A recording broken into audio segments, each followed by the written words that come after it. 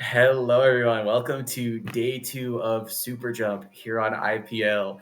Nox, you just gonna hold that face? Yeah, I can hold it Okay. forever now. I've been Yeah. trained. You've been trained. That's kind of what I Mhm. thought. I was gonna let you do it, and then I was like, wait a second. There's a bit afoot. Absolutely. Forever and always, there's a bit of fun. hmm Yeah, well, especially on this wonderful Sunday morning. Uh, Exactly. hmm Gotta get into day 2. You know, Me all the too. yeah. So Last super jump of the year. In a year where we've mhm. had 3 of them. It's great. It's awesome. Now we just have to get to the drawing board for next year. No, don't worry about next year yet. Gotta finish Hey, this one first. no, that's the TO's job, is to perpetually be worried about the next event. The one you're running is never as hard as the one you are going to run. First rule of TOing. Oh, I see. Yep. Should be very exciting. And it looks like we're gonna be starting off with Poltergeist versus Ha. Uh, Poltergeist is Storm, Prosper, Minor, and Spec. And Ha is 49er, Bubbles, Tufa, and Coral Tam. So some pretty notable names on the board. Yeah, it should be a banger game to get us open. I hope they're warmer than I am, or warmer than I feel, because, I don't like the winter. I'm sitting too close to where outside air can come in. Yeah, but they're gonna hopefully show us some. They're gonna warm our spirits with some good. That was so bad. I'm so sorry. I'm trying to yap so hard and I'm just failing. That's how it goes sometimes. It's all good.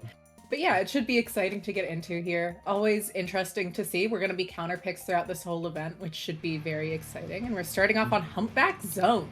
Not one we see all the time. No, but I, for one, am very excited. I'm also excited to see that Octobrush. It'll be a very interesting pick here. Slosher, also really good from Poltergeist. Classic. But, classic indeed. To be fair, it would be odd to see Minor on anything but Slosher. That is true. Minor is kind of known for their Slosher play. I would be surprised at anything else. The first 15-second skirmish going the way of Hum, but Poltergeist not giving up any space. Maybe about to win the zone, but I spoke too soon. But yeah, we're seeing Ha looking at moving forward, starting to set up under ledges exactly where you want to see that S-Blast going.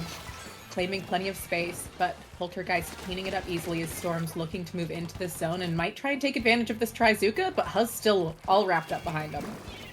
Ha is just getting anywhere and everywhere they can. They're deep into enemy territory, and Poltergeist doesn't really have the firepower to get anyone out. Like, the positions on Ha are so spread out that what do you target down if you're Poltergeist? That's just not really an option. That being said, Poltergeist wins 2 isolated 1v1s, pushing Ha back to neutral and flipping the zone in a rocky retake, but a retake that happened nonetheless.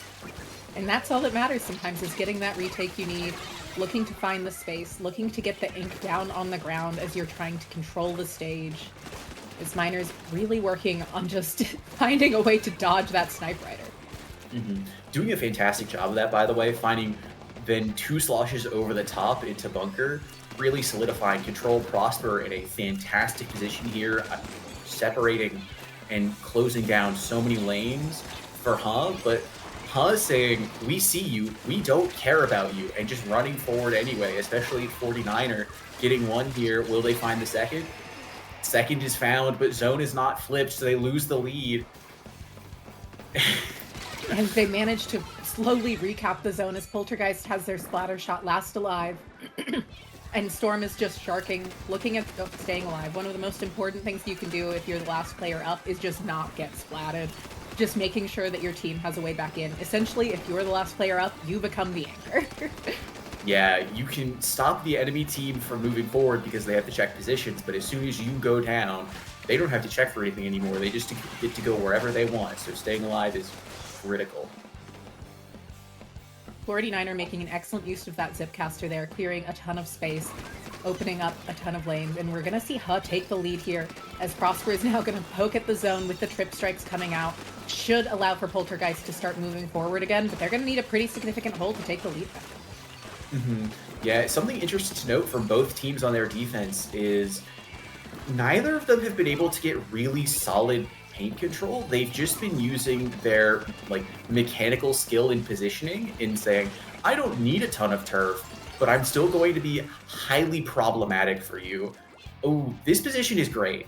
I love that position from the Stamper. It's something that I think is underutilized because look at this pinch coming out in the mid with Miner over the top and then the Stamper coming in from that left side really makes it challenging for Hunt to retake from that left side, which is kind of favored, I think. It is, especially with these trip strikes coming out. The Booyah Bomb does manage to paint the zone, but it's not quite enough yet. We're seeing the zone just managing to flip back over to Poltergeist, getting them that last tick of the timer they need, as HUD just wasn't able to get it quite with that Booyah Bomb. Which, rough. It is. It's definitely not what you want to see in the first game of the day. The pen was on the zone, but I think they ran out of ink, so they couldn't tap shot it because I saw them duck down. Oh. Yeah, and that has to be one of the worst feelings when it comes to be a competitive player is being right there, being on top of the zone, and then not being able to do anything about it. Yeah, it's a very brutal sensation. I know we both have been there before. More times than I care to admit. Ink management's always really rough, finding the right amount to paint, finding the right time to use your sub-weapons, and especially in those last second moments, it becomes so vital and so important, and not being able to have the right control over it can and did cost a game. Yeah. So, but that's only game one. We're doing best of fives for the entire day, and as you can see, we're doing counter picks. Counter picks come out. Splat zones, umami. I don't know how I feel about that. I've never been a fan. I've never been a fan of the strategy of, oh, we just lost zones. Let's go back to zones. No, this zones will be better. This zones will be different. This zones will be different. Surely Poltergeist won't win the second zones game. And granted, the first game was close. Let me not discredit. I mean, it's also a dual zone map. That changes things up quite a bit. Dual zones really do change the pace of the game pretty drastically. They change how you can go about holds. I like dual zone maps a lot. We don't have enough of them in this game for my taste. Yeah. I think they really change up how zones gets played. Well, Umami is really the only dual zones map that's played competitively. Yeah, we don't use Manta. Yeah, we could, but we don't. No, we can leave it behind. It can stay retired. We've seen enough of her. True. What adaptations do we think that Hunt is going to make going into this game too? Like, do we think they're going to make any changes, or do we think they're just going to go again? I think they're just going to go again, and we're better. The classic Splatoon player move. The classic, it really is the classic Splatoon player moment, huh? And I do respect it a bit. There is a strong mental to be like, okay, yeah, sure, you beat us on zones humpback. But we've got zones umami down. We've practiced this one. Is this a particularly good Octobrush map? I wouldn't say so. However, I feel like that's one of those things. If you're an Octobrush specialist, you don't really care where you go. That's fair.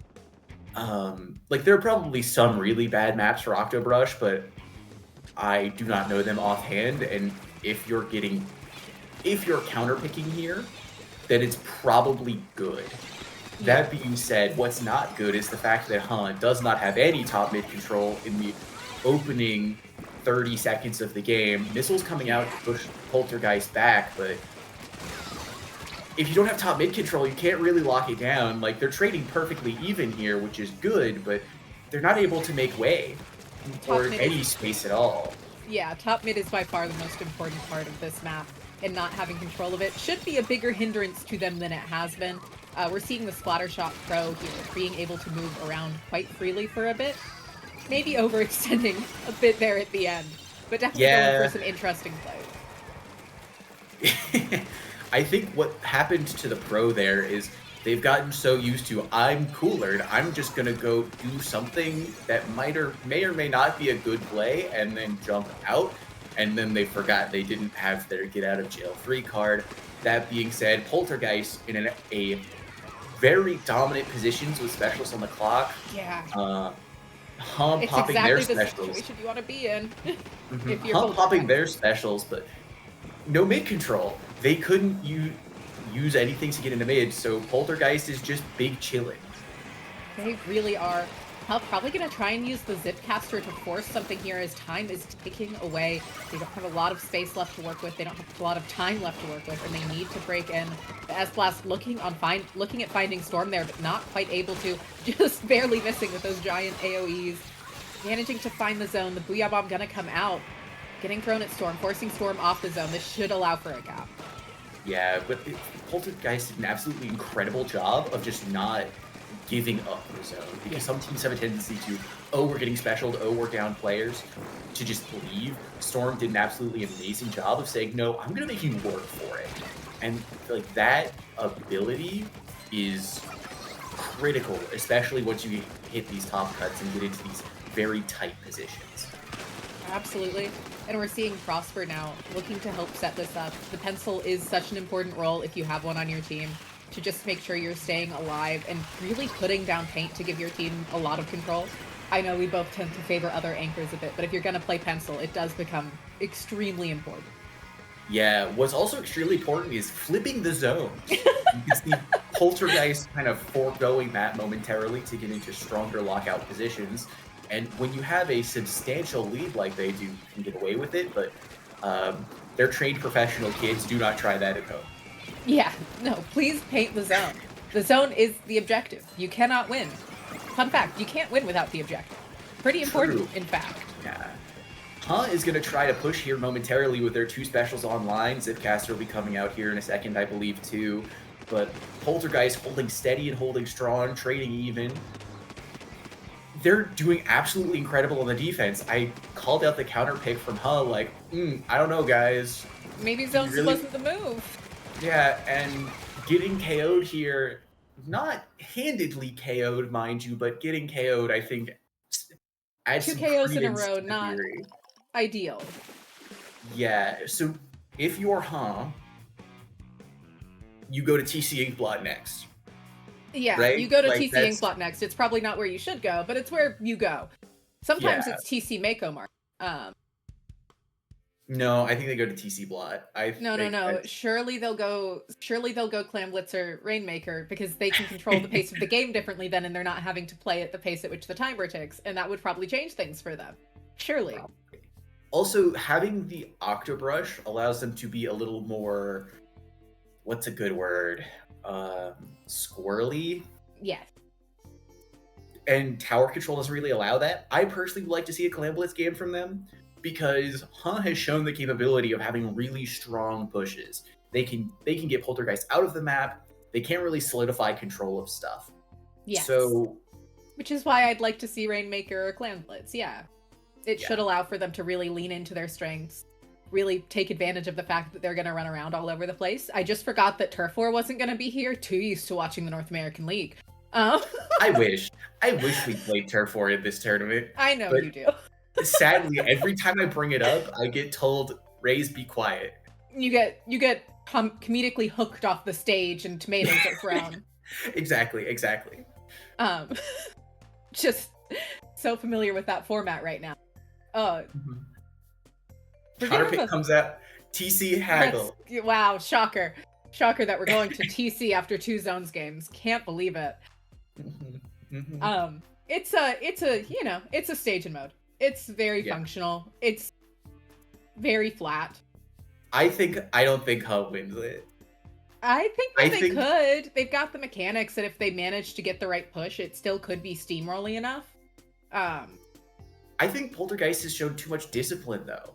That's fair. It's like Poltergeist look drilled. They went, we get our picks, then we push to top mid. If top mid is clear, we go past top mid, we go to enemy dome.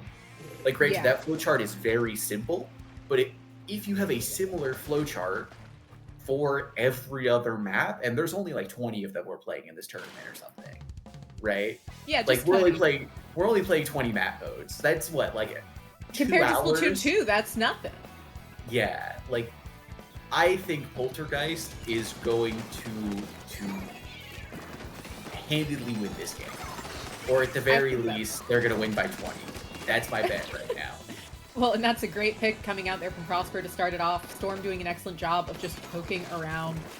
Right now, we're not seeing any members of Poltergeist really overextending, but still managing to find 2 down on as this should be a rapid way to move forward, and they quickly find 49er there.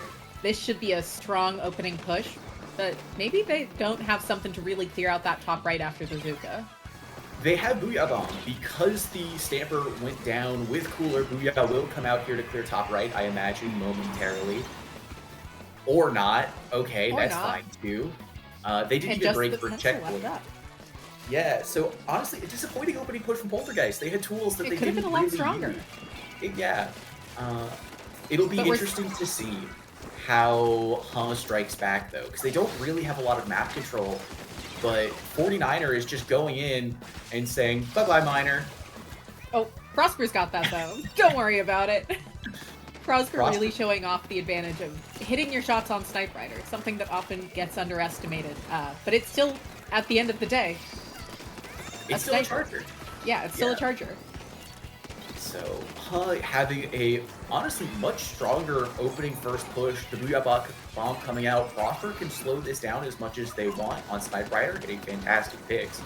But great Zipcaster came out there, too, from 49er, really opening up that top right side. But the frontliners from Poltergeist are kind of struggling, and I can't say that I expected that, because in the first 2 games, they looked, like I said, very, very drilled. Like, they knew exactly what the plays were, and right now, they're kind of having a hard time. They don't have a script for this, or they've gone off script enough that they can't quite re-find it. As we're seeing the pencil on the side of looking to keep control, jumps coming in, but Spekazu really looking to clear things out here.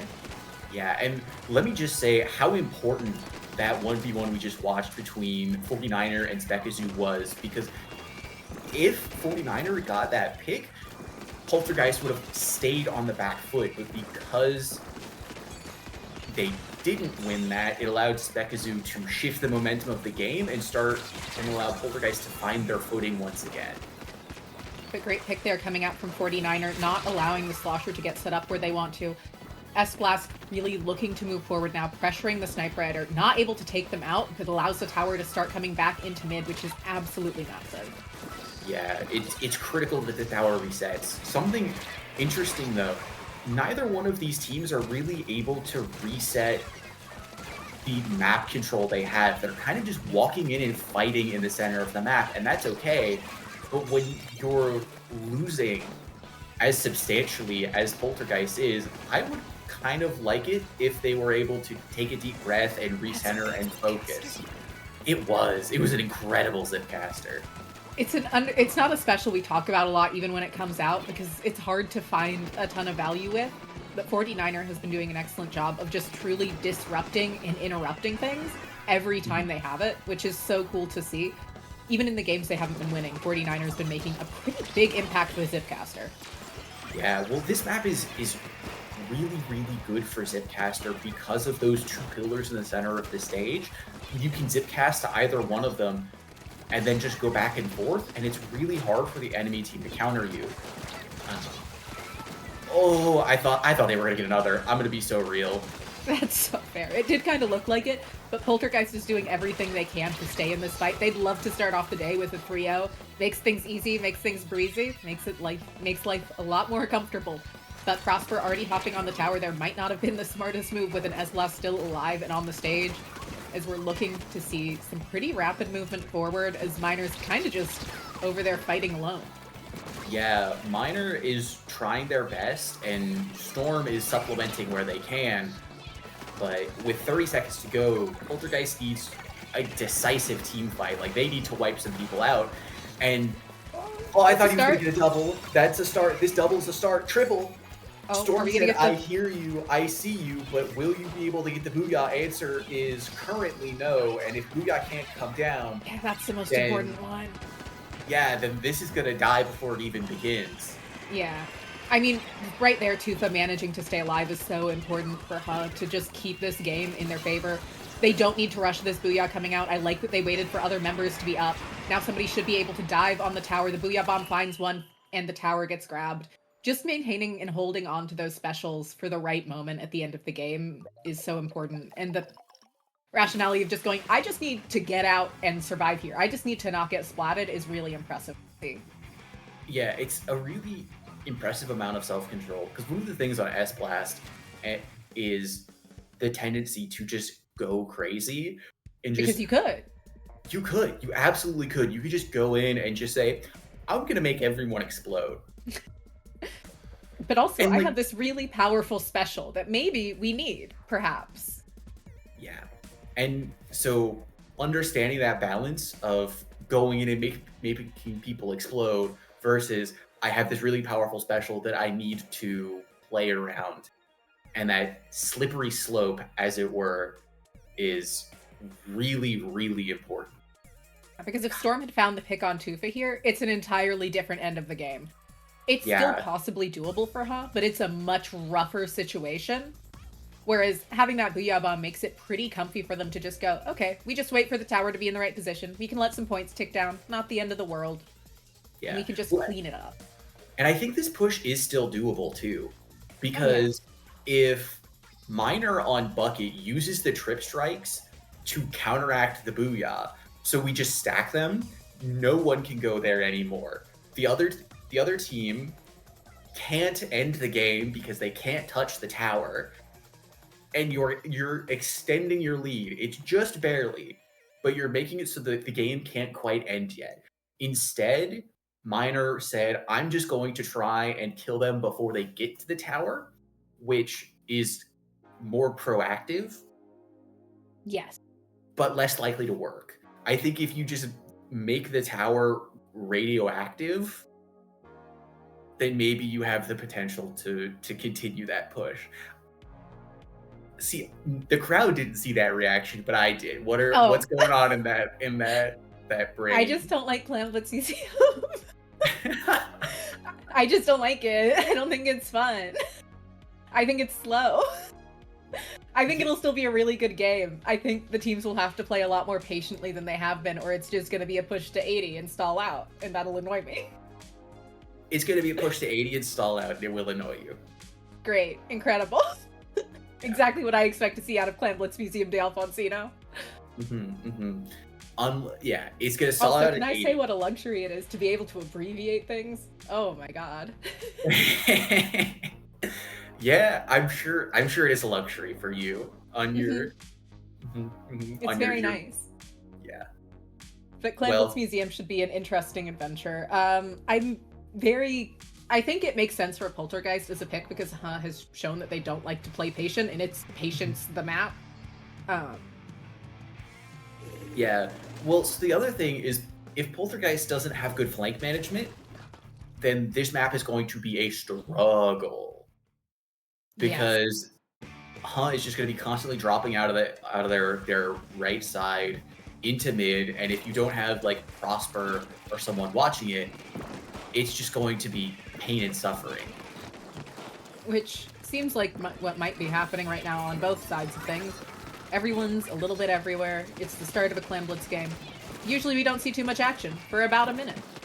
Yeah, it's like the opening of Turf War. Everyone is kind of trying to find their footing, get the initial clam count, figure out what's going on, and then once the first 30 seconds have elapsed, then things go crazy because one team finds their opening, and then they push forward and they go, all right, it's time to score now. It's time to take initiative. But because this is Museum de Alfonsino, it's really hard to get in there and score and take initiative, even with your Zipcaster out. But they managed to find a 3-down situation. Miner stalling off the pencil for a second. Not going to be enough, as we're seeing getting the opening push and one more clam in, which not what we love to see, but it's better than an 80, I guess.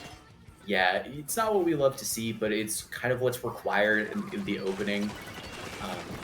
If you don't get that first clam in, like, you're still in the tie at the end of the game, but one power and one clam is a lot safer than just one power. By so much. Yeah.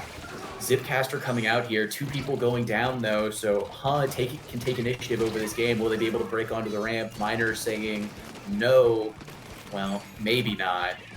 And then is just stacking up on this ramp. I need someone to leverage the center of the map. Please, someone, anyone. Stop No, just there's no running center up of the the ramp. map. There's just a flat. Stop asking about the center of the map. The center of the map is a myth created by Big Map. Created by Big Map, I love that. Yeah, they had a fantastic opening. They pushed up, they got to the ramp, they opened the basket, but they stalled really quickly afterwards. Because again, if you can allow Poltergeist to have a linear defense, if you can let them just sit where they want to sit and aim at you on the front side of Spinner, it's not going to work. It's not, and we're seeing that quite well here. It's definitely a situation where we do want to see that Snipe Rider setting up on Spinner, somebody trying to push up through that block on the left, and then probably 2 players moving through more of the plat area. I don't know if this is exactly where 49er wants to be, but it's definitely a solid option to create some chaos and stall things out as we're waiting for specials. But we're just all so linear again, and one bomb could easily take us out, just like happened. Yeah, they're not breaching the choke. Like, you also have 2 fantastic breaching weapons on the side of You have S-Blast, which can just get under ledges and do things really, really quickly. Yeah, if you were to put that S-Blast under by that left block, it can do so much. Yeah, but instead we have them running up this ramp and stacking up, and that's fine when the other team is approaching you on the ledge like this, but if Poltergeist just kind of flanks, then we don't get anything, and Specazao is trying to go deep and getting the team back into the middle of the map and not really finding much else. Yeah, which isn't what you love to see. Once again, a push to 68, not really something to write home about. Not what you want to see from a push pretty generally, especially when you lost control of mid. But there's only 1:20 seconds left. It could be something they can hold on to. It's also something they could extend. We haven't seen Poltergeist really have the opportunity to push at all, quite frankly. Yeah, Poltergeist really needs to take a breath and reset into mid, because Poltergeist is trying to extend too far too fast, I think. And those overextensions are what's really hurting them. Miner finding 2 here is a great opportunity to do that, but Cooler out, and look at the mid cross. Miner didn't pay attention to it and the power snuck in, making Ha's lead a lot safer, because now it takes Poltergeist more than 2 power clams to get the lead. So with 45 seconds left in the game, is sitting on a pretty solid lead looking to go into a game 5, but 30 seconds... I mean, it's still very doable. It absolutely is, but it's a Herculean task now instead of just hard. Yeah, that's fair. I'd say that we've seen bigger Clan Blitz pushes in the past. It's definitely not unheard of, especially with trip strikes coming out. The pencil's set up in a really solid position. They don't have a lot of great break-ins, but they're getting players down. Power Clam almost went in. Now I'd say it's almost impossible. Yeah, all of the players going down from Poltergeist. One? They're trying. They're trying their absolute hardest. Time. Yeah, Storm sadly is going to be able to make it, and they were so close. If that push was executed even slightly differently, though, Poltergeist took it there. Yeah. That's something that they'll look back on in VOD if they're a team, or even I hope they do as individual players, and really nitpick what they could have done differently to get the push they needed there. Because it is all about getting that one big push in Clan. Yeah, like, if they were just a little quicker to clear back Spinner, if they were just a little faster on stepping forward to throw the power in, then that second power sails into the basket, and that game can look completely different. It really can. Because they would have taken lead by 1 point if they'd gotten that last power claim in, because they'd gotten a small one in too. It just would have completely changed. I mean, it would have been the set is done, quite frankly. Which is exactly what you want if you're Poltergeist. This is, now you're going into a game 5 in your first set of the day. Not what you love to see. Yeah, well, it's not what you love to see, but it can be we love to see. Yeah, we love to see it, but it could be a huge momentum shift. Like, losing a game 5 feels worse than winning a game 5, obviously. That's true. But going into it, you can kind of springboard off it, especially if you're the team in lower bracket. Like, what you could say is, okay, it was close. We didn't get obliterated. We still have potential. it's a lot easier to kind of not tilt when you're Yes. losing a game 5 if it's close. If it's Like, close. and that's all of these. Well, I'm not going to say the zones games have been close, but No, but we can't go back to the zones. We're freed from.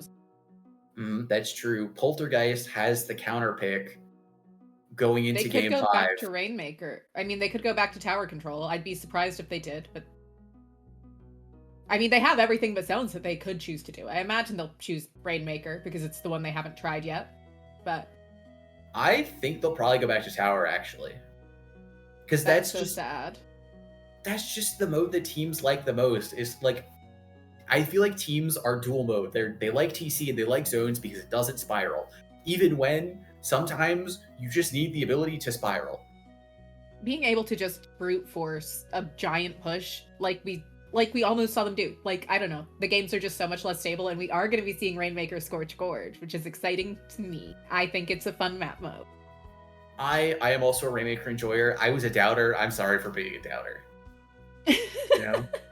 Or we can say that was me using my caster curse to ensure that we see Rainmaker. We could say that. I wonder if we're going to see Vacuum, because we see Vacuum so much more these days, and that's always exciting. Yeah. And it's like so good for Scorch Rainmaker. It's incredible. And also the amount of coordination it requires, I find to be absolutely... Prosper does have the gold Vacuum badge. True. But we're not seeing... We are seeing a heavy edit, though, so I'll take it. I do think heavy edit here is an incredible pick from Poltergeist. That it allows speeds up their comp a lot. It also allows them to have more middle of the map turf control, because that was something in every game that I've slowly pointed out over the course of the set. Is Poltergeist, when they reset, they kind of just had to reset forward and hope they could win their 1v1s, and sometimes they just wouldn't win their 1v1s, as is normal and expected for players. The heavy edit allows them to take that deep breath more readily than something like a pen does. I don't know that I love the heavy edit grabbing, but it's fine. We're getting some points on the board. We're doing what we can. Maybe a little bit of an early grab, but players kind of went down out of nowhere a bit, so it's not too shocking. Prosper is trying to get not splattered there. Didn't quite work. I actually think the grab was late. I think because Poltergeist had an opening, but because the heavy edit wanted to throw cooler down, they didn't pick up when the opening was there, so they just kind of tried to force late. That's the main problem that I have with having your cooler player pick up, is a lot of times they go, but I have cooler, and then they're just slow, whereas... And then you could just have your splatter shot. Exactly. Prosper getting into an incredible position. But you're a support weapon. Yeah, true. All right, yeah, you're right. Prosper got into such a good position. No, it's Prosper again. We're still in the anchor picks up Rainmaker phase of Splatoon somehow. I thought we'd get past that by Splatoon 3, but we haven't. Yeah, well, so guess what? We could have pushed to probably about 40, but Prosper didn't pick up because they're the anchor. So I'm being such a hater. I need to talk about the game. Sorry. Sorry, I provoked that hater behavior. My bad. I saw it too. It's good. It's sometimes we're haters because we know these players can do better. We know they can do better, and we want to see them do better. The great flank there coming out from Storm. Now a pinch on Tufa. Just 49er left. Going to have to back off. Really great job there of regaining control. Yeah, but Poltergeist, with the checkpoint down, has a really solid opening. They have 3 specials to boot. If they don't swing this back and swing it back hard, I'm going to be really surprised. 49er's been called out, finds a trade, 2 down for Poltergeist still has a zip caster that's going to come out here any second, I think, but Prosper needs to step up. Like, True. It's Rainmaker, my man. You have probably 30 seconds left. Just go. Like, you have specials too. Like, let's break this stalemate. Let's go. Let's go. Yeah. Do something. It's definitely do a anything. situation where we need to start brute forcing a little bit more. Not something I often say, but the Rainmaker's in a decent position. We're seeing a zip caster coming out from the Stamper. Should be able to allow a lot more control, but nobody's grabbing the Rainmaker. There we go, Miner. Thank you. Storm needed to do that. This, Look, We take honestly, a grab at that point. Yeah, like Poltergeist is playing for possession, and I think part of that is because they have lead. They don't necessarily want to they don't want to turn the Rainmaker over, and I understand that. Not wanting to turn Rainmaker over when you have a checkpoint advantage and all this. It's not a safe push. It's not. It's really not, and I want Poltergeist to step up. Like, you're not going to break this choke by standing on the other side of it. You need to batter it down. You need to push through it and into it. There we go. All right, fantastic. Now, but everyone's leaving now.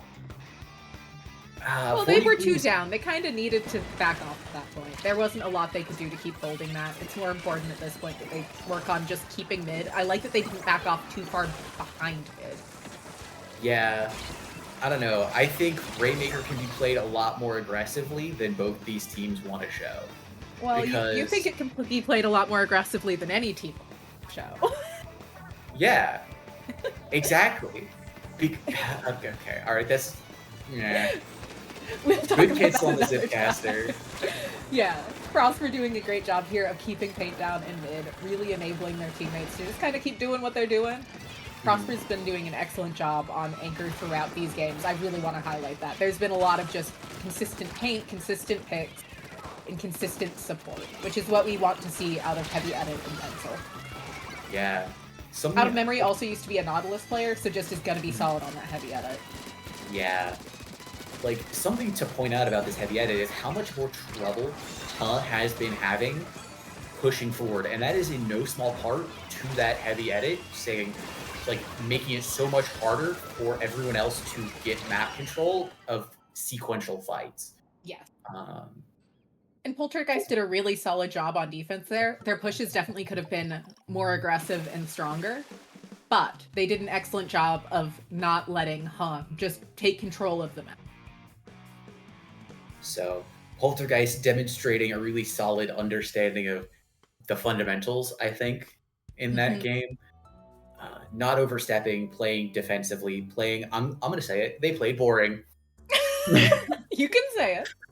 But they if I were in their positions, I'd probably do it the same way or do something similar, because it's game 5. Don't want to start on a loss. It just gotta maintain our mental. Well, yeah. So just a very solid game of Splatoon that got played there. It was, even if and there was a lot of room for improvement. Yeah, and there's nothing inherently wrong with that. Nothing you hate to see about it. But we would rather see... I mean, it's always more fun to see teams go for a really big push, especially in Rainmaker. Especially because those big pushes can make a huge difference. Like, there was a chance pretty easily that Huck could have made something that really changed it up there. Yes. Also, well, just to be clear, in case people don't know, Special Grade is essentially PXG. Just as a heads up. It's a new anime reference team. I see. Just to be clear, because I had to double check that yesterday. I was like, who is Special Grade? It's Gray. It's Gray in the group. I see. Yeah. Right after I watched JJK too, getting jump scared. Gray keeps watching the same things as me. Or you could just be watching really popular shows. This could be true. I don't know that though. I just watch shows. Shows get put on and I watch them. So what? It's Silver putting them all on? Is that what you're saying? Yeah. I see. I need to finish JJK. I watched like the first 2 seasons, and now there's more, and I need to go watch. There's not a season. There's a movie. There's not a season 3 yet. Wait, really? That starts next month. What? Then what are all the clips that I've been seeing that I definitely haven't seen before? There's a movie. Okay. Well, I haven't watched all of JJK. That's my bad for getting us off topic, by the way. It seems notable to me that we have a new name for PXG that is still a reference. I mean, we finished the series. We could talk about the series more if we wanted, but we could also jab. I will say that we are going to potentially see an upset coming in between Bet and Distonkt. Distonkt is, I assume, distinct, but slightly different. Yes, And yes. that would be a pretty big potential upset. Distinct is a really unique team, I hope. And they'd be our next dream set if I'm reading the bracket correctly, which would be very exciting if we got to see. Also, because I just am a fan of their bow player, because they played bow in the first tournament I commentated of Splatoon 3, and so they stick out to me particularly. I, I just really like bow in general. I'm a bow fan. I think it should see more play. I don't know. Bow beat me down. I wanted to be a bow 100 so Yeah. bad, and it beat me down. And to be fair, I have not played it much since it's gotten all of its buffs.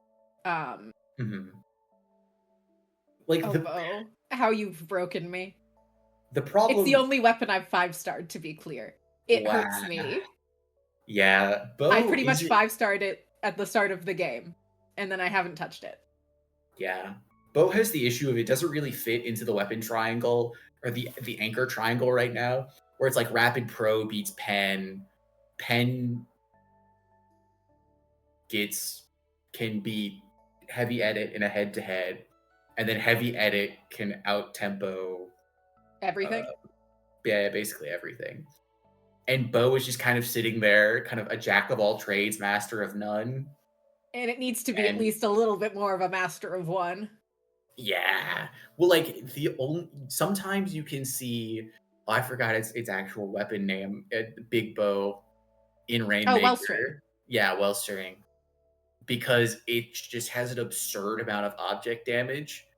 And it has Ultra Stamp too, so it's very silly for Rain. It's essentially the Sploosh 7 of Rainmaker these days.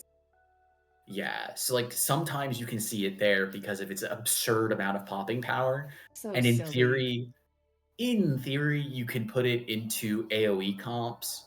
But if you're gonna run an so AoE comp, risky. Also, just rapid. Yeah. Or even heavy edit works in AoE comps. Or pen also works in AoE comps because it does like 85 damage or something. 60. Like, yeah. So is it? I don't know that. I think it's more than I should know that. Quick, look up the number. It's 60. I know it's 60. In my heart, I know it's 60. And if I'm wrong, people will be yelling at me, and that's okay. All right, fair enough. So in my heart, I know it's 60 though. Trust the heart of the cards. Yeah, look. I take my time to try and remember all the numbers and names and kits for everything correctly at this point. And it makes me very sad when I forget one.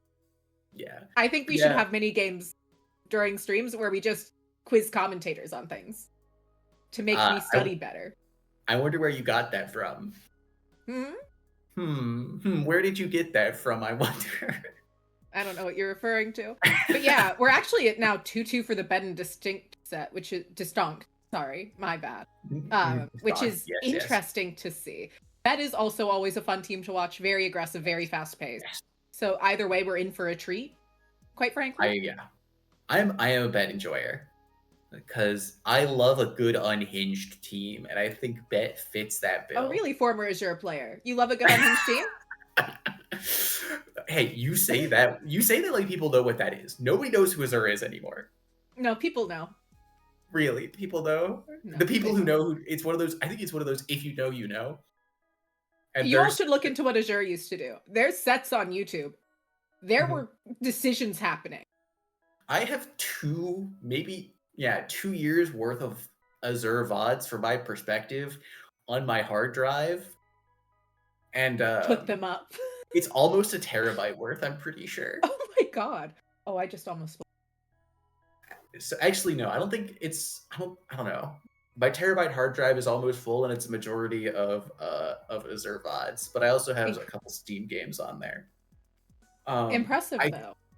I could upload them, but then I would have to put my Splatoon 2 footage on the internet, and that's. I don't know if I want that. And they're also scrim VODs, so I don't know. Okay. Yeah, we might have said some stuff. So yeah, you can't. You never know what's going to be happening in a scrim VOD. Those are dangerous. Yeah, and I'm not going to go back and watch like 5-year-old at this point VODs to make sure they're. Yeah, to make sure that they're not going to get me yelled at on Twitter. Sometimes sometimes you get yelled at. That's fair. But I don't want to it be should yelled be. at, though. Wait. Sorry, I just noticed a very weird upset unless Milky Way drop. What? Life expectancy 25, who is not players I would expect to beat Milky Way. Jasmine, Post, Stipes, Z, Fly Zero, and Ori. Not that they're bad players, but they're not players I expect to beat Milky Way. Hold on, let's go check the help desk. Yeah, what happened there? Something we need to check. Because that's a 3-0, and that makes me think that maybe something cooked. Maybe something went wrong there. We could also go look at match chat. Well, I can't do that. Sorry, TO privileges. 1 second. Sorry, we're being nosy now. The investigation has begun. Because something clearly happened. That's not... Like, 2-3, I could even see potential. But an 0-3? We're getting... Okay, there was a DC situation. Okay. Just the one DC from... So we're getting information that it was just one DC, and life expectancy 25 did just do that. That's insane. That's interesting, because Milky Way's been dominating the NA League pretty solidly. Not what you want to see the week before that for them either, quite frankly. Well, like, because surely their mental didn't, like, shatter and just disappear, right? Like, surely not. Not with these players. They've been around for too long. They played in S1. They know how to cope with a DC. Yeah, like, what? What happened there? That must have been streamed somewhere. I'll need to go back and watch whatever happened there later. I'm sure one of them was streaming it, and I'll look at it and investigate later. Surely, yeah. Fascinating. Sorry, that's just a really unique upset to see. It's seeing Milky Way dropped down this early in the tournament to losers. Like, I don't doubt that they can do a full loser. It's Milky Way. Oh yeah, no, they're gonna do a full losers run. 100%. Yeah, it's just, that's not what you expect to see. No, not at all. Interesting. Like, wait, Fruttella also lost their round 1. Our Nightstar Pookie is out of memory, not that shocking. Yeah, it's Captain Happy, Fishy, Nightmare Objects. Okay. Nothing super shocking there. Like, obviously we expect to see Fruttella do well, but losing to them is not the biggest shock in the world.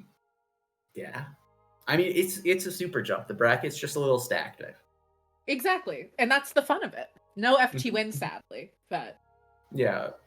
They don't want to show busy. Strats. Yeah. I think they've been having a hard time finding enough players that are free, even during the NA League weeks. So... Yeah, so, no. They don't want to show strats. Oh, okay. That's the excuse. It's a fair excuse. But also, it's Splatoon. That's true. Strats go out of style really quick in Splatoon. They do. They change like weekly. It's so fun. I have been really enjoying seeing the more Inkvacs coming out in Rainmaker. I think it's really cool to see. I don't know how much you've been keeping an eye on things, but during most of the NA League sets, we see it come out pretty much every Rainmaker game these days.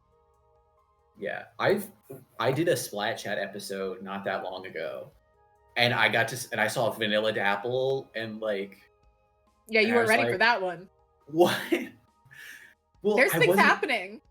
Yeah, I wasn't ready for it, but I was so happy because I'm sure it was on Urchin Under. No, it was on I want to say Eeltail, but that's not right. I think it was Undertow, I guess. Yeah, there's no Eeltail in pool. Yeah, the Undertow. I'm pretty sure it was Undertow. Yeah, and I do love seeing the more normal map pool that we get to have with SuperJump. It's so enjoyable. What, you don't like weird maps? I do, actually. I personally enjoy them so much, but I love seeing people not complain about them. I love weird maps so much. Well, I like weird map pools, but I like singular weird picks. I think Urchin Underpass should be around I like that it forces players to do weird things, but not for all modes. If I never have to see Urchin Rainmaker again, I'll be thrilled. Okay. Do you think if I go to the committee after this, when we're talking about SuperJumps for next year, and I go, guys, NA League did Turf War. Can we do Turf War, please? Has that argument ever worked before? Has that same argument ever worked before? It's the same argument again. But it's better now, because people don't hate it now, right? Wrong. It's still usually the game 5 because they're not allowed to repeat mode. And I think that's fine. I think it's fun. I think it's very fun. I personally think that double zones in BO5s are annoying. I'll say it. Like, the fact that in the last game, it got decided off 2 zones. Not the because vibe. It did. Not the vibe.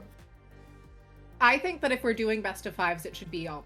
But I don't think that we are in the popular opinion there, race. And we can be realistic about that. If I say it on broadcast enough, surely I'll influence enough people who will go, like, talk about it, and then I'll be able to use that. Surely. I'm not coping at all. Not at all. No, Neither of us have interesting and unique tastes that are so popular and enjoyed. And there's nothing wrong with that. Like, if you like Turf War, that's fantastic and great. I'm just being realistic here. Do I like playing Turf War? No. I do. I think Turf War is a good competitive mode, and it always made me happy when I got to play competitive during the Turf Nintendo War events exclusively? Yep. Oh, and it seems like Bet ended up taking that set with Distonkt, but great result there for Distonkt, to be fair. Yes. But Bet versus our Knights Are Pookie Bear should be a pretty standard set for this level. Unfortunately, though, it appears that they're having issues. Oh, of course. So we are going to actually be pivoting to the loser side of the bracket to look at Fruttella versus Distonkt. Ooh, that'll be fun. I don't know how Fruttella... I don't know how Distonkt is going to hold up there, but it should be very interesting to see. I will say that we'll get to see Tri-Stringer play, which is always an exciting adventure. Yes. Like I said, I like Tri-Stringer. Unfortunately... I love Tri-Stringer. It doesn't have a role right now, but I love it. Yeah. Jack of all trades, master of none. But, you know, it's really good. I just want to see someone use a bow like a Squiffer. Look, you're asking for a lot, Ben. I know I'm asking for a lot, but I believe. I think that bows will eventually reach that level. I think the mechanics of bow are just still so intense that even the one tricks haven't managed to get there. Yeah. Well, and also, like... That's one of the things that is... That's the big issue with Tri-Stringer, is that it's obscene. Yes. Like, sure, the skill ceiling's obscene. The skill floor, also obscene. You have to reach a stupid level for it to be useful. Yeah, like, when you consider all of the things that bow does, it's like, wait, how did we pack all of that in on one weapon? And then your Charger players who've been around for literally 10 years go, but I have pencil. But I have pencil or e-liter, or I could just learn heavy edit. Yeah. I could do something so much easier for my life. Yeah. So. And the X-Flow players looked at it and went, that's too much. Yeah. That's too much. We can't be doing all of that. I have to manage my charge. Disgusting. Manage my charge, manage my ink. Manage how the shots land. Yeah. There's too much to think about. And admittedly, it's so much stronger than it was at launch. I think that's something people don't highlight enough. At launch, it truly was the most painful thing to use in the world. Yes.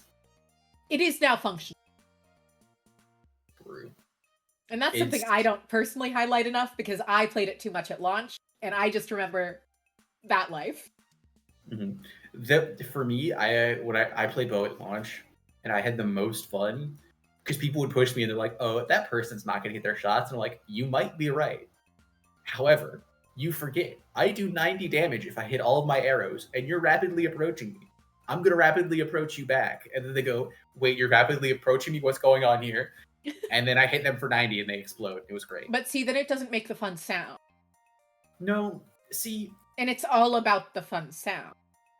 But I don't need the fun sound. The fun sound for me is them going kaboom. No. I need the satisfying I hit my shots perfectly sound. You need the funny direct noises. I do. It's why I can't play H3, because if I'm not getting the direct, I'm mad at myself. If I'm not hitting all 3 perfectly, I'm mad. I mean, yeah, well, see, and I think people underestimate how much of a buff that noise actually is to making people want to play things. It's such a good noise. It is. Well, so remember in Splatoon 2 when H3 got it when for they the added first the noise? time, and all of a sudden people were like, wait a second, this weapon's good. And I'm like, no, you're just getting Pavloved. Well, dude also made it look crazy good in Splatoon. That's true. That's true. That cannot be overstated enough. If you go back and look at Splatoon 2, there are specific weapons that people just made, and admittedly, a weird number of those came out of Ghost Gaming. A weird number that you remember because you were a Ghost Gaming fan. What? No, this isn't common knowledge at all. I don't know. Sendo kind of made Tent in the way. He definitely was a pioneer. He was one of the first. I don't think he was the best. Oh, no, I would not say that. But he definitely is one of the reasons why it, came over and started being a thing. Oh, that's true. more my... Absolutely, 100%, yeah. I remember the first time I saw Tent in a competitive setting. I don't remember what tournament it was, but it was on Wahoo Zones, and I saw the Tent shield go across the zone and neutralize it and went, that's silly. Mm-hmm. That's silly right there. Tent's a silly weapon. And it was also, pretty soon after Wahoo got added, I think. Not to date myself. Don't worry, we've been dating ourselves this entire podcast. This is true. Podcast? Broadcast. Oh, broadcast. My bad. Losing my mind here. I mean, at this point, we've been yapping for 20 minutes straight, and there's been no Splatoon, so we can call it a podcast. I don't think that would be disingenuous. It's a power move on our part. Honestly, yeah. We've just taken over the stream now. Yeah. It's just, yeah. They are letting us share our opinions and get ourselves in trouble with our controversial takes on turf war and maps. Yes, that's a controversial opinion. I'm surprised Hoenn hasn't run in here and taken it down himself, honestly.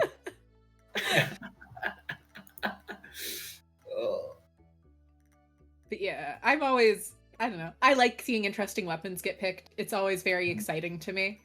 I'm also not surprised to see that we're taking a minute to get into this game, because Distonkt did just play for an hour and probably needs a second to grab a snack or something.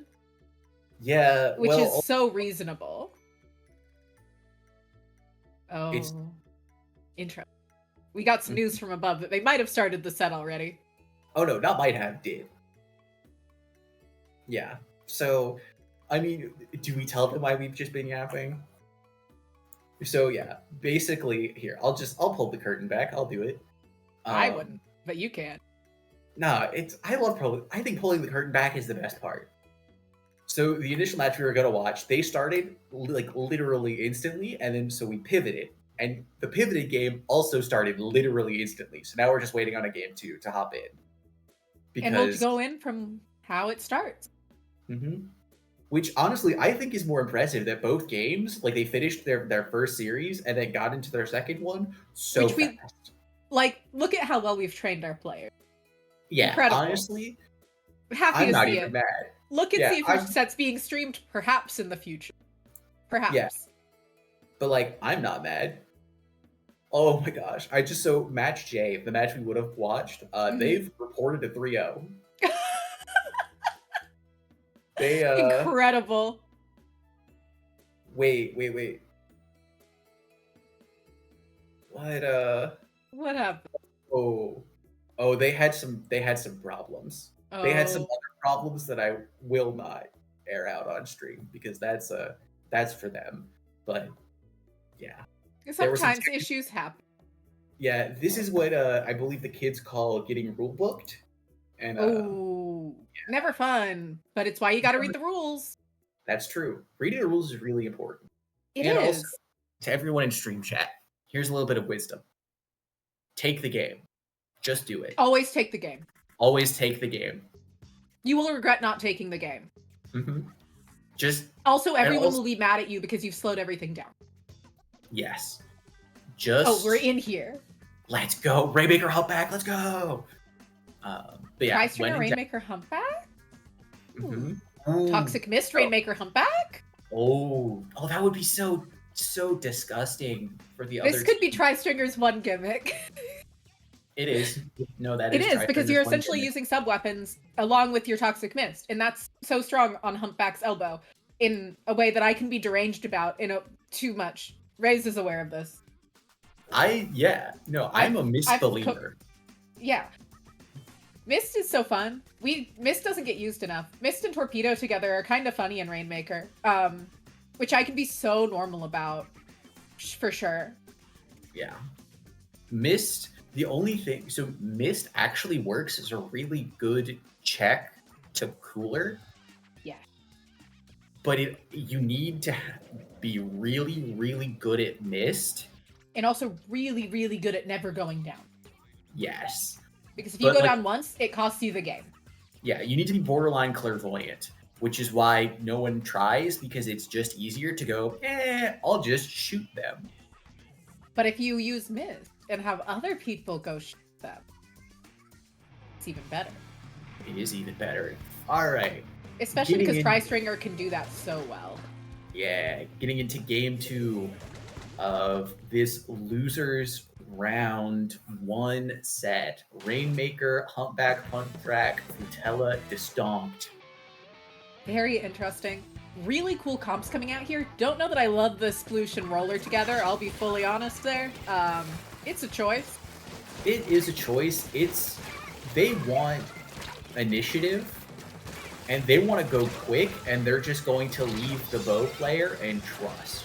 And trust that the bow player is going to hold it down the entire time, which is an insane amount of trust in them and an insane amount of pressure to put on said bow player. Mooj has that, though. Mm-hmm.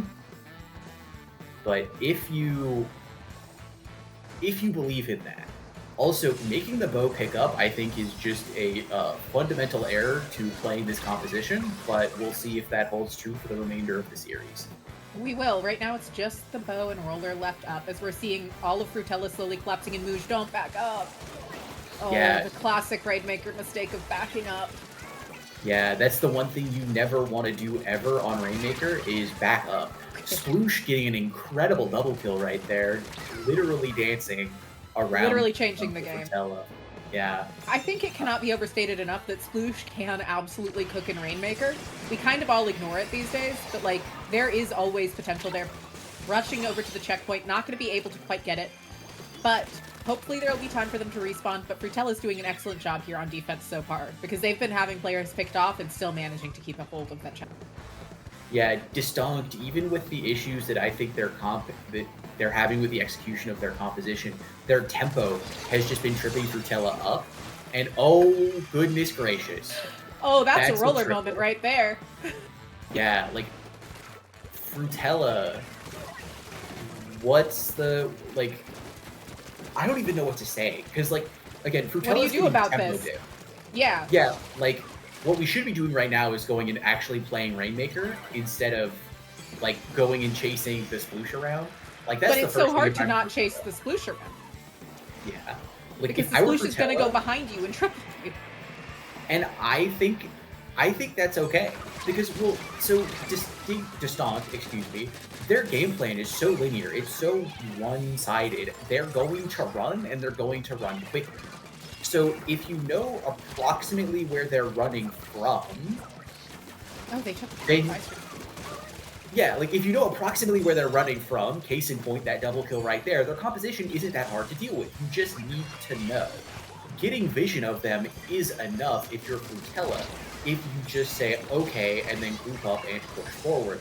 But they're not doing it. Like, as soon as they tried right there, you saw they broke checkpoint, they got to 47, which isn't game-winning, but it's satisfactory for now. It got the checkpoint. That's a huge start. Especially 3 minutes in, you usually see that a lot more happen on Humpback by now. Yeah, so Fruittella's finally stabilized the game. Distonkt is now they need to start introducing their non-generic angles, but the vacuum vac shut down so hard. That push to 4 is sturdy, and I'm gonna say is safe. Should Fruittella, with 90 seconds to go, say 4? Nah, let's get that sucker to 0 and end this series against Distonkt, knocking them out of the tournament, unfortunately, quickly. But pretty good showing from Distonkt there. Yes. They're a team that we're just now starting to see break into this level, really. So it's exciting to see. Yeah. And what I will say is I think Distonkt, they have a couple of things that I think if they, like, again, the big one, if their bow stops picking up the Rainmaker, if you put it on literally any other player, well, because let's think about it this way. Distonkt's comp is tempo. That's their whole thing, is they go fast, fast, fast, fast, fast. And their bow's their only defense. Well, it's their only defender, but also, how do you maintain tempo over time? Jumps. If you don't have a way to jump back in, if you don't have a vanilla dapple, if you don't have someone who's safe a majority of the game, all of a sudden you cannot maintain your tempo over time. And if you cannot maintain it, then you have to dip.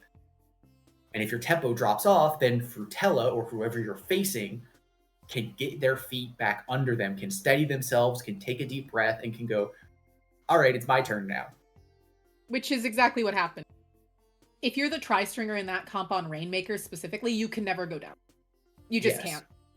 No. Which is not something either of us are very prone to saying as people. We're both usually like, you can get splatted. You can get splatted a little bit for fun. But if you're the tri-stringer in that comp, your Toxic Mist, your projectiles are what is the entire defense of your team, quite frankly. Like, also, let's consider the rest of the composition. It was Sploosh, Roller, and, like, what, a shot or something? I think it might have been a slosh. But let's consider the amount of effective range all of those weapons have, and it being approximately the same size as my pinky. Yeah.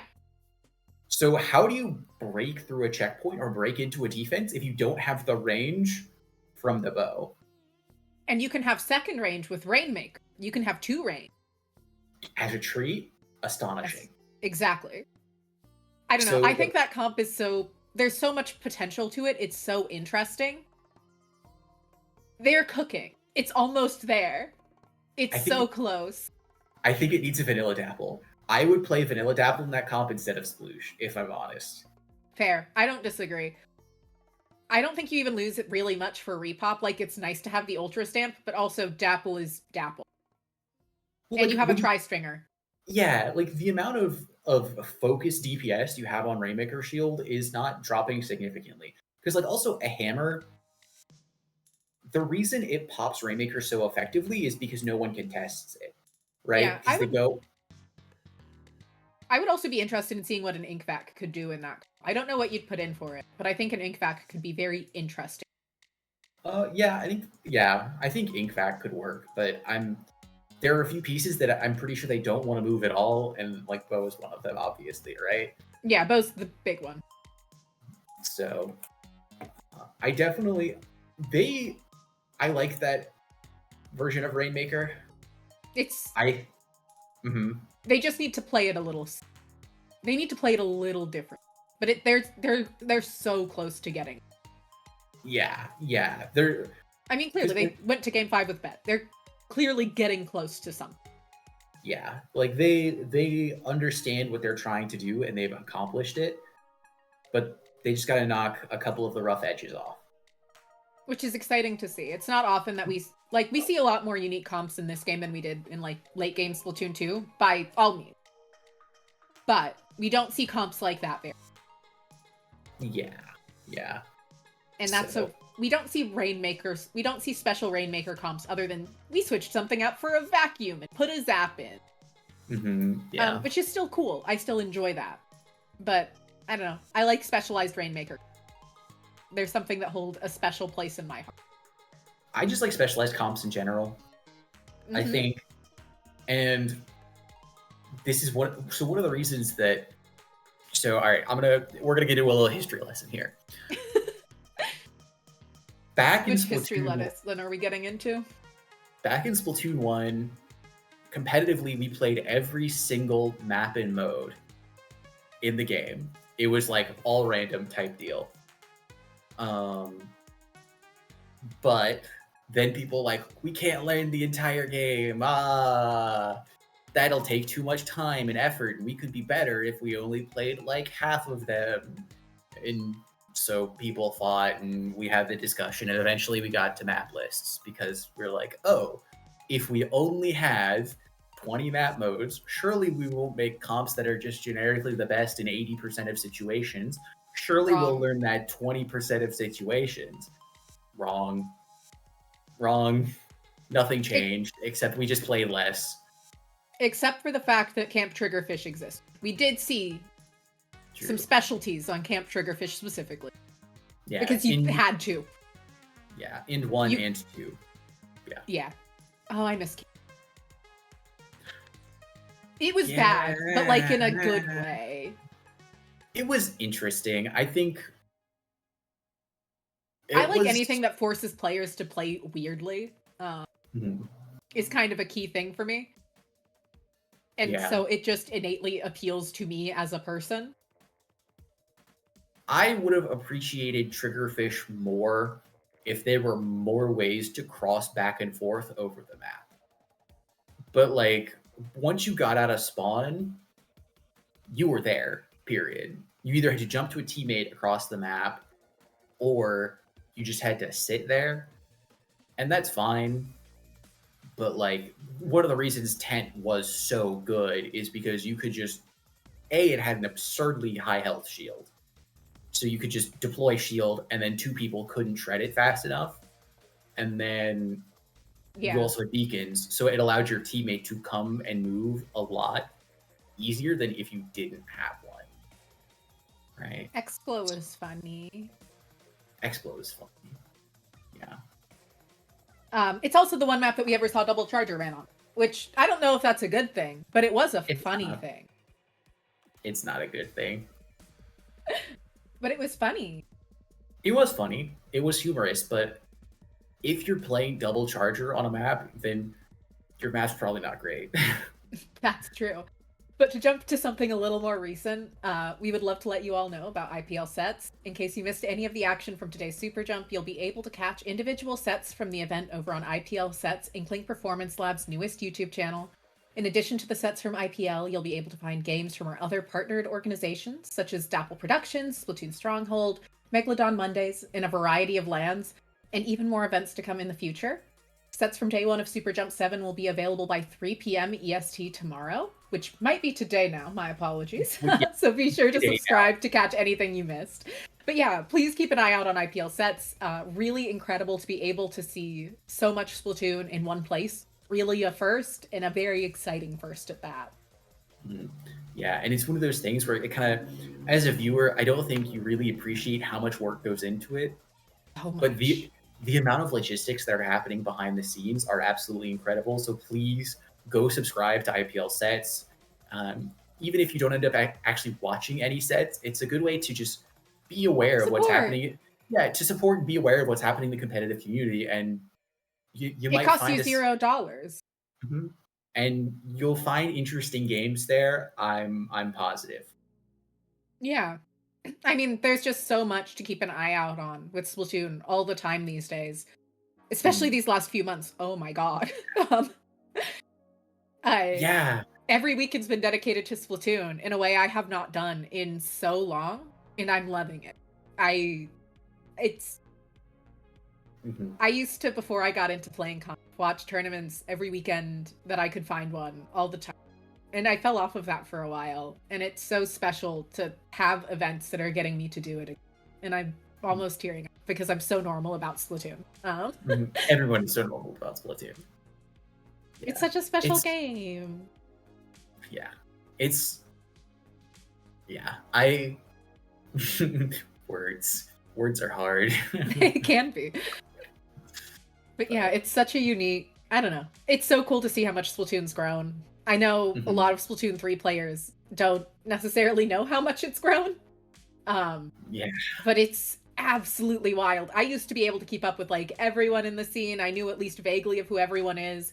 And now no matter how much I try to keep up, I'm like, there are still new people that show up in top level of events that I'm not aware of. And that's exciting to me. And scary a little, honestly. Yeah. Because like it's one of those things where you used to be able to, there was a lot more, and this isn't to say that we've grown past it, but like There's still so much community. yeah, but it was so tight knit, and it was like, oh yeah, I see that person in solo queue all the time. And it's one of those things, I don't play solo queue anymore, so that's also part of the reason. But That's it was definitely a big part of the reason. But also, No, the X only- rank hides your names now. that's true, which isn't a bad thing. But No, it's not necessary. It's kind of just a thing. yeah, but yeah, this scene has grown so much. Even looking at like running 3 super jumps a year would have been like completely unthinkable early in Splatoon 1. Because fun fact, this The first Splatoon 1 tournament never finished? that's a fun fact, but also the Super Jump prize pools are paid for completely and totally by like Twitch subscribers, Patreon subscribers, the limited ad revenue we get from these streams. So doing something like this that where it doesn't have to come out of the TO's pocket would have been absolutely unimaginable early on in Splatoon 1, and it's like I think so I just have to. cool. It's so cool, and I just have to say thank you to all of the people who make it happen by watching, by interacting, by subscribing. It's genuinely, without you guys, we could not be here. We could not have shown the amount of growth that we have, and it's Even if you don't play in competitive and you just show up to watch, which I don't know how big of an audience that is, but I used to do it, so I assume other people do to some degree. It means a lot. Like, I don't know, keeping an eye on what's happening, caring about it at all is such a big deal. It's so important that people take that step and are even just interested in checking it out. It's one of the reasons why during big events like this especially, you'll hear me try and explain what things are a little bit more, because I'm hoping that there are new faces tuning. Yeah. During SOS, I will not say full names of any. It is SOS. It is a weekly. Here I'll actually say Snipe Rider sometime. Not all sometime, maybe, potentially. No, I've been pretty good about it. Oh, I was more so referring to me. Oh, I yeah. don't. Sorry, I'm not Nintendo trained. I just show up and I yap. Sometimes you get told that you have to say things differently in life. Sometimes it's a stage. Okay, then I used to have this analogy. So now we're going on to a completely different topic. So this is what early happens on, when there are game 5s in sets that we're waiting, by the way. So yeah, so I used to say the Splatoon community is a stage, and there's 3 parts. There's the audience that watches, there's the players who sing and dance on the stage, and then there's the TOs who build the stage. For a long time, like early on making IPL, we were like, where are the players? Where are the viewers? And I'm like, no. We don't worry about that. We build the stage. Because if we build the stage, the players will come and the audience will come. Right? Eventually. You just have to build a good stage. And that was one of the things that like behind the scenes, I kept harping on and kept saying. And eventually, I think people listened. It seems like. So, and that's one of the things when it comes to developing the Splatoon community, so many other people have developed incredible stages too. Like Splatoon Tourney. Splatoon Tourney is amazing. And all the locals these days, one that's not around anymore but did develop better of a stage than it needed to was LSL. Yeah. LSL. Jump went a little crazy. Good for Jump. Jump said, hold my Baja Blast. Jump really did. I know you got, like, there are so many people that do everything behind the scenes, and I know none of you will really remember the Wiggly Phantoms anymore, which makes me feel very, very sad, because you missed out on the Wiggly Phantoms Twitter, and that's an issue for you that you should feel sad about, quite frankly. Yeah. Yep. But I don't know. Whenever a team does good branding, it's so special. It's been cool to see a lot of teams trying to do more of it these days. There's definitely been steps in that direction more and more. The players are helping add some set dressing a little more these days, which is great to see. Yeah, which is really one of the things that this scene was missing, honestly. like a lot of players show up and play the game, obviously, and That's still there's amazing. no, yeah, like that is still good, but something that I really wanted to see for a long time, and I'm really happy that more players are doing, are just streaming and uploading scrims to YouTube. Yeah.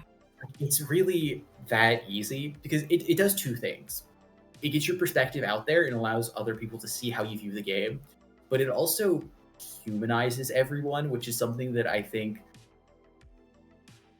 is lacking on the internet, and especially in our scene. And that's one of the really important things with locals, and even like MomoCon, like Riptide, like The Toronto local will be Gommel. happening on January 31st, by the way. Yeah, go to your locals, support your locals. Find your locals. If it's not, make your locals. True. It's not that hard. I don't believe you on that, but I trust you.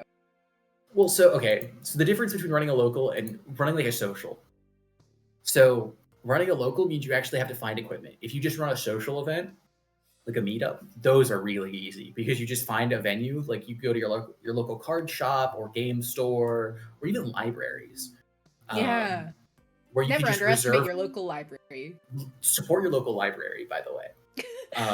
We're just doing PSAs now. Yeah, true. Exactly. Good for us. And if you just go there, reserve a room, and just say, "Hey, if you like Splatoon, show up," and we just talk, and that's enough. That gets you that can pull local up Sendo community Ink on a started. laptop and cook. True. I mean, that's just in general. That's Also, a fun time. Yeah. Maybe it's not a fun time to everyone, but it's a fun time to me and you. We've done that before. I used to pull up Start GG and just cook. So let's. Some of my favorite memories are just hanging out with friends, creating random comps and going, how could this possibly function? What could the goal of this be? It's so fun. It's so fun. And just going, this piece right here, I want this piece to be good. How do we force it to be against its will? Yeah. It's one of those things where I wouldn't change it, but it, like, as a player, as someone who played competitively, I almost wish I didn't do it, because then if I took the cookie cutter stuff, then I could have just simply focused on being better and probably finally beaten FT Win instead of getting 9th. What, you didn't like getting seeded against the #1 seed in every tournament you ever played in? No, and Shaq didn't like it either, and that's why he talked to K-Bot about it. Me and Shaq actually talked about it a couple days ago. Yeah. Also, never be afraid to just reach out to people. Like, very genuinely. Mm-hmm. Splatoon, people like talking about Splatoon. That's how most commentators start commentating. We just go, I want to talk about this more. I'm gonna do that. Yeah, in other news, sky is blue and grass is green. Yeah, exactly. But yeah, it's so important to just, I don't know, engage with the scene in whatever way you find enjoyable. Mm-hmm. And even just talking to people makes a difference. Also, try and drag your other friends into it. You never know who you can drag into Splatoon. Mm-hmm. I have friends that don't like playing Splatoon that much that will happily watch competitive. Yeah. Well, because they get overwhelmed playing. Well, and it's always funny when I hear people say Splatoon is overstimulating, and I just want to put my arm on their shoulder and just go, "Oh, you sweet summer child. You clearly haven't looked at any other video game ever." No, that friend plays a lot of other shooters, actually. Really? Yeah, Splatoon's got a lot of colors and sounds. Yeah, but not more than Overwatch or Valorant. It's definitely got more colors. Okay, sure, but have you seen a site execute on Valorant? All of the, like, you literally just, sometimes I just take my hands off my keyboard and just go, whatever happens, happens. And that's fair. But there's always, I don't know. Like, I get it when people say it about, there's a lot happening all the time. Yeah, for sure. You get picked off faster, you respawn faster. The pace of the game is just a little silly. Mm-hmm. Which I love. Yeah. All right. I feel like I'm one of the only people, and I genuinely mean this. I liked the slightly slower tempo of Splatoon 2. I liked the more team-based execution, I don't competitive dislike style. that. I dislike that it was all missiles. Yeah, well, yeah. I mean, If I you just remember, like, there was a period of Splatoon 2 where it was really cool team play. Absolutely. yeah. It devolved. Well, Because like the simplest thing that will get you the win is the best way to win. yeah. Like, And sadly, everything that devolves. was missiles. Yeah. It's one of those things. I saw somebody get 17 missiles. What? You don't recover from seeing somebody get 17 missiles. There are also entirely too many players in Splatoon 2 who are just happy to sit across from their counterpart and just hold down ZR. Like I remember watching a Japanese tournament. I think we might have been watching Gray. Two Jet Squelchers on, I forgot the map, but it was Skipper. Yeah, Skipper Pavilion. I think Pika actually posted about it because me and him were in VC, and we just sat there and we counted. Both the Jet Squelchers sat there for like 26 or 27 seconds and just held ZR, missiled, then went back to their holding pattern, and we were like, this isn't good. This is bad for the game, but in something that's good for the game, it looks like we've got our next set. Let's go! We might get to watch another series before we get to hand off. Woo! But yeah, Life Expectancy 25 versus Duck Motif. Life Expectancy 25 is the team that kicked Milky Way down to losers. Duck Motif is Duck Motif. Hope you know them. Hope you've been keeping up because they're usually around. And they've been rolling. They have been. We'll get to see some brush gameplay probably. Should be exciting to see. Yeah, Red Shell, the one, the only, who's definitely going to be on Octobrush. If they aren't, I would be very surprised. It would be a shock. There are 5 players listed, so there's always a chance somebody's not playing. There's always a chance somebody's had to sub. Yeah. But we're going to get to see some gameplay here soon. Always a very good time. And I'm very intrigued to see what Life Expectancy 25 plays like after kicking Milky Way down. Zones Robo, can't say I'm super excited about that because it's a map that I don't really like. I think it plays too similarly to Muscle Forge Fitness, and I didn't really like Muscle Forge Fitness. That's fair. Because like it. I also don't think very many teams are actually good at playing Zones Robo. I would not disagree with that statement. It's a map that a lot of people play way too linearly for the amount of options it has. Yes, exactly. For example, if you're attacking the right side drop, I think not enough teams use it in their opening. I think in general it's been over centralized around cooler. And that's the downside of cooler. Yeah. Also, Bet took a game off of Special Grade. Cool to see. That's wild. Actually, is it wild? It's not that wild. It's not shocking to see a game taken. If they take the set, it would be wild. Yeah. Because honestly, then we'd probably see Milky Way and Special Grade fight it out down there, and that's something. I would love to see that. I would love to see Bet upset everything. I, for one, hope that happens. It would be interesting. I root for the underdog. I choose who I root for at random. Unless there's Brian, the drummer, in the tournament. You spin the wheel? I spin the wheel based off of who I'm vibing with that day. And the answer was Distonkt, and they're gone. So now it's just, I'm watching. I think you might have cursed them. I regret to inform you. I think it was a caster curse. I don't believe in those. Well, just like how I almost caster cursed that first set, but I was like, oh, that looks like it's going to be a clean 3-0, and then we go to game 5. I think that's fake. I think what's going to happen is going to happen either way. Oh, I mean, fair enough. I don't think we have any input in how the sets go. I am an anti-caster curse caster, actually. I see. So what needs to happen is I need to say something, and then the exact opposite of that needs to happen like 10 times, and then I've proven its existence.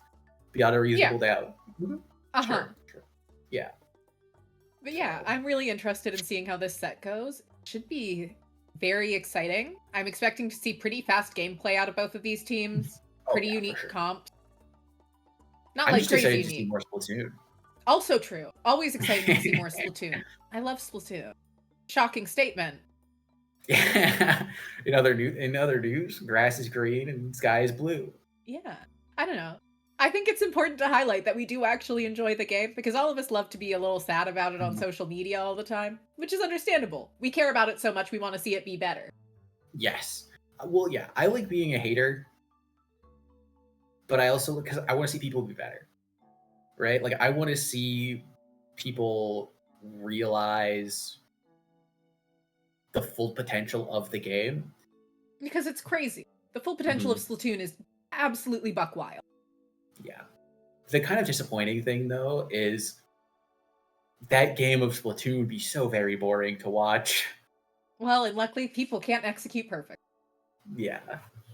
Because... And there's RNG built in. Many issues. Well, I don't know. Shot deviation, I don't know if I'd call that RNG. That's fair. Yeah, like, that's... Like, it's not like you can... They're competitive card games. That's RNG built in. Sometimes you That's true. Sometimes your hand just breaks. That's RNG. Sometimes your 52 gal just misses. And that's just, you're just unlucky. You gotta go next. GG next is the most important mentality you can learn to. Just in general. Sometimes also, you just gotta go next. Sometimes it's just a bad day. Yeah. Yep. Sometimes it's just a bad day. Sometimes your hand of life just bricks. And that's okay. Sometimes your apartment's got mystery water in it. True. Yeah, recently my apartment had a mystery drip. That's never fun. Nope. But my last apartment water came up from the floor one time. That's much worse. It was bad. I'm not in that apartment anymore, so it's better now. You know what? I'm glad. I'm glad you're not in that apartment anymore. Me too. It had concrete floors. It was not fun. That doesn't sound fun at all. Living in major cities is a trip. True. Real. Yeah. But Splatoon is going to happen now. We're going to be seeing Robo-Roman Zone. We're seeing a mini Splatling come out. Always fun and exciting. Ooh. Bandit on... Yeah. Can't say I expected that one. I think we've been seeing it out of Bandit throughout the North American League, but it's still always exciting. Yeah, I just like seeing ZF. I am, as you're well aware, I am a pencil hater. So seeing not pencil makes me happy. Easy math. Ooh. What's also easy math is Duck Motif going, I'd like to win this game, please. We just want in here. Absolutely dumpstering life expectancy 25 in the first 30 seconds. Look at how aggressive Bandit's playing. I gotta respect it. Yeah, I mean, that's... If you're gonna play ZF, you play ZF. Play it with your full chest. And Bandit playing it with their full chest. If you've got a splash ball, you've got to use it. Life expectancy 25 haven't even been on, like, past neutral. They didn't even make it past the line of scrimmage. They're just... Oh, good heavens. Oh. Okay, the mini Splatling found a pick. Hammer coming out. They're going to have to rush down the zone pretty quickly, finding Vex in there. Hammer thrown on the zone. They need to neutralize now. They have zone capped. Are they going to manage to do the same kind of push that Duck Motif just did to them? I don't think so. No, they're 2 down. Life expectancy 25, 2 down. Mini Splatling trying to walk in. Can't find anything. Trip strikes down for Duck Motif. And we're back where we were. Double splash wall for Duck Motif is just so hard to face if you're life expectancy. Yeah. Because you don't have a ton of good object damage. Like, Blaster is going to get walled pretty hard. Pencil's going to get walled pretty hard. Mini's okay at dealing with wall, but it's... But not great. Not ideal. Yeah. Fantastic flank from Red Shell. Okay, Kira. Okay. We see Sure. You. Yeah. Notice how life expectancy didn't flip that zone, so Red Shell and Kira just 2v4, essentially. Which is absolutely something else.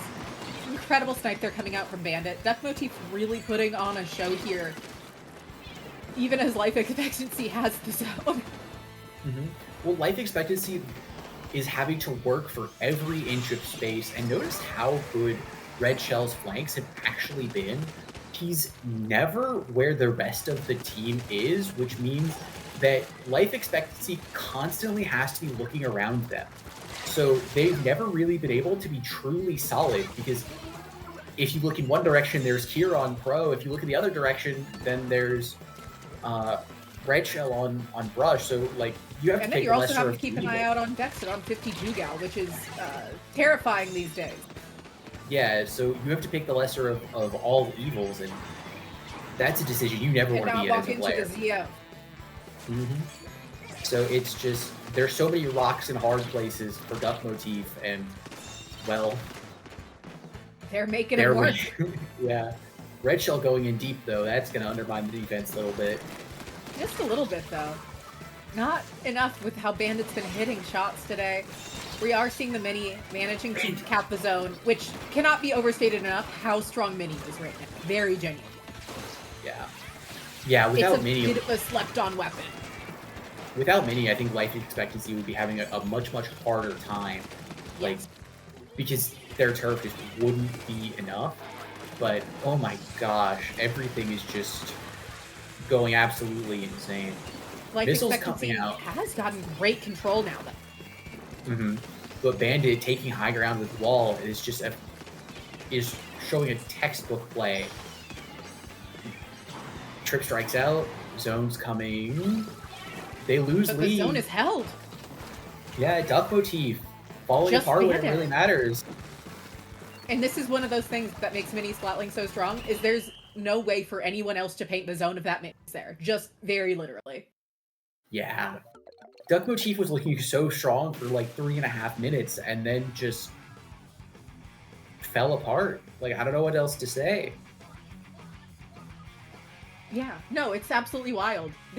Incredible job there from Life Expectancy of just holding on to their mental and going, okay, we got that. Essentially what changed it was that one pick on Red Shell when he overextended and got picked off while using Zipcaster. And that's really what changed the entire game there. Because they lost their flank, they couldn't reestablish an easy flank, and that made it so the 52 and the Pro couldn't just walk around doing whatever they wanted. Yeah, well, I think the Mini also did a huge amount for the game, because I think the turf of the map for life expectancy just kind of hit the point where they finally got all the map control, so Red Shell couldn't continue doing whatever he wanted, and all of a sudden Duck Motif's game plan kind of hit a critical failure where they couldn't shut down the Mini anymore, and because the Mini couldn't be shut down, their flanks became much more ineffective, and because the flanks became much more ineffective, so did the rest of the team. Yeah, which is so interesting to see. It's such an exciting, like, I'm expecting a lot these games to generally have that pace. These teams are fast teams, they're aggressive teams, and they're gonna make bold moves, and Rainmaker Museum should be a good place to see those.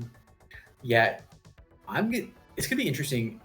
Do we think Bandit switches to Vanilla Charger for VAC, or do we think they hold I think we on see CF? VAC. Yeah. I think we see VAC come out. I think it's so strong at forcing moments. My question is more, do we see the Mini switch? I would say no. I think Mini was a critical piece. Oh, I mean, like, to a different kit. I guess they could switch They could Zimmy. to, yeah. Like, Zimmy's pretty good here. it is. And Hammer's so inconsistent here. Yeah. I mean, it's Rainmaker, though, so you're going to have that value with Repop. Yeah, but you're going to have that mist and bubble for defense. And offense. But, like, Burst Bomb. That's true. But Burst Like- Bomb is such a good argument. Look, I'm sorry, but that's just, like, the counter to any argument is just Burst Bomb. And that's a range blaster. Ooh, Red Shell whipping out the mini splatling of their own. 2 vanilla mini splatlings coming out. Huh. Huh. There's a lot to think about here. There's so much mid-range happening. I just need to highlight that. This is oops all mid-range. Well, and like, it's really understandable. Because, like, you don't want to fight down here on low ground as a short-range weapon, and you don't want to fight out spinners as a short-range weapon, really. So going oops all mid-range, like, is easily the play. Also, life expectancy 25, making it what I think is an incredible grab. Yeah. It got shut down, but it was worth the risk.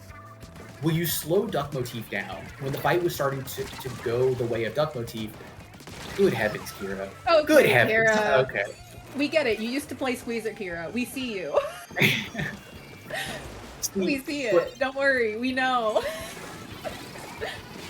Duck Motif having to use Vac really, really early, though, because of the fact they couldn't open the Rainmaker early, like, that was a very critical demonstration of why you really need to be grabbing very quickly.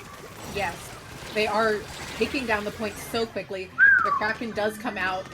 Pretty good use of Kraken, all things considered. Not a special I'm generally a very big fan of, personally. I think it has a lot of issues, and I think it's bad for team play generally. But that was a particularly good use of it. Love seeing the Rainmaker drop there. Love seeing how fast they're moving it forward and the risks they're taking. We're standing in this Rainmaker free zone for a second to see just out of Bandit's range. And now we're seeing that hammer coming out, allowing them to really work on moving forward, but the Mini picks them off. Yeah, Mini picks them off, and Duck Motif also came in with some flanks. Rainmaker's last person alive. But they find a fantastic double kill, almost getting 3, and the Rainmaker's in a very, very hard position for Duck Motif to do anything with. So if I'm life expectancy, I'm actually kind of happy with this, because Duck Motif can't really push.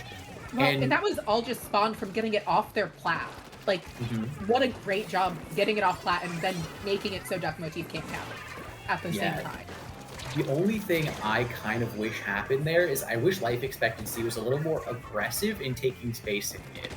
They played very passively, and part of that was because I think Vexen probably got a double or triple, and, you know, it's hard to paint when you're not on the map, right? But Vac coming out here a little early though.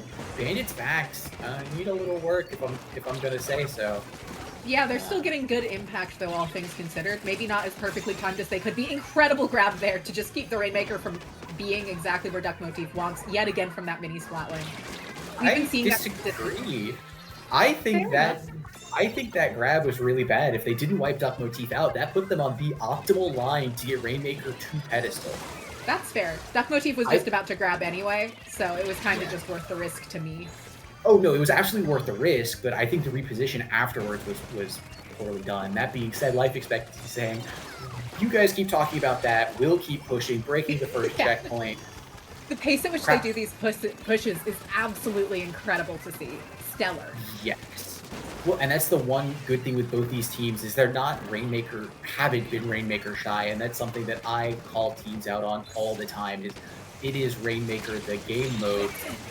Touch the Rainmaker, and Vexen doing exactly that in curtailing life expectancy's push. That's something that I'm really, really liking so far, is both teams aren't afraid to just grab it and perish, because that's a lot of times enough tempo to keep the other team from doing what they want to do, and disruption is very, very important. Yeah, I almost wonder if life expectancy switching their pencil out to something else would speed up their tempo even more, but that's me overcooking right now, because right now they have the comp they've got, and it's working pretty well for them. Well, you say it's working pretty well, but they're currently losing. Yeah, they got through the checkpoint, though, so those scores are a lot more even than they look, quite frankly. Especially with this Kraken coming out, finding 2, just the sniper left up. There we go. Oh, what was that about them losing? Hey, alright, so all I'm saying is, you say you don't believe in the caster curse. I don't. But that looked like a caster curse to me. I think you misread the situation. And I think blaming the caster curse for that is weak. Alright. But yeah, incredible. Life expectancy, really good at turning around a situation. Oh my god. Yes. That's wild. Really just said, let's go for it. We've got this. Also, just as a side note, special grade bet 2-2 right now. What is going on? It's an exciting super jump on all fronts.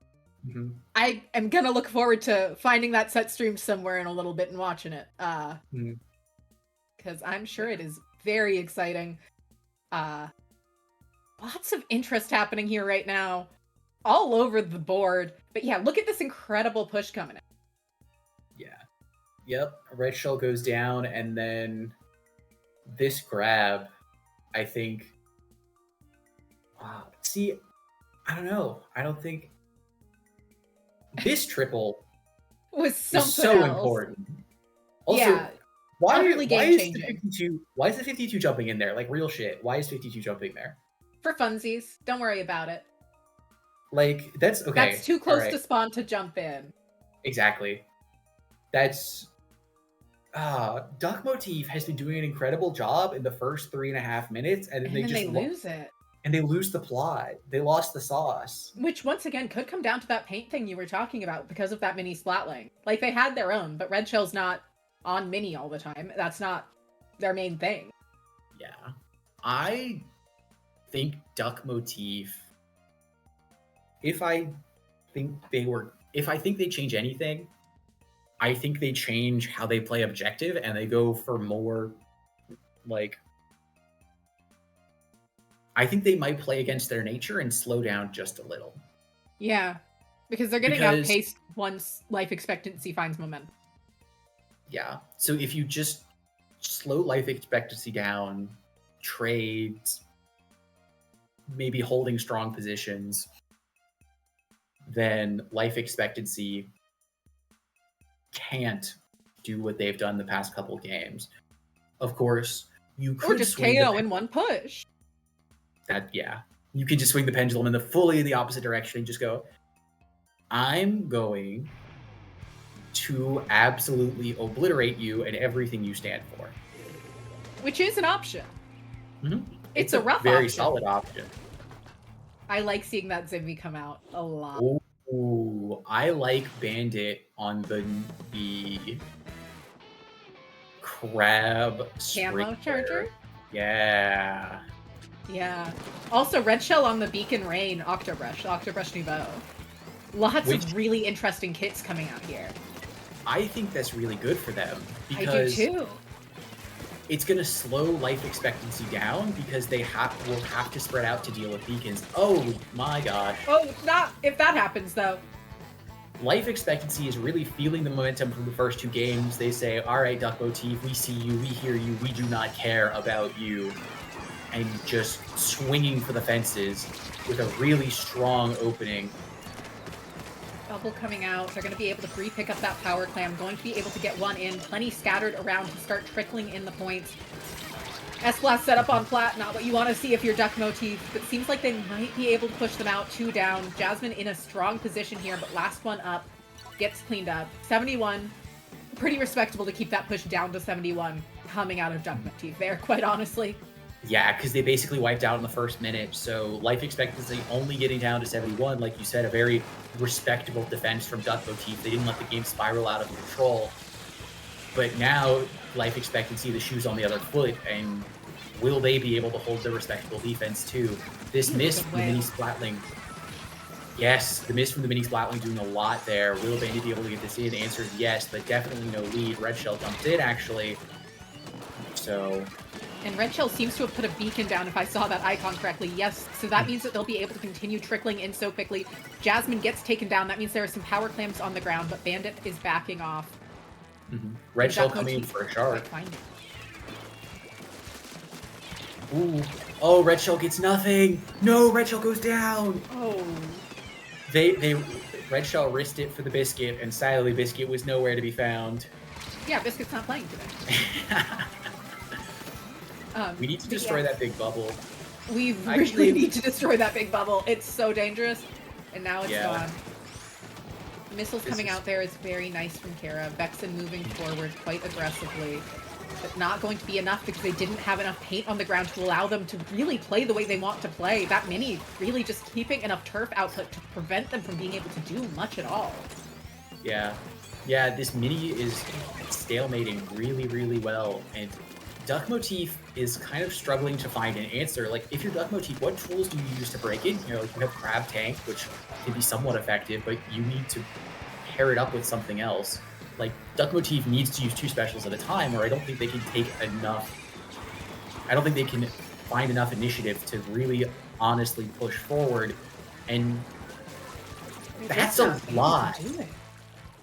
Yeah, like requiring 2 specials to start a push is a lot of effort. It's pretty obscene because generally you really don't want to need any if you're talking in an ideal world. Okay, Jasmine. Okay, Jasmine.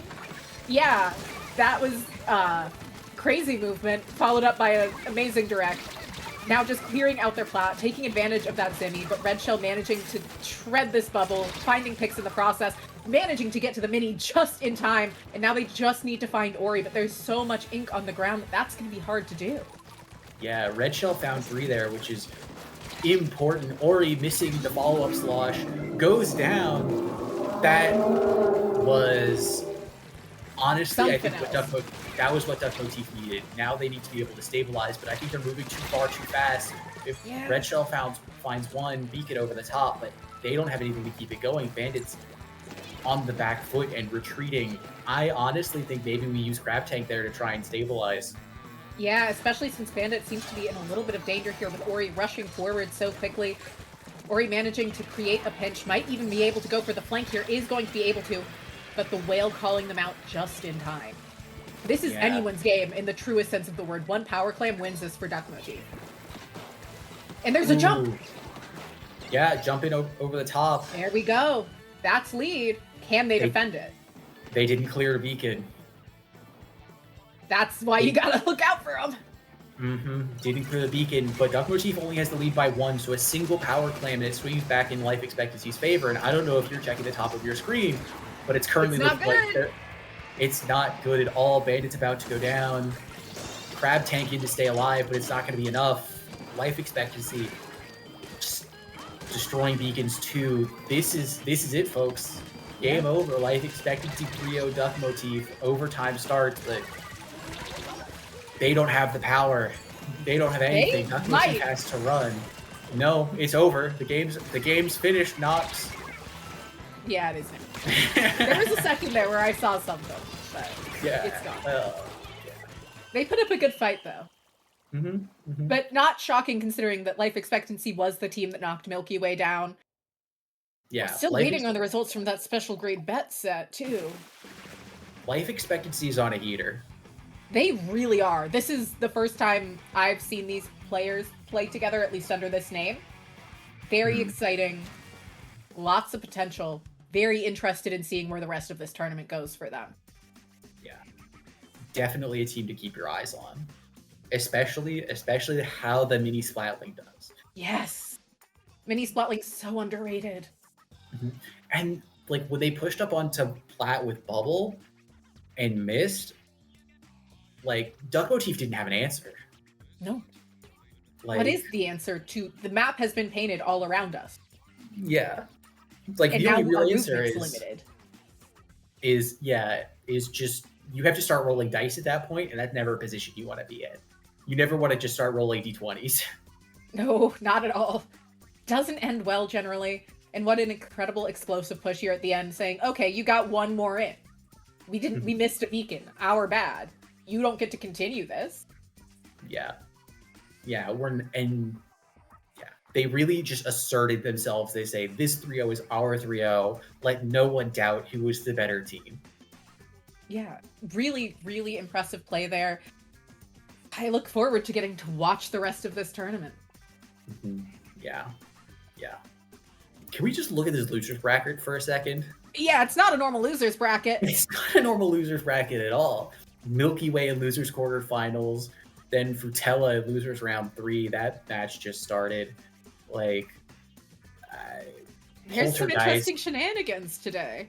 Yeah, it got knocked down. Like, what's going on here? A lot. I know we're always talking like we need new high and top level. Maybe we're starting to see it. I would love to see it. Yeah, I think so. Maybe the NA League has really helped hone some of these teams. Well, so I think what the NA League has really done that a lot of people might not have realized is the teams in top 8 and the teams who are really, really good they want to scrim teams, but they don't want to scrim teams who are also in the top 8. So who does that leave? That leaves the teams who are just on the border, sitting on the fence. So when those teams are scrimming better teams, all of a sudden they start pulling each other up. And that's not something that's really been incentivized in the past because you haven't had a really long, sustained tournament. Like, this NA League has pulled the level of competition up significantly just because it's forced teams to play and play and play. Yeah, it's really cool to see, and we're going to be handing this off here. And as a final update, Special Grade did end up beating Bet, so we're going to be going into winners finals with that, with your next set of casters. Yeah, so stick around for winners finals. Oh. Wait, are we doing one more? We might apparently be doing one more. I might have misread something. I might not know how to read. Which would not be shocking from me. But reading is really hard. Yeah, okay. I do know how to read. Good news, everybody. Yeah, so... The master's degree paid off. So stick around here on IPL for Special Grade versus Life Expectancy in winners finals with your new casters being 9-hole Reigns and Musa. Yeah, so a fantastic block. So I have been Rays. You can find me on raystbh.bluesky.social. And where can the people find you, Nox? Yeah, you can find me on Blue Sky, Twitch, and YouTube at NoxRaven42. Hopefully I'll have an interview uploaded again before too long. Surely I'll manage to get it edited soon. I have faith in you. But yeah, really exciting tournament today. Very interested in seeing what. Yeah, so I am too. So stick around as we transition to our next match.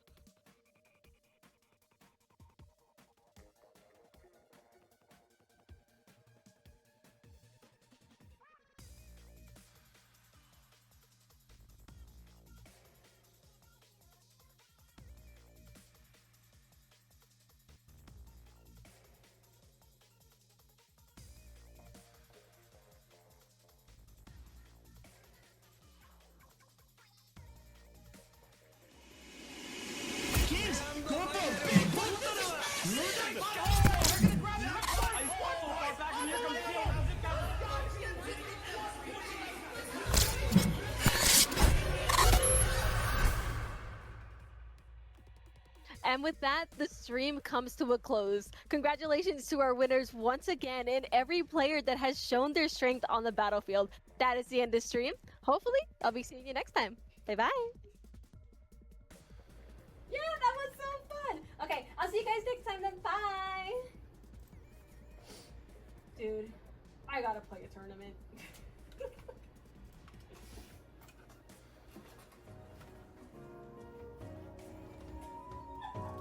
At Raise for Raíces, we're taking your usual tournament and flipping the script. This time, your favorite TOs, casters, and community contributors are picking up the controller and competing in a draft tournament for charity. These are the people who help run our scene, but can they actually play the game?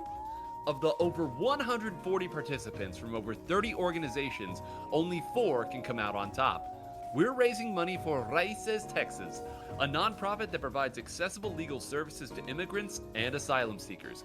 By donating to their cause, you're giving direct aid to those who need it most. So here's how the draft works.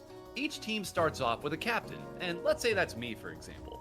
Every player is assigned a skill level between 1 and 4, including the captains.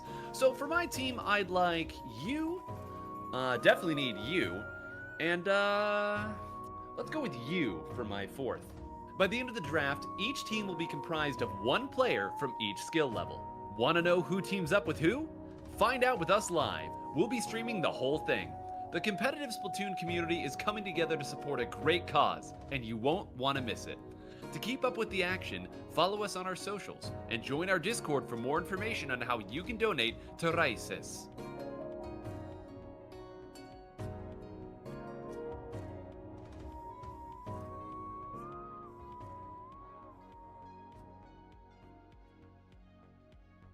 Welcome back, everybody, to SuperJump 7. I can't believe we're already at 7 of these things. I'm a bit nostalgic, I'll be honest, and part of that is because someone in this grand final, or winners finals rather, has set their life expectancy to 25. We'll talk about that team. We'll talk about the team they're up against, but first, welcome everybody. My name is Ninehole Grains. You just saw me in that advertisement, and I'm in the same room right now. But joining me, more importantly, is the legendary Rissa. Rissa, how long's it been since we've been on here together? It's been ages. I've been with you. We commentated together at, what was that, Riptide in person, but I haven't actually got to commentate with you online in so long. So I'm excited for this. Well, it's been an exciting day already. I'm sure those of you who have been watching and kind of following the action along know that there have been upsets up and down our bracket, and there was almost one in a game that was part of, I would say, maybe one of the biggest comeback stories that I've seen in an individual game with one specific player on special grade. And that is, of course, Gray, the captain. You can see right there, 3-2 over Bet. But that last game, I'm telling you, Gray went on a streak of about 7 different players. None of them give me shots either with that S-Blast to make the run through. You look at the bottom, life expectancy had to 3-0 Milky Way in round 1 of winners to work their way up. And Rissa, it seems like despite a close set with Afterlife, they absolutely handed it to Duck Motif, which is another top squad. Yeah, absolutely. I think just the score alone there shows, I mean, because we know Duck Motif, of course, having watched them through the NA League, we know that they're a really strong team, and we've known that before that as well. So yeah, totally. Being able to 3-0 Duck Motif, I think, definitely says something. Down there at the bottom in quarterfinals, last bit of bookkeeping, you saw Bet and Fruttella, so we are down to just the last few, and these two squads right here, special grade, just seem to pull together every single top player that they could find in all of North American and European Splatoon, and if that wasn't enough, Futa from Japan has come in as well to play the Snipe Rider for them. And then on the other side, life expectancy 25, Snipes, Fly Zero, Jasmine, Poe, and then Ori also getting in there with some great plays as well. So, I mean, this has already been a surprising day. Who's to say life expectancy doesn't have one more in him? We're starting off at Splat Zone's Ship-Shape Cargo Co. Folks, here we go. Winners Finals, SuperJump 7. And Rissa, is there anything you notice here? I do see a certain Zimmy out, and boy, that's been a winner as of late. Yeah, that was exactly, my brain immediately went to that Zimmy because it's been in the meta a lot recently, so getting to see it played here definitely is something that is expected, but really cool to see. And then they also are paired, both teams actually have an S-Blast. That's another weapon as well that's been very much prevalent in the meta right now. Yeah, taking a look at the both here, really the only difference is what's your support weapon of choice? One side has a Simi Splatling, and then, of course, the other side with the tried and true Splash-O-Matic. We'll talk about that dynamic real quick here as Goss gets that crab, tries to find an opening to move people through, but right now there has not been a lot for for Special Grade, excuse me. Finally, they are able to take a little bit of control and start moving forward here. Soldier jumping on top, but this is why that comp that you're talking about, Rissa, with this S-Blast and with this Slosher is so strong. Once you find a way, it's 2 AoE weapons, and you have a lot of room for error, as Soldier shows right there. Yeah, I feel like we've been seeing that a lot from both teams here. Both of those weapons play really well together, especially like on a stage like this that has so many levels. You're able to kind of sit back and just play over those ledges and not necessarily approach if you don't need to. As we're seeing a lot of chaos happen here. I mean, this zone keeps going back and forth. But yeah, these weapons, like you said, definitely playing really well for both teams on the different levels of this stage. It's kind of interesting, too, how they're all just sort of diving right in at the other player's backliner and at the other player's support weapon. You know that you can always jump out here and really get no sort of punishment, and the Crab Tank being the big difference here should allow the other members to move through. You see Goss firing forward and Gray wasting no time getting up there. Goss might find one if the other players don't get up and attack it, but it's such a decisive move. Move around the left side, pop a shot here and there, try to give yourself an avenue to run out. And it's kind of wild that the scores are still this high given that we're 2 minutes into the game, but we do see just barely a flip of the lead, and we'll see if they can take it further. All right, so zone still getting counted down by Special Grade right now, and as each team have 2 members down, I feel like this has just been, it's like such a really chaotic start. It's been so back and forth. Like you said, it take a while for each team to really count down points. But now a Special Grade is continuing to count down, about to be past 25 here. They're really set up right now to defend the zone really well.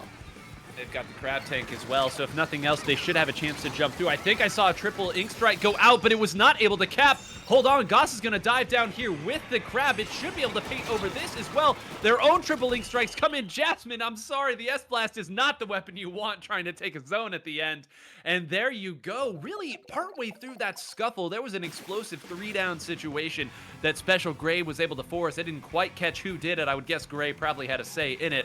But they only need that one opening, and that's why that Crab Tank is so strong as well. It can stall out, it can kind of take a couple of your opponent's specials out of the mix as well. It can turf over them, and every player knowing their job. But yeah, incredibly chaotic for a Splat Zones game. It almost felt like they were trying to play stack up the splats, as it were.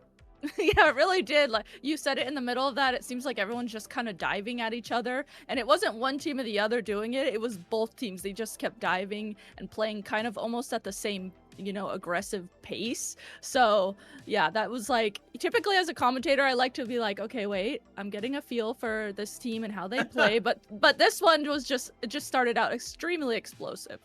Yeah, well, and what's funny is in that last set, Life Expectancy 25, they kind of outduck Motif in the sense that they were moving forward, finding ways to dive, sharking the right players up and attacking here. And so I was kind of wondering, okay, teams come in to fight against these gray squads, as it were, and sort of, I don't want to say get mechanics diffed, but sometimes it feels like that, where when you take one shot, or when you take 2 shots, Gray gets it in 1 shot, or Goss lasers you down in a firefight when you miss maybe 1 or 2 shots. That game, it felt like it was going even until maybe they got hurted in the wrong spot and then 3 went down. That's really the only way to kind of get around the tacticooler spread. But now, Rissa, we get into the counter picks, and it's actually a pretty nice set of counter pick rules here. We can talk about that a little bit later, but surprise, surprise, it's no surprise. If you've watched the North American League at all, you know exactly how popular this map mode is. Yeah, if I felt like for a second I was like, wait, where am I? Am I at the NA League right now? Because it is a very popular map for the NA League in particular. So this is a good way for players to continue playing on it since it's here in SuperJump as well. Rainmaker Museum d'Alfonsino. This was really the stage where I was reminded that InkVac exists in a very rude sort of way. But, you know, looking at these team comps here, I'm not sure where they end up finding it. FT Win, I know, is a team that has a lot of versatility and finds ways to bring it in. But in the last set, Life Expectancy 25 played here. They didn't bring it out.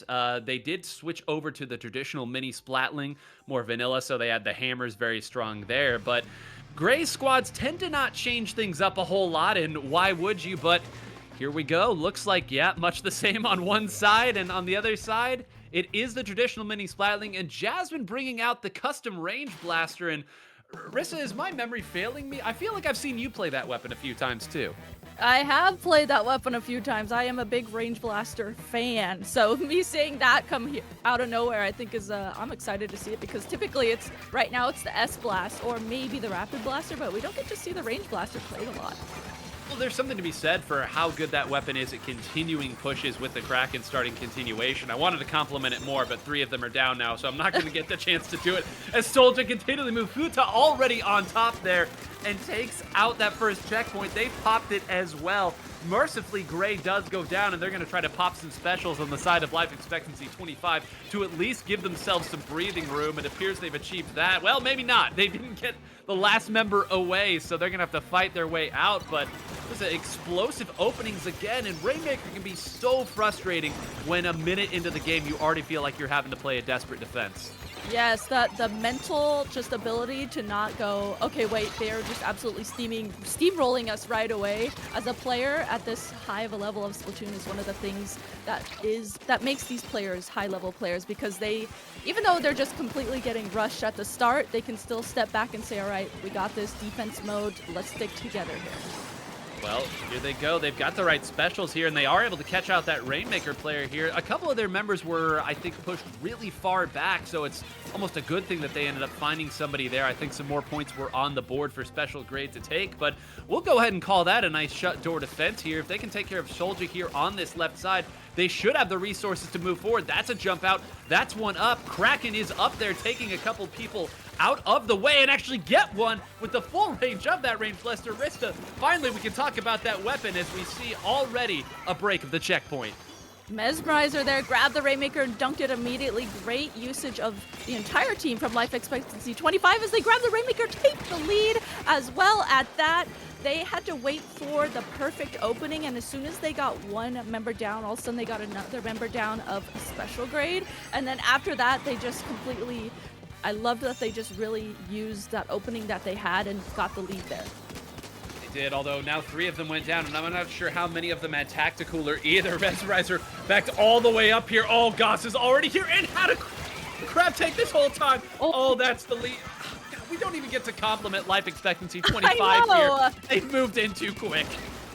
They really did. They are here. They grabbed the Rainmaker once again. Goss there just getting a few more points while he's right there to do so. And man, it looked so good for life expectancy there once they had that opening, got the lead. But man, Special Grade just said, all right, well, we can play explosive too, and turn that completely around. Well, and the risk there too was, what really opened all that up is Ori was sharking in the center of the stage to try to take the Rainmaker carrier out when the other 2 had gone. When that works, it buys your team almost 10, 20 more seconds here, and at least allows you to build a special or 2 up. But if it doesn't work, I mean, you kind of see what happens right there. So, I mean, it's one of those, like, it's the right decision to make even if the outcome didn't work the way that you want to, because the risk and the reward is so skewed for the reward. But now already Futa moving all the way back through here. Poor Jasmine has done everything except take this Rainmaker carrier out. Somehow gets away. Futa dancing and moving all the way around. Finally has some assistance from the team. All the while, though, time ticks away. Holy moly, Futa, this is one of that was some of the best Rainmaker movement I've ever seen. I would have gone down immediately as soon as the Kraken approached me. So man, that was some good movement right there.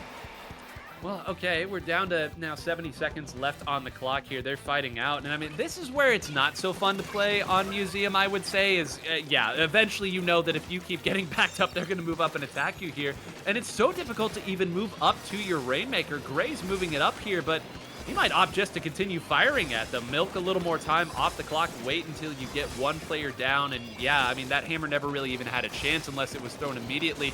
They've spotted Ori up on this side, and Rissa, this is starting to get ugly here. They're starting to pad the stats a little.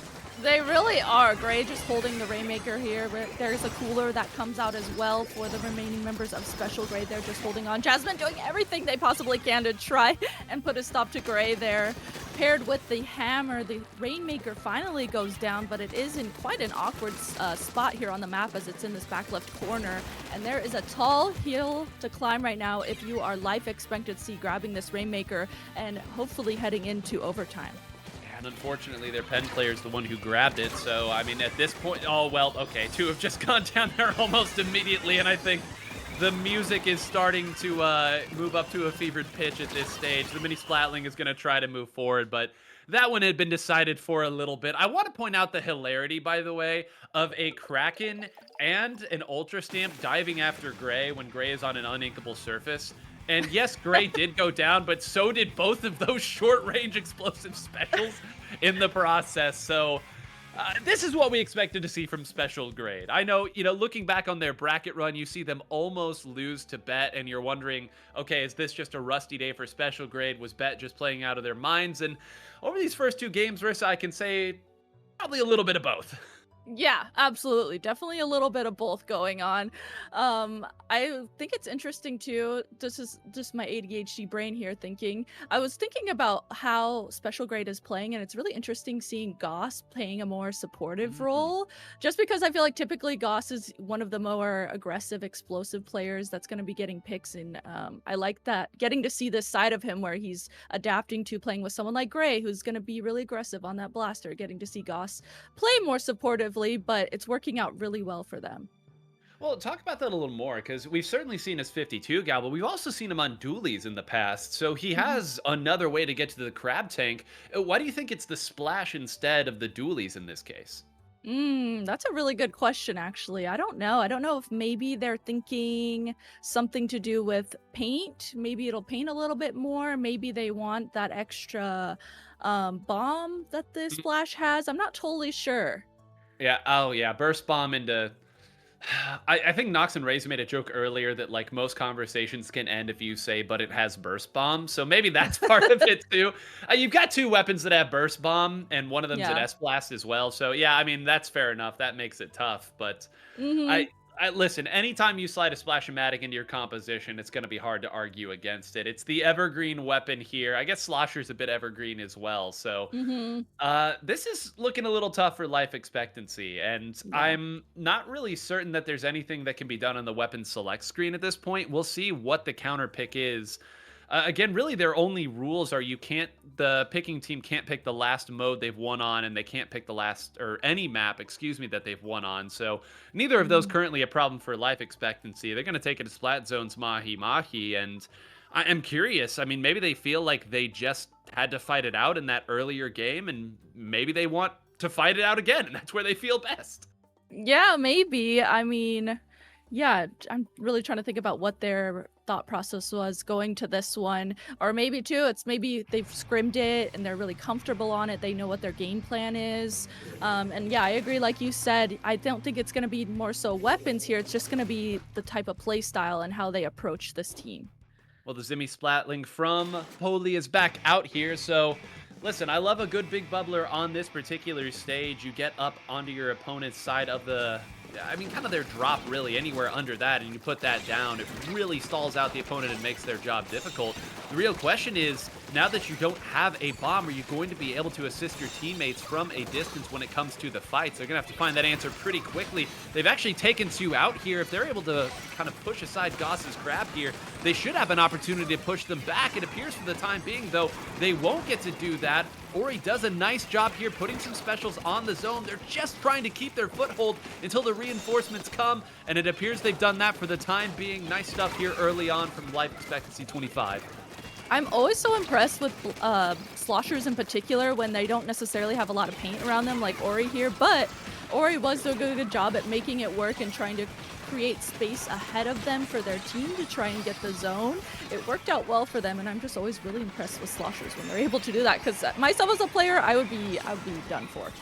I mean, knowing what resources you have at a given moment is something that these top players are so good at identifying. And that crab tank again from Goss, speaking of nice resources to have here, it seems like every time they need to find a way back in or at least get a little cover for their frontline players to move in, Goss always has it. And again, it's 3 down. Jasmine, the last player, all the way back here. And yeah, I mean, we'll go ahead and call that a delayed 4. Look at how far they are, Rissa. This is starting to get ugly again.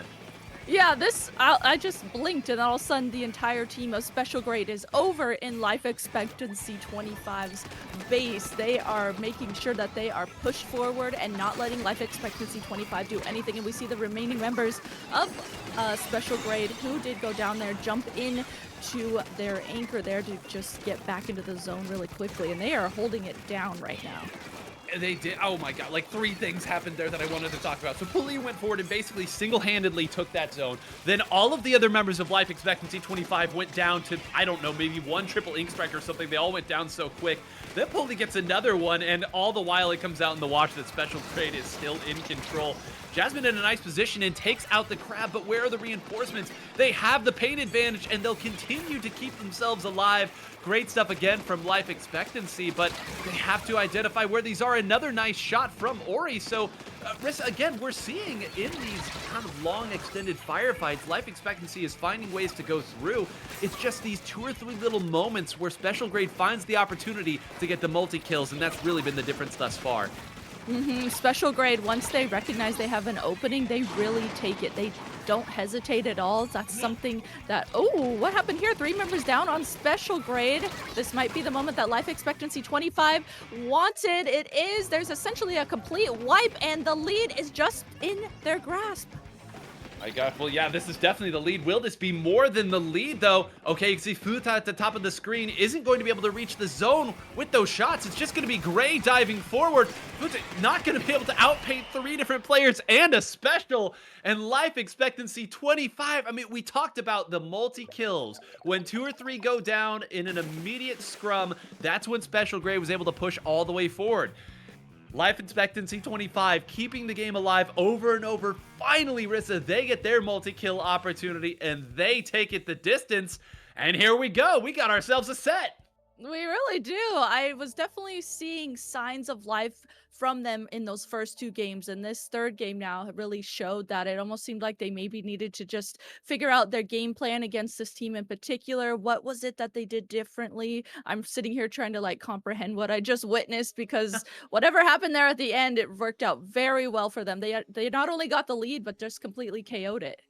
Well, I think we see now why they chose Mahi Mahi. Like, you know, we said at the start, okay, I guess they just want to go somewhere where they can fight and fight and fight and fight, because you know that the opponent is bringing a lot of the same stuff. As we'll take a look at the highlights here. I mean, this part early on is where we thought that it was going to end in a hurry. We didn't think that there was going to be any chance for Life Expectancy to pull this one back, but this is one of those stages where, because you can get back into a fighting position so quickly, you got to win 1 or 2 more fights than you might think. And they got Gray a couple times before he was able to make a jump out. And we know how big of a deal that is when that means you're not going to have to worry about it. You see Ori won the fight against Soldier right there. They had stacked Futa up on that side. So I love, again, them identifying where these attackers are coming from, pulling it out and fighting here, because, again, they know that there's no tricks from the weapon side. You're running a very similar comp as your opponent. You've just changed your support weapon, so if it works for them, it works for you too. Yeah, definitely. It seemed like you were saying, as soon as they put eyes on where the other team was coming from and made sure that they had an eye just on everyone from the other team, that's when it ended up working out really well for them. Well, here we go. It's the old reliable tower control on Inkblot Art Academy. I'll save my groans because Goss has switched weapons now over. So enough of the crab tanks, which is kind of interesting given how strong crab tank is on tower control. But now Goss, with that splatter shot in hand, should be able to provide some long-range support of a different flare. And on the other side, Life Expectancy, of course, going to keep that big bubble. Why not? Yeah, why not? Might as well. Definitely, especially on tower control, right? You're going to want to have that big bubbler as there's immediately a bubbler on the tower as we're talking about it. That's crazy. That's awesome. Able to get that big bubbler so fast. Well, here we go. I mean, they will ride it for a few points. They weren't able to get to that checkpoint, and again, it's going to be this scrum in the center, and they've actually done a nice job of keeping some sort of control on this left side, because it appears the right side was falling down, and sure enough, the walls do come crumbling, and here comes the first push. Now, Goss firing those really quick. I think realized almost immediately that there wasn't anybody for him to even fire at, so just go ahead, fire as quickly as possible, and then get back on the tower. Will be the designated tower rider as well. Love that for the splatter shot because it has that range special to assist. They've already cycled a frontliner again, and now it's a second shot that'll be coming out here from Goss's Trizooka, and they'll continue to push at this point, rotating the attacks. If they get past this checkpoint this quick into it, this is going to be a rough defense, and it's only getting harder. It really is. We see Pooley here finally able to drop down and get a pick onto Grade. Another member on special Grade down as well. My gosh, how many Zookas has Goss had already? Every time I blink, 2 blinks, all of a sudden Goss is Zooking once again. So very impressive. Those continuous Zookas like that are just going to be able to continue to add pressure and keep that tower up there as we've been seeing happen here in the last, 20 seconds? Well, I mean, just look, right there, that little glimpse that we got of his gameplay should tell you all you need to know about what his objective here is in this right now. We're not even looking at where the opponent might be coming from. Turn around, build your Zuka.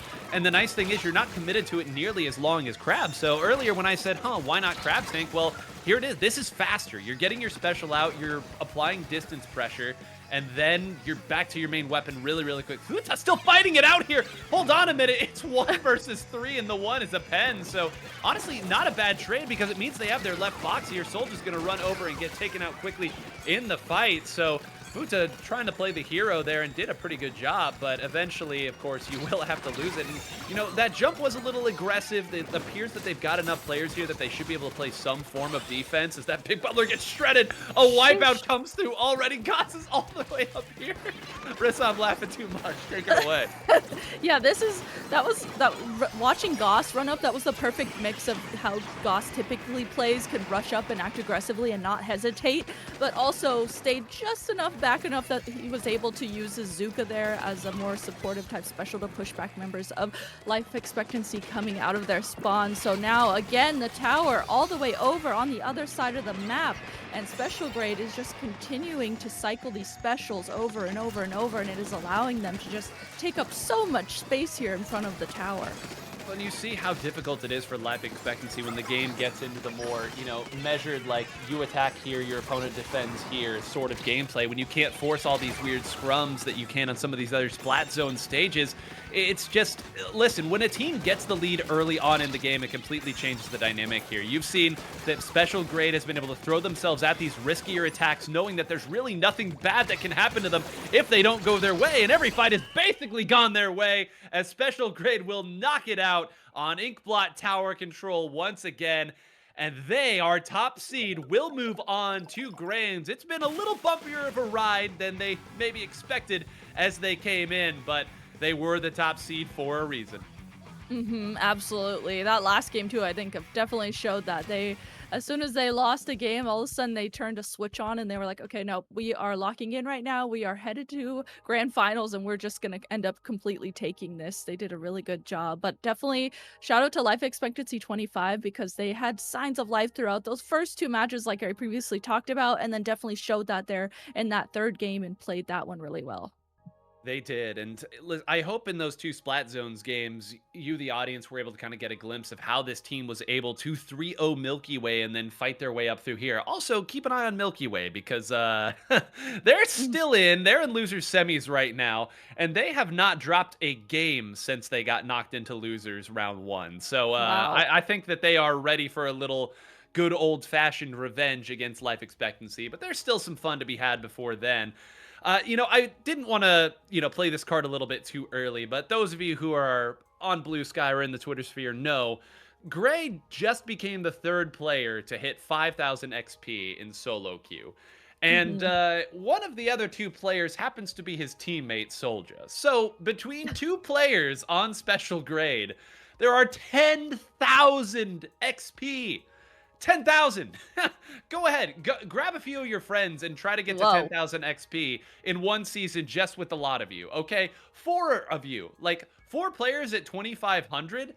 I mean, that already is, well, I guess it depends on if you're playing on the JP side or the North American side. Point being, an incredible achievement for those 2. Again, only 3 players have ever achieved it, and the 3rd one is Melon. So that should tell you all you need to know about how difficult it is to do. So to say that there is experience, to say that there are mechanics, again, this squad, this duo has been winning just about everything there is to win here in the North American and European side. So we'll talk plenty about them I do believe we are waiting for Bet and Fruttella.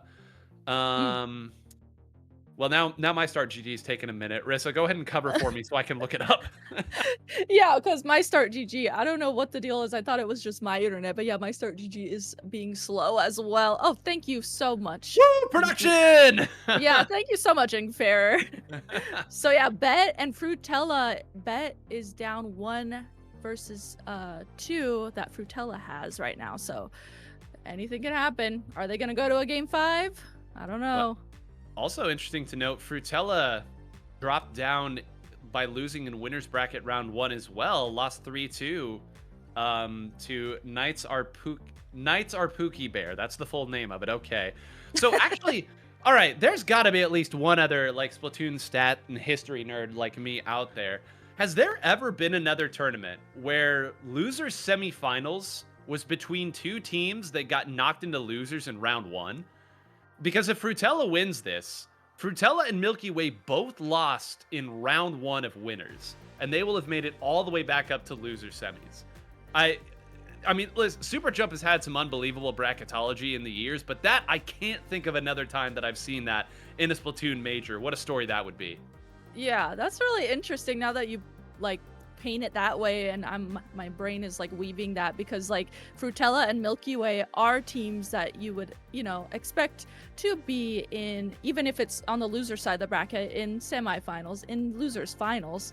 But knowing that they got there from winners bracket round 1, that is quite the storyline, definitely. I think that is maybe as much as anything also the sign of a healthy scene, or a scene that has a lot of teams that could, on their best day, give it to just about any team, no matter how good they are. Because Arissa, you and I have been around a really, really long time. Okay, we've been doing this for a bit. I'm sorry. Okay, again, one of the teams is life expectancy 25, and you and I are well above that at this point in our lives. It's Splatoon tournaments don't get a lot of Cinderella stories. Let's put it frankly here. The Yeah, top definitely. teams tend to run it. They tend to win it pretty comfortably, and they tend to not drop a lot of games when they do so. So to see tournaments like this, where special grade, just about as stacked a roster as you could imagine in North America and Europe, almost loses. Milky Way drops early on. And I mean, even, Fruttella losing a 3-2 means that was a good, strong competitive set. Poltergeist and playing a close set. This is excellent to see, especially at this stage in Splatoon 3, where we're starting to move past some of the new releases and players are just kind of figuring it out as they go along. Yeah, I think that I feel like we saw a lot more Cinderella type stories in Splatoon 2.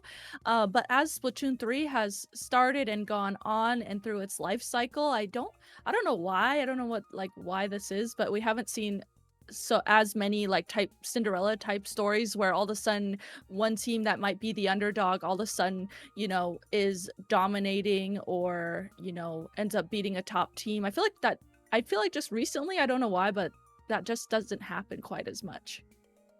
Yeah, in Splatoon 2, there was something to be said for, and I don't mean to say this to disparage any strong Splatoon 2 teams, let me be clear.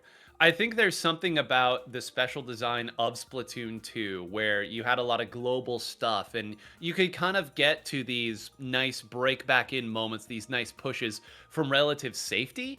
Now we tacticooler and we go in and fight. And if you're mechanically stronger than the other team, it's going to be tough. And I think that we're kind of now hitting a stage where some of the next generation of strong players, their mechanics, I won't say they've caught up, but now they've got the hours in. Now they've got all this time that, these other players have already had it in. I mean, we won't talk about how many hours in the game some of our top players have. It's an incredible number, but now you're starting to see the next generation catch up in the mechanics side, and I think that's been a big, big part of it. But it is interesting to kind of look back and be a little nostalgic on some of the old Cinderella stories, because you're right. I mean, it was a little more common in 2. Nowadays, not so much, but we've been changing that a little bit. Part of me wonders if, the North American League has helped with some of that. You constantly in this environment when you're playing against all these other top teams all the time.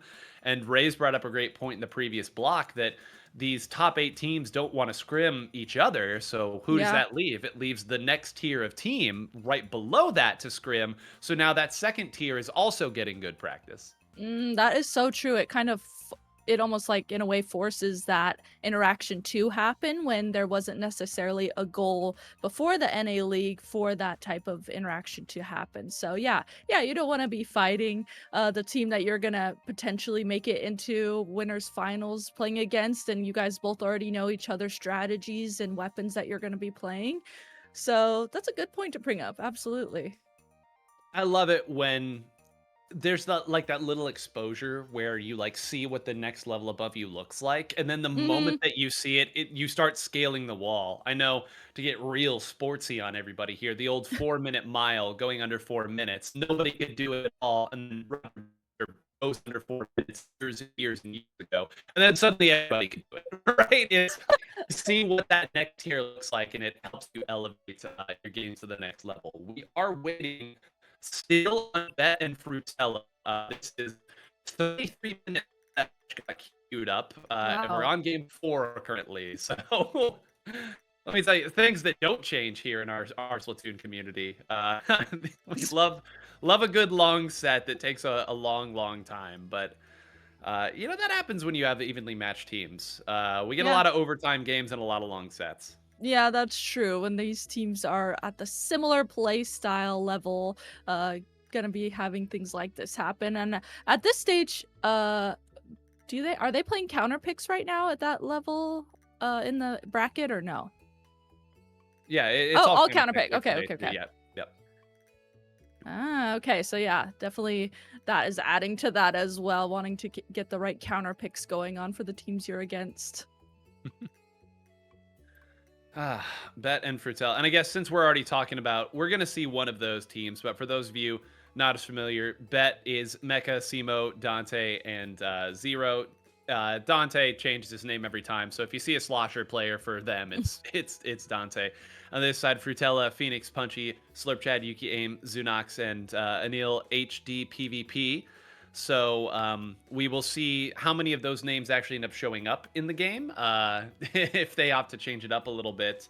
But since we have a little moment here, we do have an additional video that we're going to show here just to stall it out. It's a short one, but very important nonetheless. So please enjoy.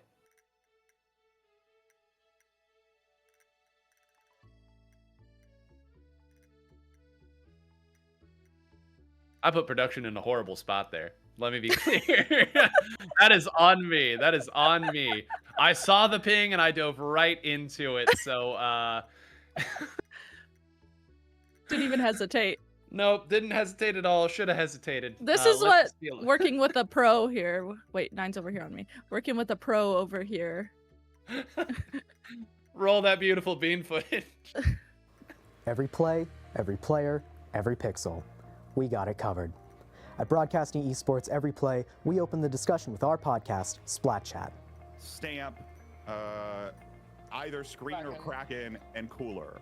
Now, Chara's... Support us with extra hands at broadcastbeep.com/help, or you can watch live at broadcastbeep.com/live. Let's put the community together and uplift the key players.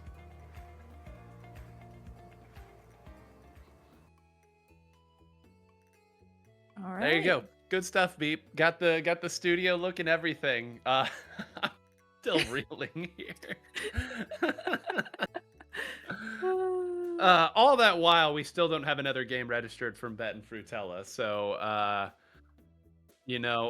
okay. Production has said not confirmed here, so we may be speaking nonsense. But Bet, I think, is equalized now to 2-2.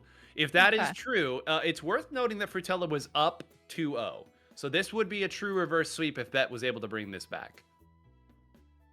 I'm like sitting here processing that. I'm like, whoa, that'd be so cool. That would be really neat. Bet has been just watching them throughout the NA League in particular. They've just been like on the cusp of just like, I don't know, getting past or getting to the level of those really high level teams. So getting to see them get to a game 5 here, potentially win. That's a fun storyline for me to watch as a commentator.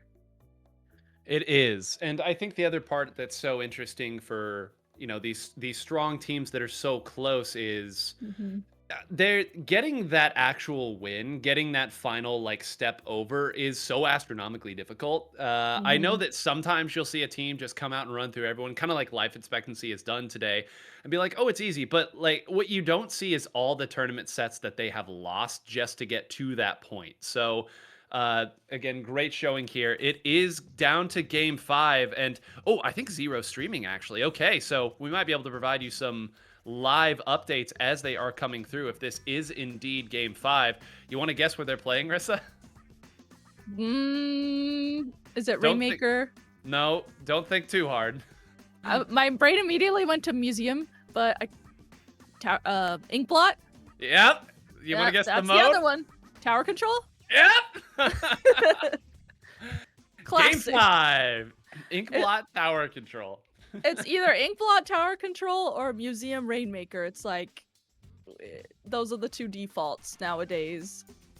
Well, it's funny. Usually, you would have assumed that this one had already gotten, off the list already. Yeah, that's but true. I guess no, we've been saving it here. So, worth noting, currently Bet is no, sorry, Fruttella, I believe, is in the lead for the time being. So good showing from them. We'll kind of give you the updates here. I won't give it full on radio. Worth noting here again for Fruttella, they have made big runs like this before. I know we've been talking about Bet mostly in the runs that they've made, but Fruttella had a great showing in the Splatoon World Series a couple months back here, and they're another team that's been so close to kind of reaching that greatness, that top 2, top 3 at a major level. So this would certainly be their best performance as well. That's definitely something to think about too. I know. I'm just thinking about too how I was talking about how like Fruttella, Milky Way, even if they get to the loser side of the bracket, it's just like they would typically go through all of the winner side of the bracket and then drop down. But knowing that they both dropped down right at the beginning is so crazy now that you pointed that out. Yeah, well, they dropped early, and again, to teams where I really don't know. Like, this wasn't weird bracketology that had like an FT win versus a Milky Way in round 1 here. These were teams that, qualified for this top 8 or top 16, excuse me. Like, they earned their spot here, but they were one of the lower seeds for a reason compared to some of these other teams. So for them to have the run that they have, all the more impressive here. About halfway through this game now, currently 56 for Fruttella, and it appears 82 for Bet. So again, we'll kind of give you some updates here as the game continues to go on. Fruttella is in the lead for the time being, looking pretty strong, but hey, it's Inkblot Tower Control. So still plenty of time to be had in this game. And again, thank you to everybody who's joining us and hanging with us at this point. We are doing everything we can. This is the hard part, Rissa, when we get to the end of these tournaments, is like, we don't have a whole lot that we can tell you. There's just only a couple teams left playing. Yeah, right? There's not, the whole bracket to look at and go maybe sit and talk about other teams that are playing or about to play each other. Here we're just kind of sitting here watching the just few handful teams and being like, okay, what's gonna happen? Let's go ahead and yeah. Production just offered. Let's take a look at beta bracket here, just kind of as we're talking through here, because a lot of teams have been fighting it out here, and beta bracket should still have some players that a lot of folks are familiar with. Blank Z, currently a comfortable run that they have had here. Oh my goodness, dropping one game early on, but that's really it. What a showing from them thus far. Yeah, that's really good. They are sitting pretty in grand finals, and wow, the bracket on the loser side has gone through quite a bit here. So semifinals about to happen. Flame Scion, is that how you say that? Flame Scion versus Kid Next Door is up next in semifinals on the loser side of the bracket. I do like City Trial Warriors making their run through here. It's like, okay, they've set down Kirby Air Riders for just a second here to come and play in SuperJump. And I know somewhere Popgun smiling here, knowing that people putting down a new game to come play in the tournament. The Popgun mention. Man, I wish my Start GG was working, because then I want to look at like who's on all these teams just now that we're sitting here, and I'm sitting here thinking about this too. 20 seconds left in this game. I guess at this point we can go full radio here. Again, only Okay. have Zero's perspective here, fighting it out. He's taking a couple down. Bet is in control of the tower here with 10 seconds left. No, they get wiped out. I don't even know where everybody came from here. They're going to have to dive it. They had just broken past the checkpoint. It's going to be a scramble to the zone, or sorry, to the tower at this point, but they will not find it. So at the end, it looked like Bet had a real opportunity, but a wipeout at the very end of it means that Fruttella will take the 3-2 victory over Bet. And that means we know who we're watching next.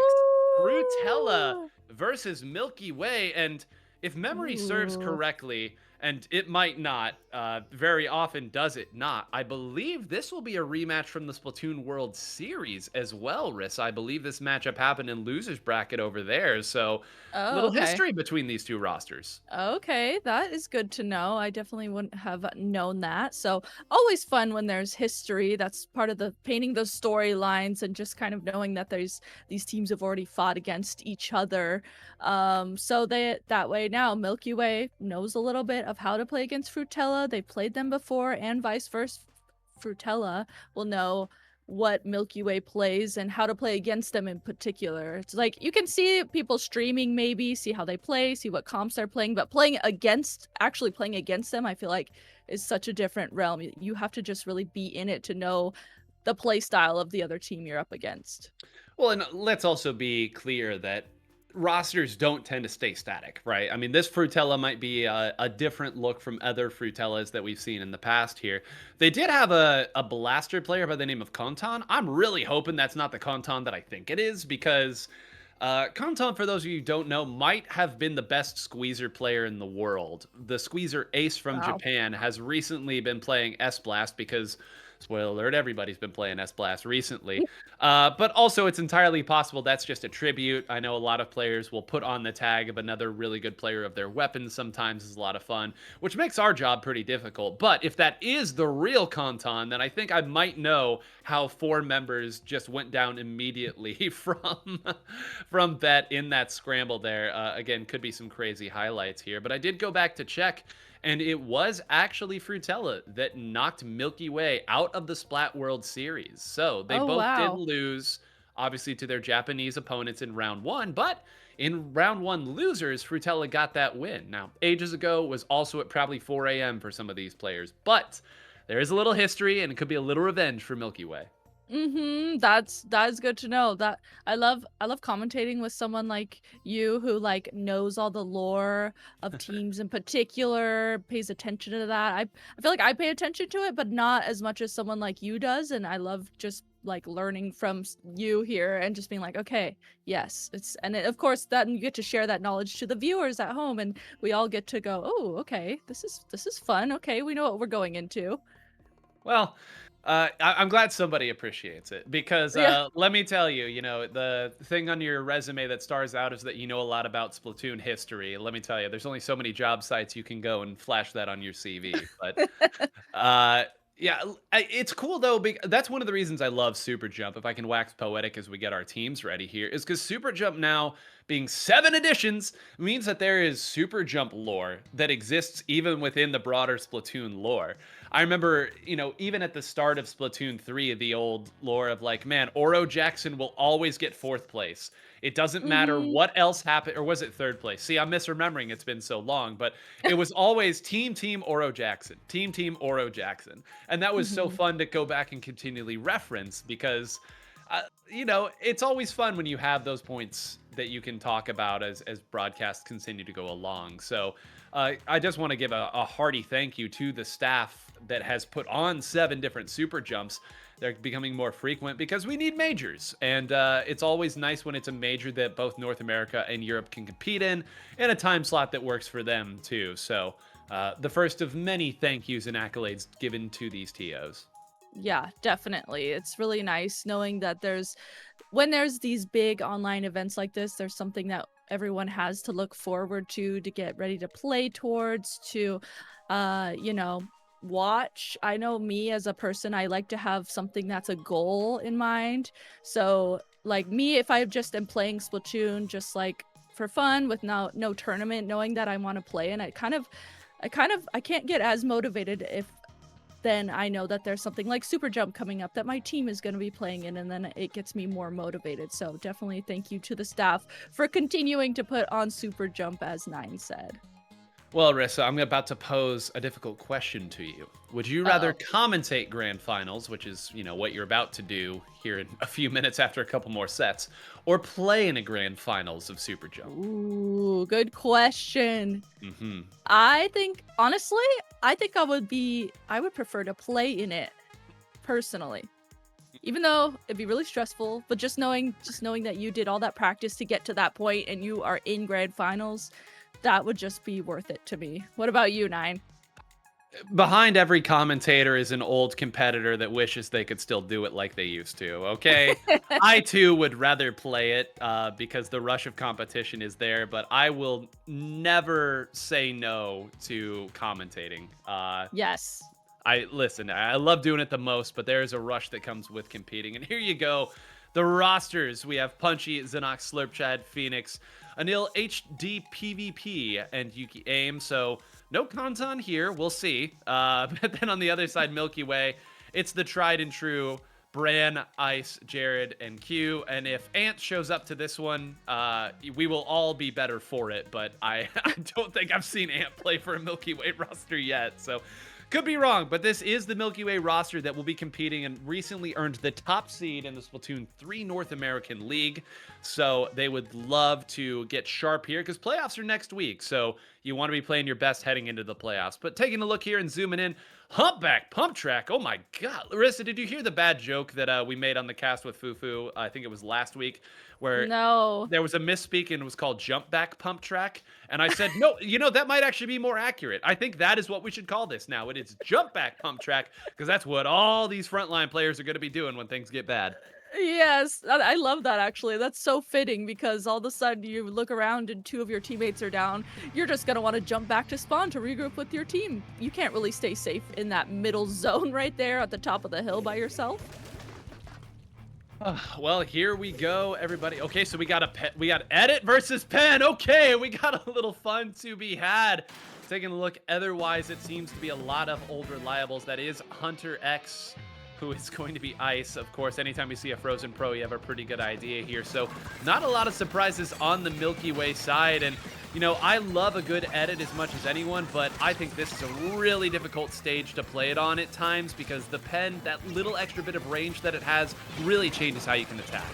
Yeah, there's a lot of good positions for that pen to stand on and be safe and just have those sniper type positions to be in. And if you're on the other team and don't have a pen, that pencil's just going to be consistently poking at you and using the range in a safe position. Go. I think, yes, finally a couple do go down, and there it is. Jumping back, of course, is Brandon. Actually lands right next to Jared. That was so cute the way that happened. But Jared now going way in and fighting. You know, something interesting about the way that Jared tends to play those dualies here is that show loves to fight it out here and sometimes being the first into the fights with those, whereas some dualies maybe are the second or third into the fight, but willing to get up and mix it up kind of opens things up for the team. But as it stands right now, Rissa, they're kind of content just shuffling around and waiting for the moment to attack. They have not had a real move forward, although with Q flanking, maybe that has opened up. Yeah, Q's like, you know what? I can go ahead and flank here. It's safe. And does just that. That has created a great opening for Milky Way to be able to finally take the zone. That was a bit, you know, back and forth there for a while as each team was trying to get their footing initially. And now with no penalty, or excuse me, little penalty points here, Milky Way is just trying to hold on to the zone. It's looking like it's coming back to that back and forth point that this started as we see Fruttella coming in and getting the zone once again. Fine, I'll do it myself. I mean, when the flanking pen is what breaks things open, you know we've entered the Bizarro world. But yeah, you're absolutely right that this is now sort of in the back and forth spot. You see right now Q fighting it out with the edit on the other side, which means it's going to be a frontline scramble in the center. Jared does get the better of that. They weren't able to get the zone. True. Okay, I was going to say just one more should give them, and that's going to be two that goes down. And with Jared in the crab tank, they'll try to stall it out, and it appears that they've done so. So Milky Way does get the better. I love the way that they're kind of using this flank. We saw Q use it, then Jared use it, and now Ice is making use of it. They always keep you guessing on this side and always force you to look this way. When you know that it's going to be the same weapon flanking in that same spot over and over, it gets so predictable, and you're just going to be able to anticipate that. But like you said, with Milky Way having different members of their team flanking, that's just completely, can, make the other team not know what's going to happen and make them question how they want to approach things.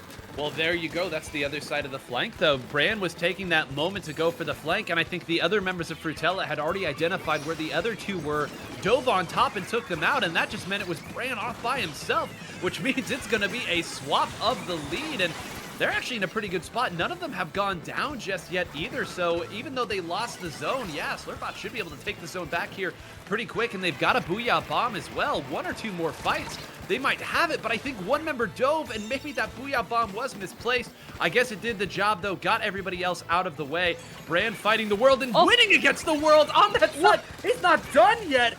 Bran takes 2.5 out, and okay, there you go, Rissa. Great plays. Great players make great plays. Blah.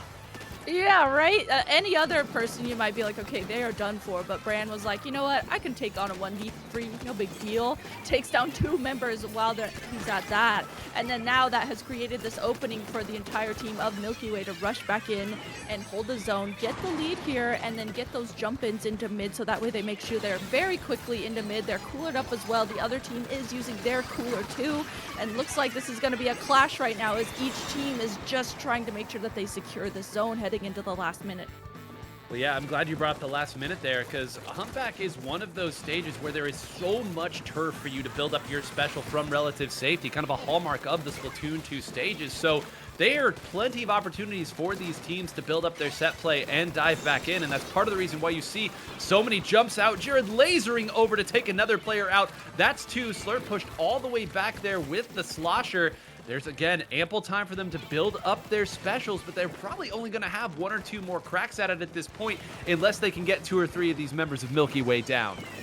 All right, Milky Way, they know that they need to be ready for specials coming in from Fruttella. Fruttella using the tri-strikes there to help them cap the zone. Looks like they're trying to rush through those as well to solidify capping the zone and holding it. But Milky Way was right there, and 2 members go down on the side of Milky Way, headed into overtime. Fruttella in control of the zone. Are they going to be able to hold this, 9? Well, here you go. This is not that many penalty points for them to move through. You see Ice diligently building up these Tentamissiles, waiting for the right moment. Goes after 2. Now Bran gonna toss it in here. Will the Slayered specials be enough? Will it flip by itself? Will it be enough? There's still players up there turfing. Just a few more, but with 3 down, it's just punchy, and that will not be enough. Milky Way finds the fights after the specials come through, and the rest of these teams are so good at, as soon as the engagement specials go down, who is my target, where are they, and how do I get them to 100 damage? Right. I love when I get to like watch someone streaming and hear like when they have a shot caller making specific calls and just learning through that in particular, because I'm sure on both teams here someone was making some good calls on each side, because they were both making things happen, and just seeing how they were both able to just not hesitate, use their specials when they needed to, and make things happen off of that was so good. Didn't really feel like neither team or the other got locked out, really. It felt pretty back and forth in that first match. Yeah, and to kind of go back to a point that we made earlier on, Humpback Pump Track, as many Splatoon 2 stages, gives you so many opportunities to build up your engagement specials and find a way to break back in. And to kind of get real micro-analysis here, I won't say the advantage fully goes to the attacker in situations like that, but when you on the defensive side have to respond to the opponent's specials, it means that when you see their triple ink strikes go out, you usually bring yours out second. And if that's the case, it means that you might be in the back half of your special when the opponent then comes and attacks you, because they threw their special out first. So again, that's one of those scramble situations at the end we could kind of break down and analyze in and of itself. But a great showing from Milky Way. They hold strong. Still have not dropped a game in losers, by the way. And it looks like Fruttella going to keep them on splat zones, but this time to Umami Ruins. Okay, Umami Ruins. This is going to be the first time 9 and I have watched it here on the stream played out. This is one of those ones where I just immediately think of how tough the lockout can be on this one. If the other team is in your spawn, you are having a difficult time getting out here. So knowing that Fruttella picked this one in particular, very curious what their game plan here is and what the angles that they're going to have everyone take. Let's see what the weapons are first. This is one where sometimes we'll see a change or two. It doesn't appear that it's going to be from either of these squads, though, although Ice is going to be switching over to the Forge, so kind of an interesting note there. Ice almost always will play a missile weapon when it is available, so they must really like something about the Booyah Bomb or maybe some of the angles the Suction Bomb can play on here, so great show early on. I love kind of how the early scrambles go here because of how teams tend to stack up their attackers on this side. The Forge and really the pro class as a whole being able to fire at ranges that you're not familiar with is going to start the chaos and open it up a little bit for Milky Way. They'd love to kind of get a couple more here, but it appears now that they've got their backliner pushed up. Well, no, I shouldn't say that because their frontliners got taken down too quick. I'm just going to stop trying to figure out what goes on at the start of these games, Rissa, because I can't tell who's got a firmer hold. I know, right? Right there, it looked like initially Milky Way, they were going to do a good job at least holding their side with Jared using that crab and just Jared and Q there holding space with their frontliners around that. But then all of a sudden, Fruttella here, they were the team that was able to take this top mid initially. That's really important on this map, is making sure that you have control of this top mid. But finally, Fruttella does have 2 members go down, so Milky Way are going to be able to finally come in here and get the zone. But I mean, even though we're seeing Punchy here is just taking on the world here on this top mid with this Splash-O-Matic, finally gets called out as well. Yeah, and you bring up a great point there. Not only is it controlling top mid, it's what weapon did you take top mid with, right? Because earlier we saw Q was the one to go up to top mid. Not the best weapon at defending itself close range, especially if there's a special coming through. You see Punchy go up there, have some better results, but there were just too many frontliners still up there for Milky Way, and now they're going to start to cycle these specials. Somebody got over here on this side and turned it awfully orange. It appears that maybe it's Slurp. Ice is just diligently trying to keep this zone and figure out where the attackers are coming from. But they're finally in control, and it will be a swap to the lead. Yeah, we're seeing Jared, Bran, and Ice there rushing forward together, taking on that team fight together. That is so important to make sure that you are not taking on fights alone and are doing it with your teammates. And they are already players that have that type of team synergy. They didn't even hesitate. They rushed forward and took that space immediately. And now finally they have the map painted blue. They're in control of the zone, and their points are counting down very quickly. Very quick, and they still got control, okay, through all that, and they still have Q in a great position. They now know where the other 2 attackers are. Can they rotate back here and take out Punchy? If so, Q should be free to move. It's going to be a trade, and that push forward will give them at least... Okay, no, full-on control here. I thought it might have been sort of a desperate flip of the zone to put some points out, but they had what looked like a good position. I think that right now just the range that they're having to deal with here from Ice and lack of control of top mid has made it a scramble, but they've kept this one at least reasonably close. Fruttella fighting well and pushing members back. They just haven't quite got the firm hold. Fruttella really having to figure out how they juggle the range of that Pro and Q's pencil, just the way that Milky Way is playing that and making sure that they guard areas of the map. Finally, Fruttella able to slowly come in here, take control of the zone. Punchy there once again on top mid and was using their crab tank to just solidify taking that space. Finally though, Fruttella in control of the zone. They have no penalty points as well, but we see Milky Way. They got jump-ins coming in. They are not even hesitating here. They know that they need to take this zone back for themselves. Well, you saw that Punchy was waiting there for the member that was guarding Q to move away. Now, Jared, here's your crab, but it gets shredded immediately. Oh my gosh, that went so fast. They did. They applied a penalty there. That had to be the shortest amount of time that it could be held. I can't believe that they held it just long enough, and that may be the difference here as they go on. A couple members now have to scramble back out.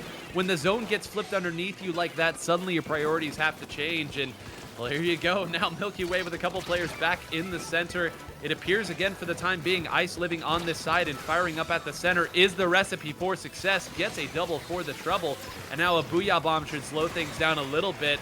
Milky Way hasn't quite gotten a firm hold. Finally, they do have control. And if they get Q back up on this center, I don't know if Fruttella is going to be able to break out again. I know with the 40 seconds remaining of this match, and the way that Milky Way is setting up really nicely here to defend the zone. I don't know either if Fruittella is going to be able to get back into the zone. You can see they're staying back. They have their specials ready. They just need to make sure that they use them correctly. It looks like this is the opening that they need, as they are able to take down Jared. We see Punchy using this crab as well to come in through the right side, paired with the Booyah Bomb, and all of that paid off nicely for them as they are now in control of the zone. They just need to figure out how, if they can head into overtime, could hold the zone. They do have 2 members down though, and it's looking like Milky Way here is going to be able to come through and get the zone back. Yeah, and watching this now as the game kind of crawls, you start to see that Milky Way may have given them that zone flip. I mean, they didn't exactly like lay down, like they were still firing forward, but Brand jumped out awful early in that fight, maybe a little earlier than he would have normally if they needed that. They had the specials there. They knew that the members of Fruittella were going to run right into their base to try to push forward in that position.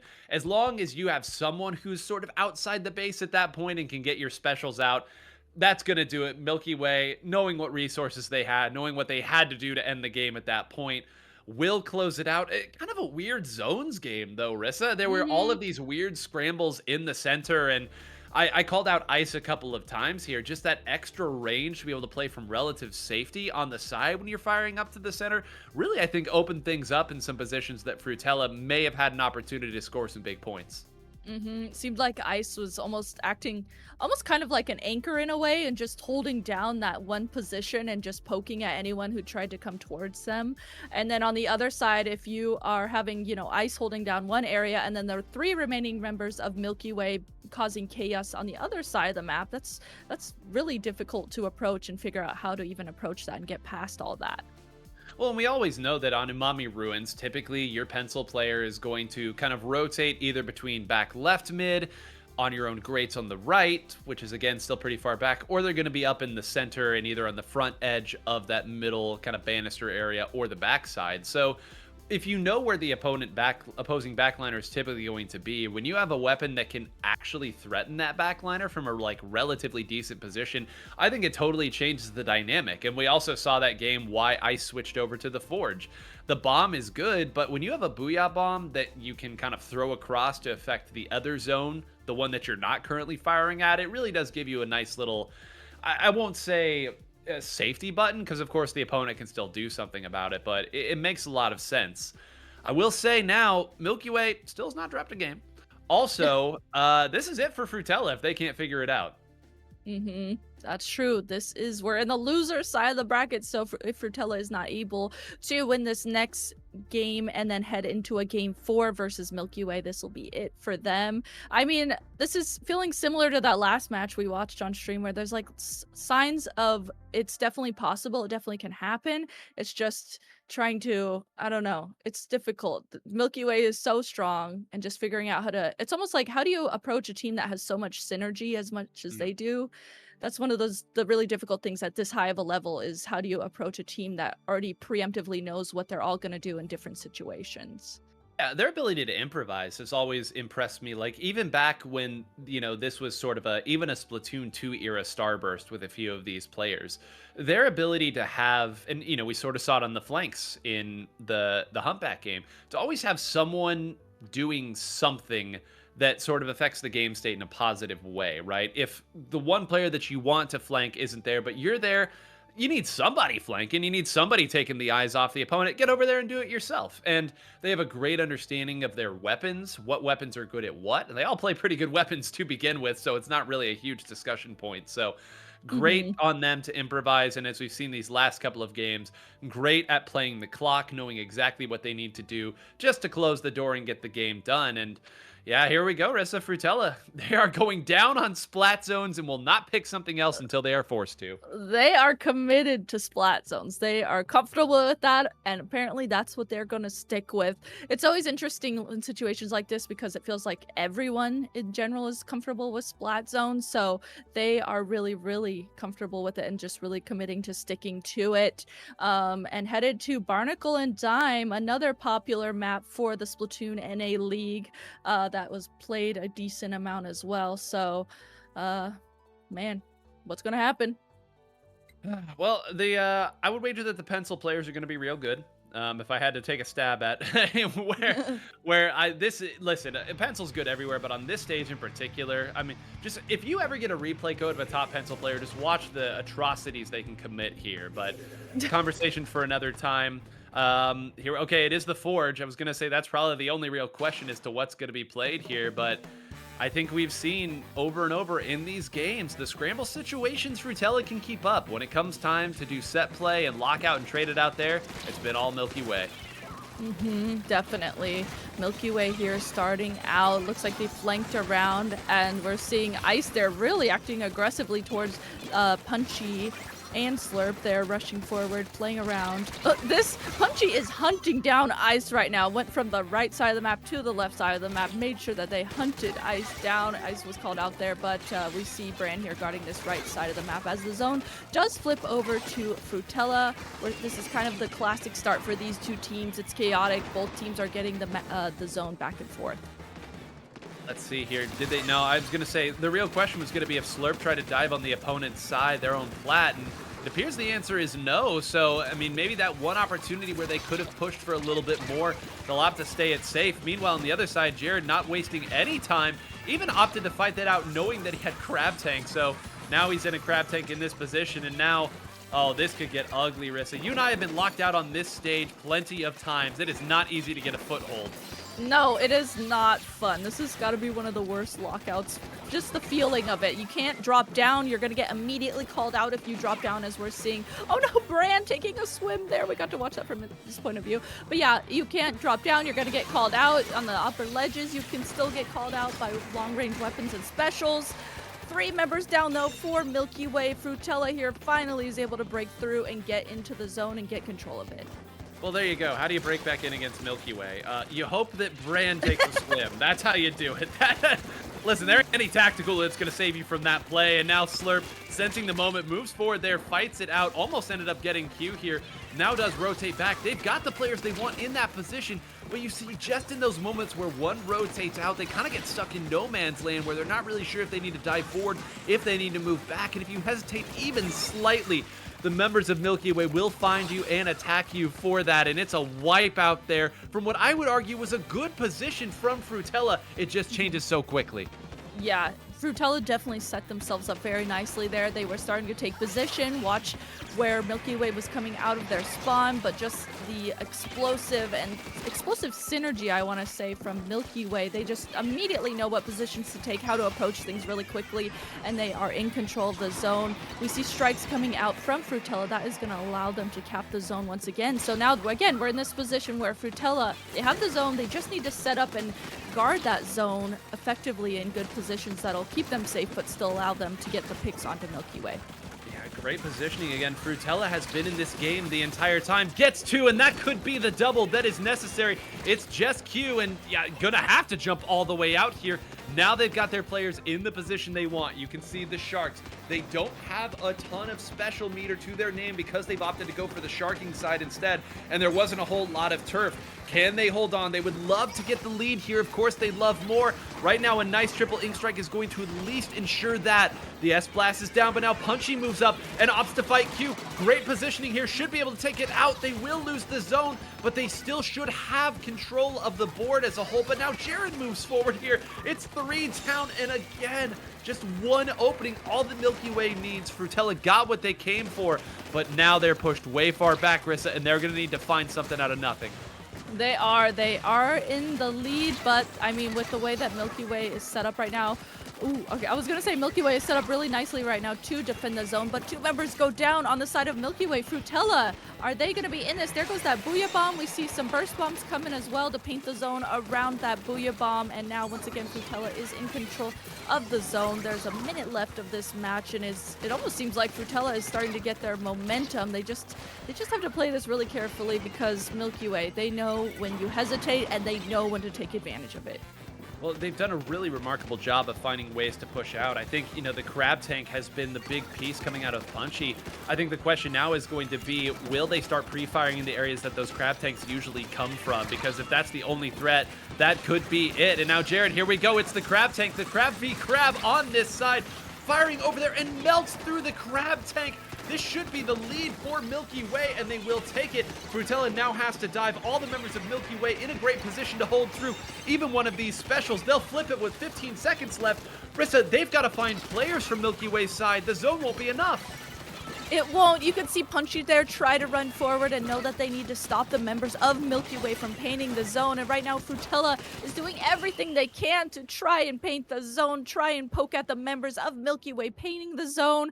But it just wasn't enough. Milky Way knew that they needed to stay back and play very safely there at the end. Milky Way taking game 3 and taking this set of Alpha Losers semis versus Fruttella. Man, you know, so many of the Splat Zones only sets that we see, you can kind of see beyond simply being comfortable with Splat Zones, why teams like going to Splat Zones. Because in every single one of those Splat Zones games, there was a moment where you're like, okay, Frutella's got this, or they've got a chance.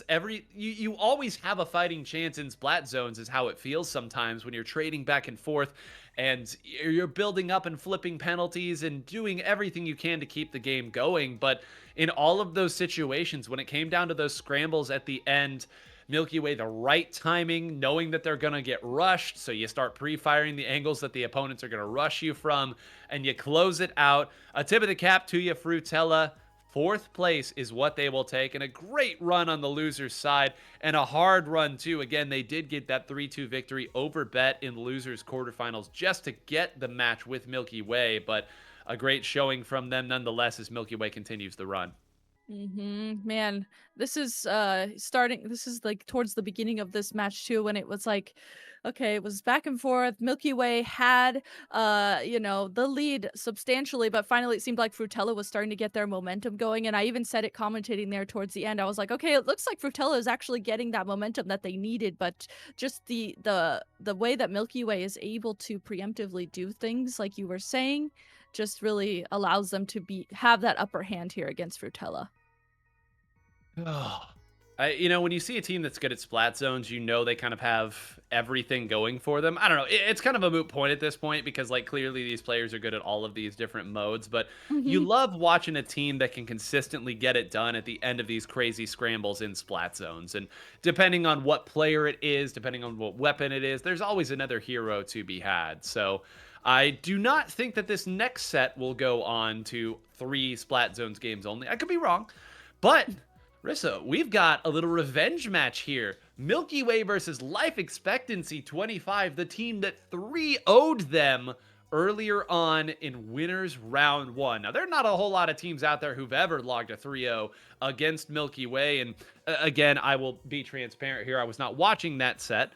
But it will be very interesting to look back on it, see what happened, see how it happened.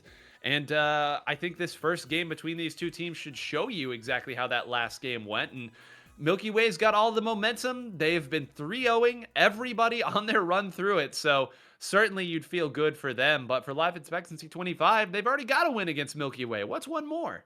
Yeah, that's one of the best feelings as a player when you go into the bracket later on, knowing that you already not only beat that team, but also in this situation 3-0'd that team. That's got to feel so good going into this next match if you're Life Expectancy 25. But again, like you said, Milky Way, they've been 3-0'ing everyone here on the losers side of the bracket. They have, their hands are warmed up. They know what they're doing. They know how to play. And maybe it was just one of those moments where it was at the beginning of the tournament. You didn't warm up necessarily as much as you wanted to. But man, with the way that the explosive play style from Life Expectancy 25 headed into this first match, I'm very curious how that looks up against a more calculated team like Milky Way. Well, the mini Splatling is going to be the interesting piece, and I've said this on 3 or 4 broadcasts now, so let's go ahead and make it a 5th. I don't think that there's been a weapon recently that has been more of a winner than the mini Splatling family. They have just been tearing things up, and it's kind of interesting to look at the ecosystem of, is this because, the S-Blast is running through things now and you need a weapon, a support weapon that's got a little more range.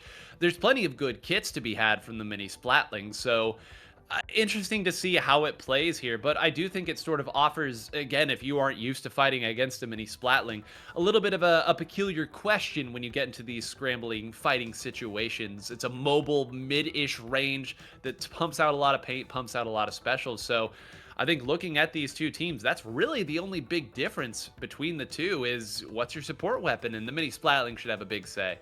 That's a good point to bring up. And the mini Splatling, you know, like you said, if you're not necessarily used to playing against it as much as other weapons, that's one of those weapons where I don't know about you, but like me, I'll be like, oh, it's a more supporty weapon, it's not going to be aggressive, and then all of a sudden you're playing against someone who's really good at it, and they just rush you down and play aggressively with it and don't even hesitate, and that just, for me, that just completely scrambles up my mind, and I'm like, oh wait, I need to approach this differently.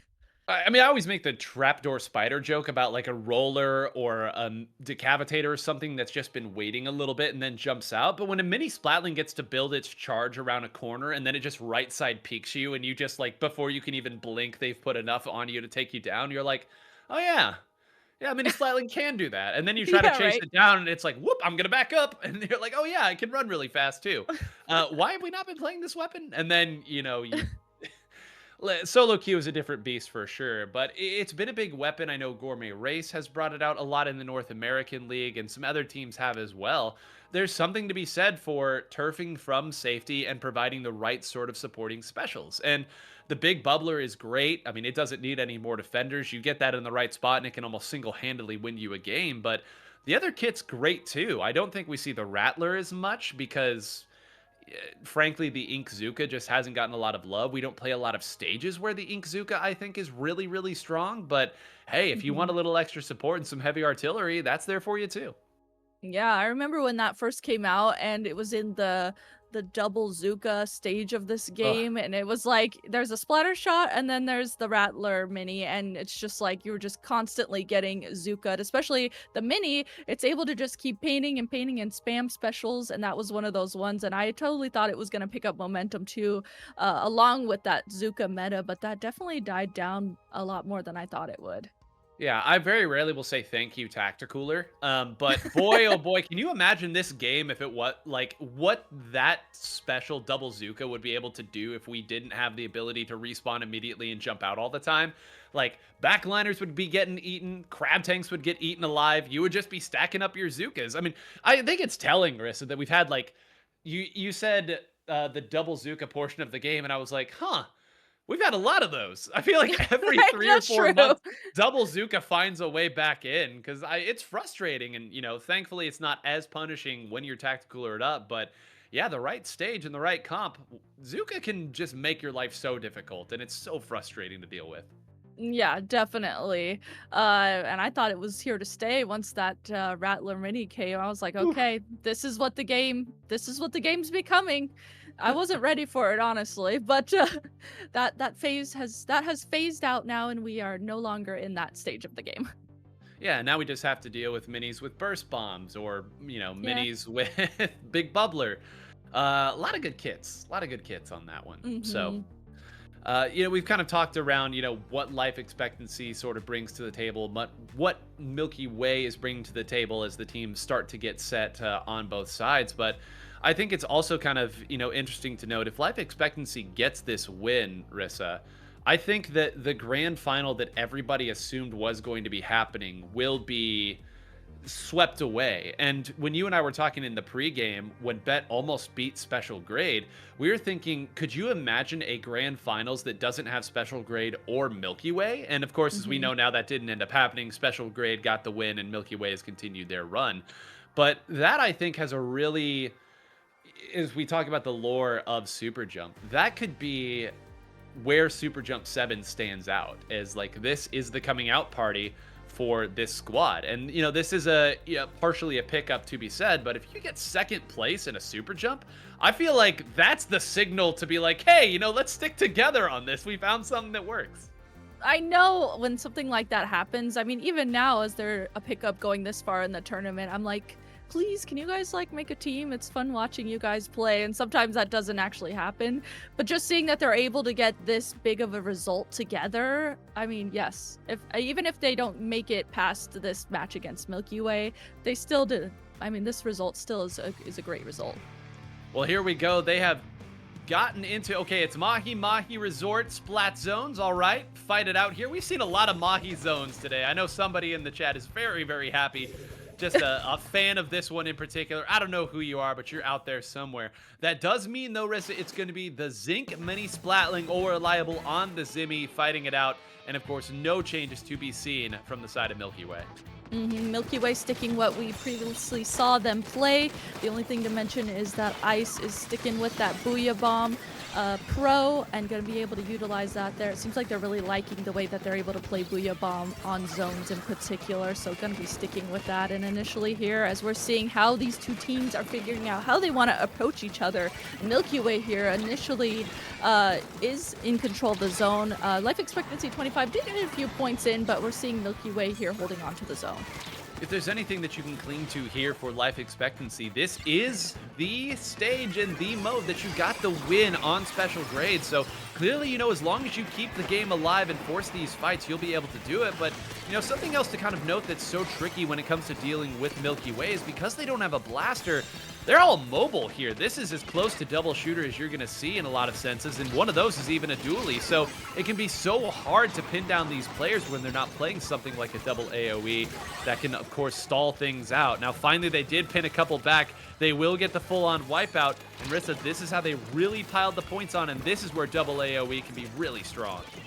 They got to be feeling really good right now. This is a map and mode that they know that they're comfortable with. They know the positions that they want to take, and they know how they want to pair up here, especially as we're seeing the Blaster and Pen paired up here on the left side of the map. You can see them all rotating now, for the most part, over to the right side of the map and making sure that we're watching all angles. They're doing a great job here at just holding the zone as much as possible, but Milky Way finally trying to slowly come in.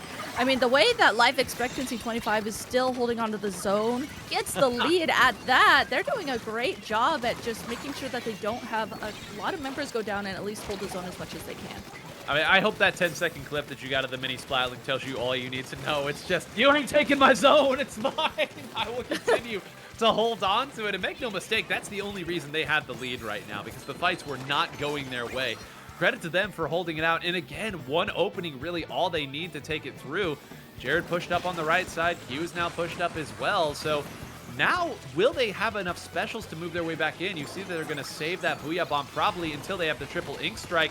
And sure enough, they're going to throw them both at around the same time. But all that time gave Milky Way the opportunity to build up their own counter specials as well. I was going to say, I'm a little surprised Ice didn't try to take the zone back, but they had everybody else to move forward there. If the Zimmy goes down here, this could be it for them. And with that going down, Rissa, I'm not sure who's left to try to take this zone. Yeah, we're seeing two members here close to the zone from life expectancy 25. They're doing everything they possibly can to paint the zone. Cooler comes out as well, not able to paint the zone if they are using that cooler, so they were not quite there at the last second to paint the zone and at least cap it for themselves. Milky Way takes game 1 versus life expectancy 25 in losers finals. And you talk about the order of operations in Splatoon. That is a perfect example of why realistically, Ice probably just fought the Zimmy because the Zimmy was right there to be fought. But Ice winning that fight meant that even if Ice goes down there, you have a Pen and you have a dually left that are going to be working on that zone. If Ice gets away, you've got that, again, pseudo double shooter that we've talked about. And the opponent doesn't have their Zimmy. I mean, it's not going to be the S-Blast that paints the zone, and the sloshers you feel are probably going to cancel each other out. They're going to throw their triple Ink Strikes on it on the other side, and then it's just Pen v Pen. So you really open things up for yourself when you take out the opponent's best painter in that situation. And again, life expectancy 25, when they get their hold and can force these fights, they can keep pace with anyone. I hope that's apparent right now, but I hope it's also apparent that Milky Way just does not seem to lose splat zones, and sure enough, life expectancy will not take them to a 5th consecutive game of splat zones. Instead, it's going to be tower control on Hagglefish. Tower control on Hagglefish. Okay. I'm very curious to see how this will go. I can definitely see the vision here with that S-Blast going to be able to get over the ledges that the different ledges and layers that this map has. They're going to have that big bubbler to ride the tower. And they did a really good job, I think, in that first match up against Milky Way. So I see the vision here, and we'll see how this plays out headed into game 2. Take a deep breath, everyone. Still plenty to be had. It's going to be a swap over, I believe, to the vanilla. I'm just not even going to talk about what comp Milky Way is running at this point. But I do think that's an interesting choice here, Rissa. Do you think that it's simply because the Ultra Stamp and the explosive play that it offers? Because, I don't know, Zimmy here, I think even if it wasn't tower control, I find Big Bubbler to be very strong. Yeah, I think so too. I think maybe I agree with what you said. My first initial thought would be I feel like it makes the mini a little bit more aggressive. People who are good with the hammer and able to rush into things or throw the hammer perfectly to help their teammate. That's what the vision I can see with that. But yeah, who knows? Well, here it goes. It's already been taken down now. And with Jared with this crab, you think a couple more are probably going to follow suit. Oh man, you see where that got thrown? Okay, finally the hammer does come in, and now you maybe see a little bit what the pick there was, but it's never nice when your triple ink strike lands like right in front of where you threw it. Here probably means you felt like you were gonna get rushed, so you tossed it down, but that means it is not going after the tower, and the tower happily over there, nobody even firing at Ice. That's a checkpoint down, and Milky Way still rolling. Yeah, Milky Way able to get through that checkpoint. Ice here is going to use that Booyah Bomb as well to create space for their team to rush this top right map area. There's that hammer taking down 2 members. It was so close to 3 as well. I think maybe we're seeing why they picked hammer. Want to play more aggressively and utilize that to make that mini a little bit more aggressive. Maybe that's the thing they thought they were missing. A little bit more aggression to play against Milky Way. When you talk about checkmate situations too, when you're in that top right tinted alcove there and you pull out that hammer, there's nowhere that the opponent can go. They can't juke left, they can't juke right, and if it's already going at you, it means that you're stuck at that point. So here we go. Now life expectancy, the chance to fight it out, and you see immediately trying to build up another hammer there is the mini, and okay, I mean, Q gonna try to make things interesting, but this is gonna be a tough fight on that side. They're going to cycle specials, hold it through, and that's a checkpoint down. And once again, it's a life expectancy finding a way. They are. They're so close to getting the lead. They are able to get the lead with using that hammer on the tower. Okay, they were like, you know, even though we don't have Big Bubbler to use on the tower, we can just hammer on the tower. You can't approach this. You know what? That works too. Hey, listen, whatever tools you've got, all right? You got to use every part of your kit in whatever situations that you can. And now this almost feels like a Splat Zones game, Rissa. Like, am I wrong in saying that it seems like these teams are just trading like, all right, I've got my specials. Now you've got yours. We're going to push back in. Now you're going to take it. This hammer, once again, is making our lives difficult. Let's trade it and try it out again. Now a crab tank comes in, and we're just going to throw everything to the wash. Yeah, totally. I agree with you. It's like a well-oiled machine in terms of how a Splat Zone match is typically set up with specials and each team back and forth using their specials. I think one of the things that's interesting is I feel like Milky Way, they know to stay back and let the other team use their specials when they need to, but it doesn't seem like they're able to play that way against life expectancy. Life expectancy can counter that typical playstyle from Milky Way. However, Milky Way now on the tower, very close to switching over to getting the lead. We see Ice there tries to jump on and push the tower, just those few points to get the lead, not quite able to do so. Now another member of Milky Way goes down, and a life expectancy 25 able to just hold on just by that little tiny bit to hold on to the lead. You know, I don't want to keep hammering the same point, pun definitely intended here, but Jared had crab and was about to pivot over to another spot to use it, and the hammer got thrown and took out Jared before. Listen, Jared's got some of the fastest reactions you'll ever see, but can't react to that being thrown at you as well, that sort of hitbox. And that was really where that push started to fall apart, is they were really banking on that to kind of clear out some of the range pieces, and now Jared says, all right, I'm just not even going to give you the opportunity to take me out in crab. Although I say that here, and now Jared's kind of turned around wondering where to fire here. It appears the rest of the squad did enough work. Ori's going to jump out, so Rissa, this is another opportunity for Milky Way. You see they don't have anybody up on that top right alcove area, and Brand's not even, well, okay, he is going to save one for that left side. They actually took the pen out here. This should be their chance. This should be their chance, and it is. They're able to get the lead off of that by just 1 point, but they're having to make sure that they're watching all these angles around the tower. The pencil is back and is actually the last member up from life expectancy 25, so finally Milky Way able to get their footing, continue getting points here on the board. And with only 20 seconds remaining of this match, it's looking like this might just be game here. Milky Way has control of the tower and in general has the lead, and they also are, wow, it's just spiraling here. Members of the other team just keep going down. Milky Way holding on to their specials. There's a Booyah Bomb just to solidify holding on to the tower. Why not? Milky Way takes it.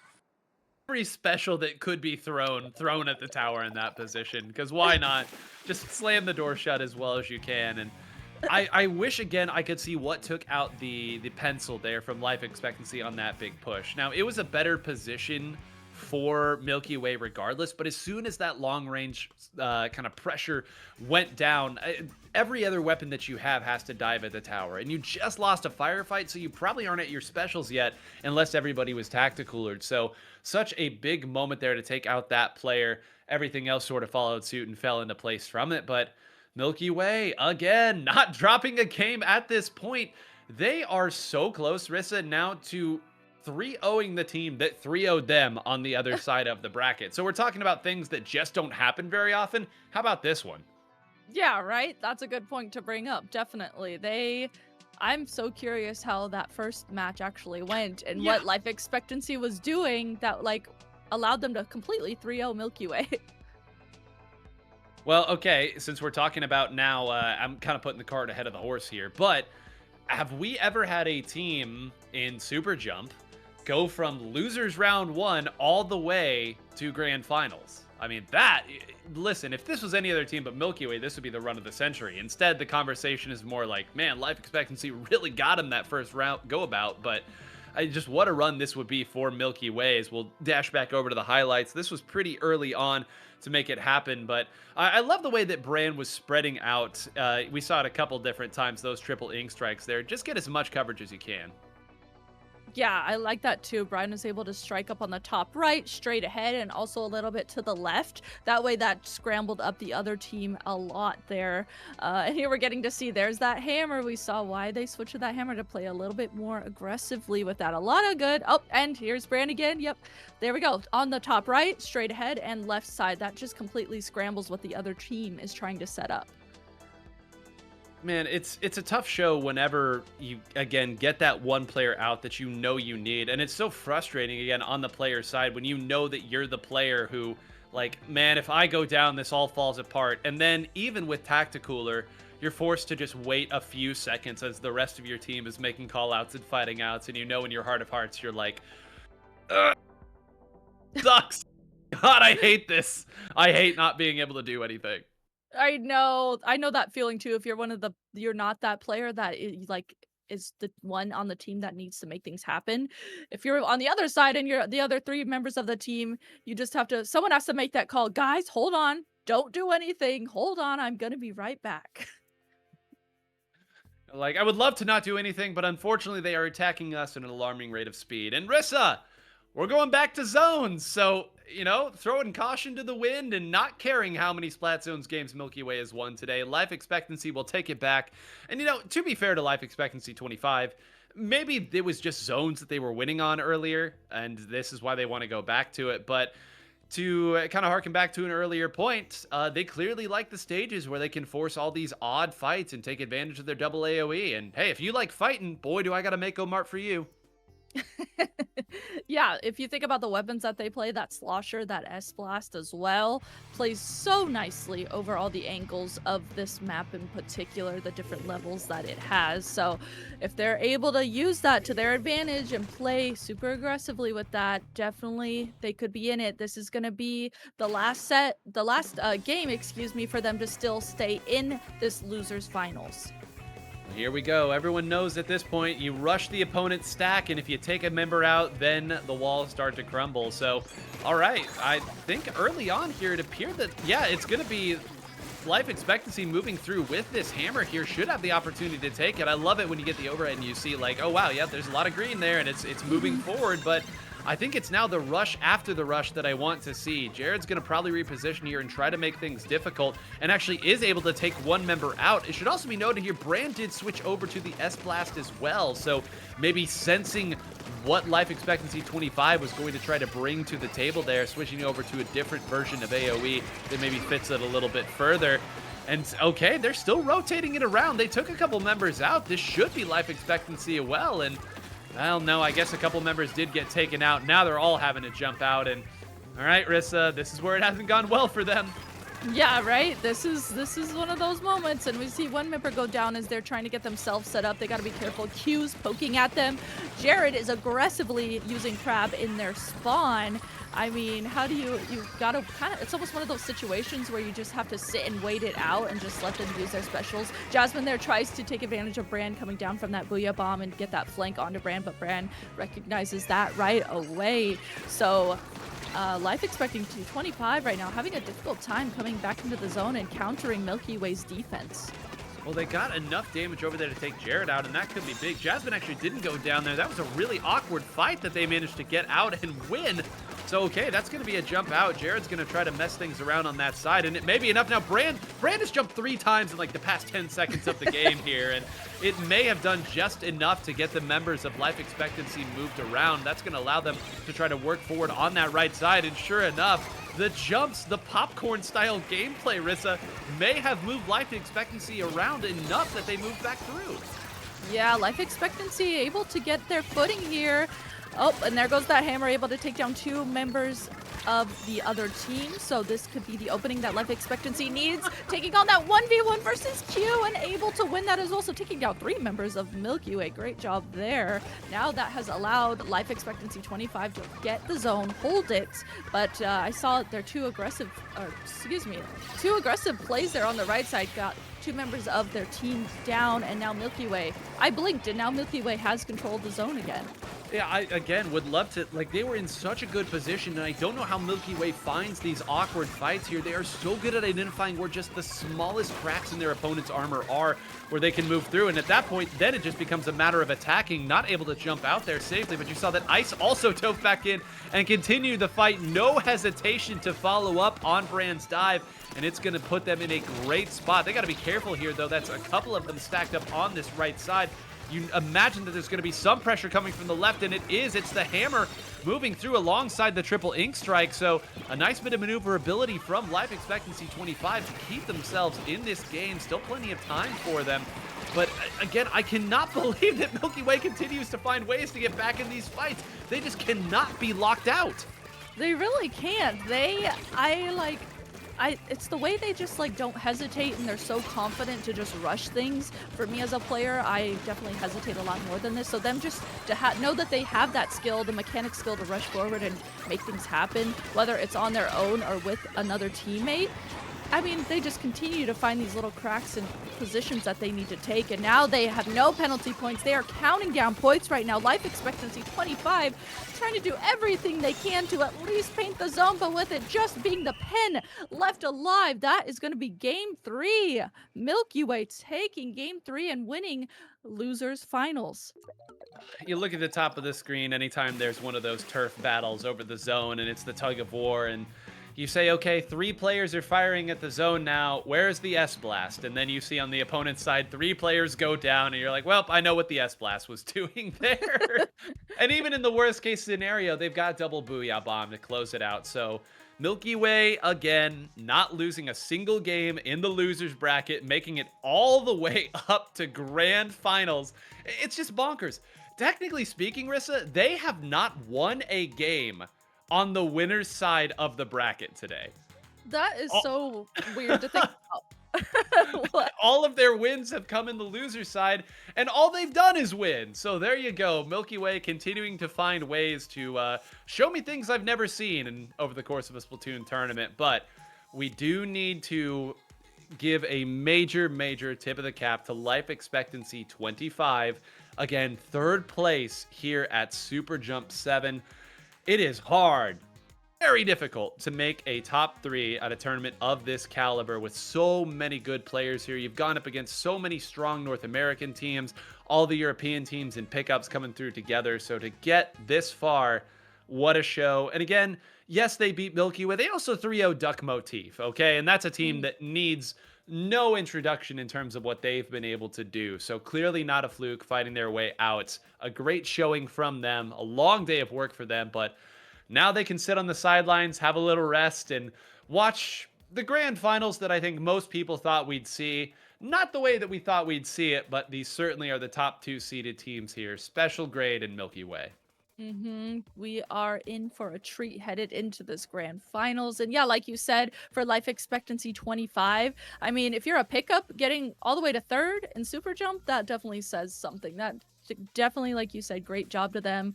And they a well-deserved 3rd place because getting all the way up through the bracket like that is really, really tough in this position.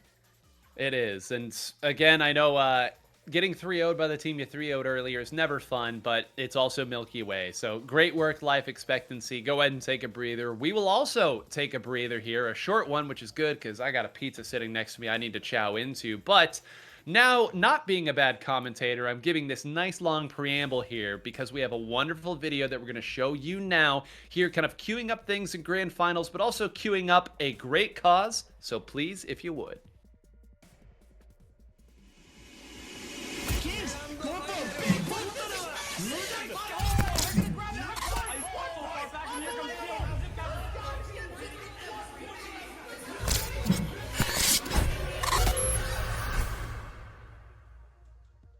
And with that, the stream comes to a close. Congratulations to our winners once again and every player that has shown their strength on the battlefield.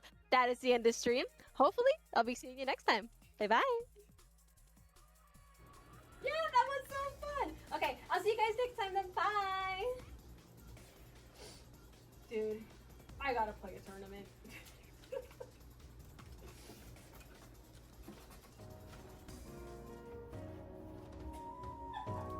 At Raise for Rices, we're taking your usual tournament and flipping the script. This time, your favorite TOs, casters, and community contributors are picking up the controller and competing in a draft tournament for charity. These are the people who help run our scene, but can they actually play the game? Of the over 140 participants from over 30 organizations, only 4 can come out on top. We're raising money for Raíces Texas, a nonprofit that provides accessible legal services to immigrants and asylum seekers. By donating to their cause, you're giving direct aid to those who need it most. So here's how the draft works. Each team starts off with a captain, and let's say that's me, for example. Every player is assigned a skill level between 1 and 4, including the captains. So for my team, I'd like you, definitely need you, and let's go with you for my 4th. By the end of the draft, each team will be comprised of 1 player from each skill level. Want to know who teams up with who? Find out with us live. We'll be streaming the whole thing. The competitive Splatoon community is coming together to support a great cause, and you won't want to miss it. To keep up with the action, follow us on our socials and join our Discord for more information on how you can donate to Raíces.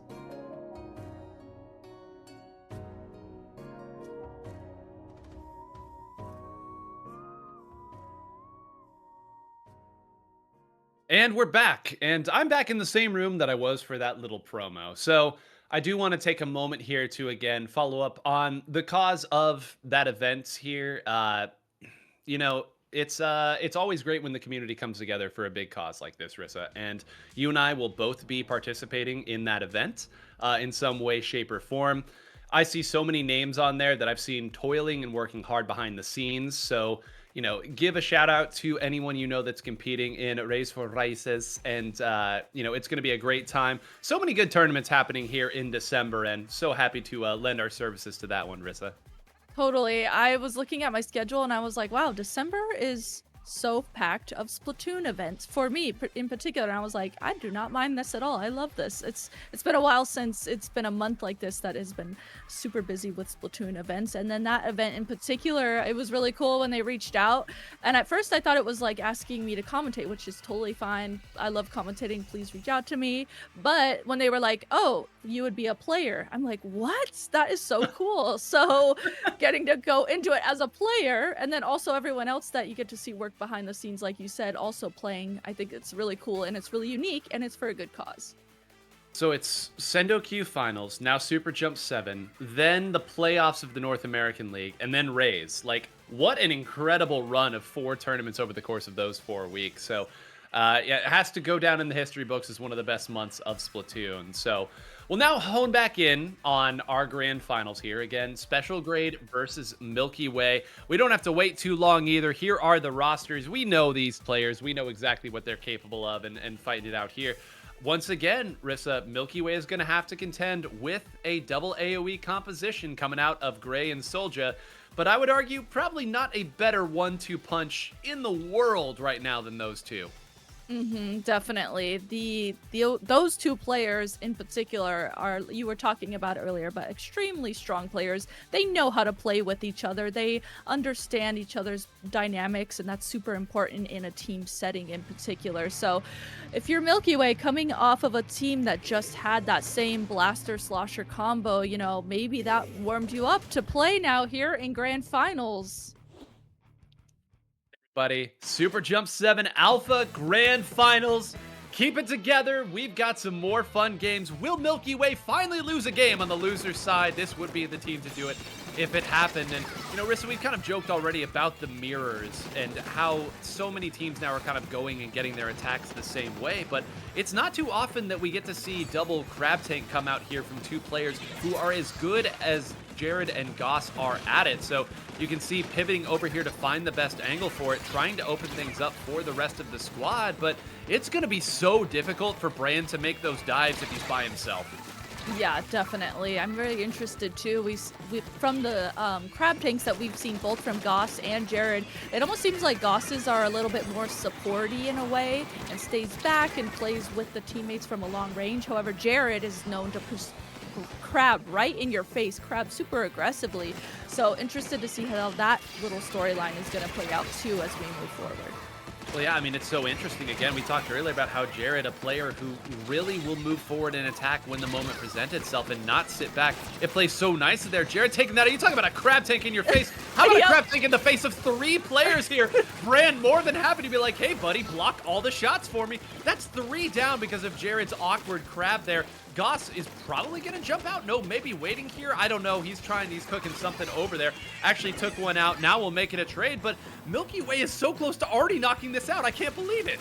Yeah, we barely even really got to highlight and talk about these players, and Milky Way right now is counting down. Special Grade needs to get to the zone and at least paint it. Goss there tried to do everything he possibly could to get to the zone there on that right flank and wasn't quite able to do it alone, was immediately called out by people from Milky Way, and Goss had to start trying to take on a 1v1, a 1v2 instead of even painting the zone.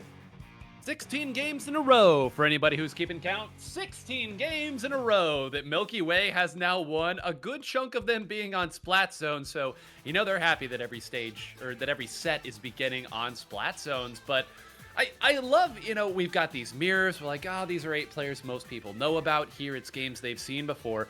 And I made the joke earlier, Milky Way always finds a way to show me something I've never seen before. And yes, we've seen bonkers crab tanks way up in your face, but Jared crab tanks there and just immediately goes into rolling form and is bouncing about like a pinball, and Brand comes in and dives in on the top of it. So how do you find ways to break back in situations or push the opponent back in awkward situations?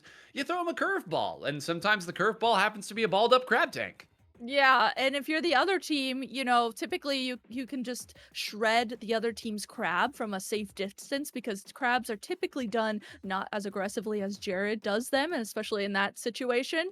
But in this case, if all of a sudden Jared just crabs right in your guys' face and then Brand runs through that, how do you react to that? That was so difficult to react to, and I love too that Jared, like I was just talking about that, and then all of a sudden Jared does it.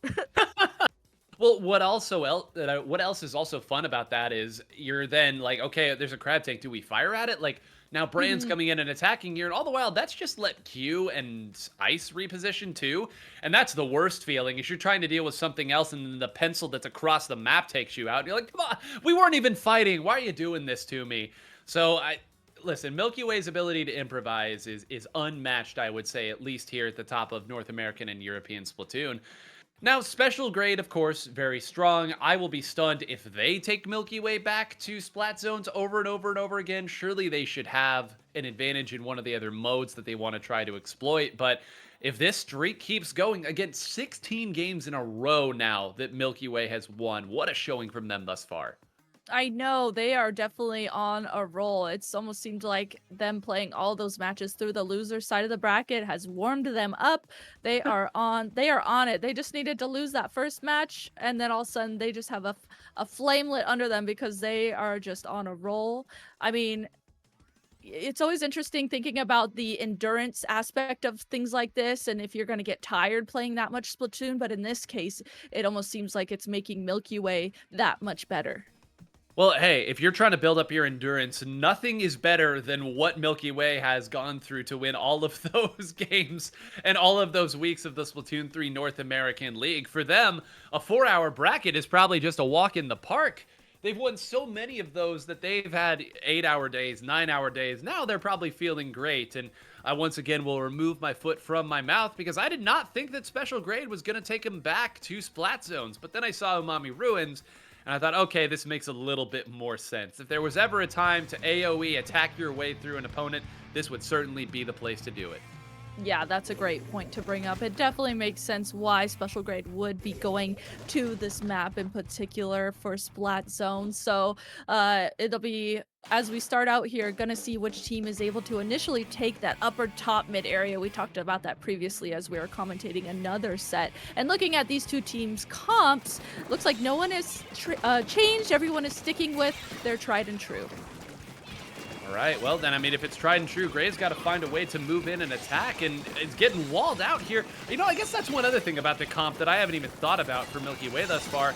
Double suction bomb? Just tossing a bomb up in the middle of all these fights, making it so difficult for the opponent to safely move forward, taking all of the little bits and pieces of damage. It's just bizarre. Soldier moving forward, and again, it just seems like every time one of these players is moving through, there's always a member of Milky Way that was pre-firing where they're at, and they have the lead here. They have Q up. They're lucky that they won that fight that they did, because if they hadn't, I think Milky Way would have pushed even further forward. Instead, now it's Special Grade who should have their way for the next period. Yeah, Special Grade able to get control of both of the zones. They got to be careful, though, because Milky Way's up pretty close to the zone. Looks like Goss's Crab, though, paired with Soldier there on the right side of the map, is able to do a good job at pushing back Milky Way as there was a good amount of orange paint there that they were able to kind of safely stay in. But finally, Special Grade has the control of top mid. We're seeing jump-ins come into the pencil, and as they have a decent amount of blue paint around the map, it looks like they're able to do a good job, at least consistently, of holding some space. Well, and this is where this comp can be so strong, because we made the joke earlier that every time one member of Special Grade moves forward, it seems like someone is pre-firing from Milky Way. That is what Special Grade's comp is made to do. Every time you move forward, you're taking a hit from some AoE weapon, and you're not going to get through cleanly, so you're going to jump out. You jump out enough times on the opponent's side, you're eventually going to lose space. So again, Special Grade is going to continue to do exactly this. Fight forward, put some shots on different players. They're going to need a special to come up big. Again, it's going to be Jared's Crab takes one out and actually still knows where Goss is as well. So they should be able to fire over in that side and at least get themselves a foothold and a flip of the zone. But man, if they are desperately going to need Jared's Crab to make every big play against this team, it's going to be a tough comeback for Milky Way. Yeah, that's a good point to bring up. It definitely will be really tough, and it seems like on the other side, Special Grade is using their crab tanks here, as we're seeing Goss use it as that more supportive type role and trying to create space from a distance with that instead of using it aggressively. And so far for them, it's working out really nicely. It seems like they're doing a good job at playing around those more long-range crab tanks. I ooh and ah there, because this is exactly how the end of the bet set ended up looking, where Gray just finds a moment partway through the game and tears it open. And I know it's an S-Blast, and I know Gray is 5K, but streaks like that don't often happen, as Goss is going to get bashed out of that crab tank by another suction bomb. And, you know, if Gray hadn't made that play, they might still be losing points. Now Milky Way is certainly going to take these zones at some... Maybe? There were 4 of them there. Okay, they will take it. I guess they wanted to reposition first and not worry about it, but... Again, Gray's big plays opening things up. Now will Jared answer with another big play? It appears with a little assistance, yes. And once again, Rissa Milky Way in a great spot. Milky Way doing exactly what they do here for zone, setting up, making sure they're watching all different angles. But I don't know exactly what happened, but 2 members of Milky Way were called out there. Now we see Special Grade rushing forward, getting the zones once again and creating some space around them to be able to move around. But Milky Way, they're right back in the action here for defense. This is looking, okay, as I'm trying to talk about one team or the other, it's like a ping pong ball, just go back and forth, back and forth. This is actually turning into a super chaotic match. Yeah, Soldier jumped out there, which probably means that eventually they'll be able to move in on Fruittella. What the heck? Right there in that position, and all the while, Special Grade will move forward. Listen, if there's any, okay, never mind. Gray's already moved up here. I got to talk about this instead. Gray's going to rotate back and continue to put pressure on. Of course, he goes down, and then Fruittella's going to go ahead and get another one down as well. It's all scrambles here. 2 go down on one side, but 2 were already down on the other side here. Goss is over on the crab tank, trying to figure it out. You know, Rissa, sometimes I think the view is harder for us as commentators, because at least all these players only have to worry about their special. We get to see all 8. I know, right? This Splatoon 3 in particular is so fast-paced that as a commentator, I've had to like almost speed up my commentating to try and process everything that's happening, because, you know, 1 minute you're talking about one thing happening and then all of a sudden something else chaotic is happening on the other side of the map, just super fast. Well, here we go, talking about fast here. Jared not able to get the jump out there. That was a very ambitious play. Did it stall it out long enough for them to take the lead? Just a few seconds left, and here we go. A big fight over there. Now Goss turfing on. Just 2, 1. They have it, they take the lead. Oh my gosh. Oh boy, I cannot tell you how close that was to not going into overtime at all, then to stopping in overtime and then being flipped for Special Grade. For Milky Way to hold through all that, to make that comeback through, I said it was going to be a real tough comeback for them in that game. It was. They needed every ounce of the game and a couple seconds of overtime. But, Rissa, we'll call that 17 games in a row now for Milky Way. Wow.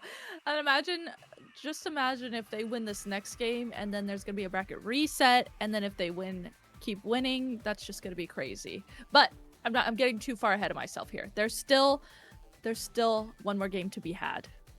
I mean, just looking at the specials going on here, I mean, Gray was fighting with 1 member up there. I think it was Ice, it looks like, who was dancing with Gray there.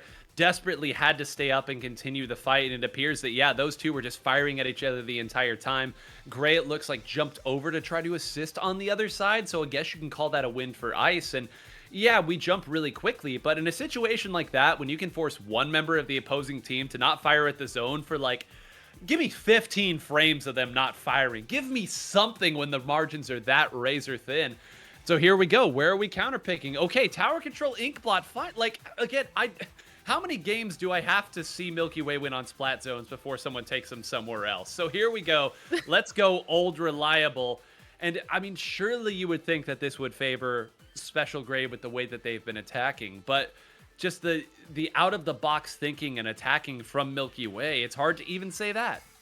Yeah, I mean, you've talked about it a couple times today, but just the way that Milky Way is able to improvise, that word in particular just really highlights what the way that Milky Way plays, because even if you think they're going to be put in a sticky situation, something's not going to go in their favor, all of a sudden Jared is crabbing in 3 people's faces, and Bran is running through that as Jared is in a crab tank ball. So it's like, I don't know, how do you counterpick Milky Way, who's able to essentially like make something happen no matter what the map and mode is? Well, here you go. If there's ever a map and mode that should be well rehearsed, it's this one. And again, are there going to be any changes? Well, okay, now Goss is coming back here. So this was the change that we saw earlier. It worked quite well when Special Grade used it against Life Expectancy 25, and it is Goss instead on the splatter shot. And will be, I think it was, what, 3 different Inkzuka cyclings in 1 push they had earlier, Rissa? Yes. So clearly they have an identity, and this comp should give them an opportunity to showcase it. All right, 2 members initially down here on, oh my goodness, on Special Grade, and Milky Way did not hesitate at all. They are on the tower. They are rushing forward, immediately taking space on Special Grade's side of the map, and that completely pushed Special Grade back in their spawn. They are getting their footing, though, back here, and they are dropping around the tower to make sure that they put a stop to what Milky Way is immediately doing. Oh, and Soldier absolutely freeing the game up in that position there. The bomb, the perfectly placed bomb to take out that crab tank, and then gets another player right on the respawn as well. So you call that a great defensive place. Now even have the opportunity to take out Ice. Certainly weakened if there's anybody there for some follow-up. It appears not, so Milky Way will have stabilized at least for the time being, but they did not get through that second checkpoint or even touch it, really, so that's kind of it's a nice opening push here. Certainly not going to be the game-winning one, but oh my gosh, Brand touched that and actually trades it out. It's just Gray. Yeah, Gray here pushing up under this ledge, poking at, gets Ice in those S-Blast pokes and is able to get called out, though, on the other side by Q. But, I mean, the way that Gray pushed up there under that ledge allowed time for their teammates to come in through mid, and again, this is one of those chaotic moments where both teams are in mid and just trying to get the upper hand on each other. Well, I don't even know how Ice survived that Booyah Bomb. That was a Booyah Bomb right in front of opposing Plat with 2 players there. There must have been so much else going on that nobody could move their fire on the giant Booyah Bomb being charged. Now Ice is going to rotate over there. Gray actually got hit a couple times to do that. He is going to get taken down there. So again, the range of the pro being able to safely poke at some of these AoE weapons, making a big difference. Would love to try to take out Soldier here, who's now attacking. A nice rotation over there, and another crab tank to take one out. It's a scramble, but it's just going to be the pencil up here for Special Grade, so you'd think that Milky Way would have an opportunity. Marissa, I think all of them were down too.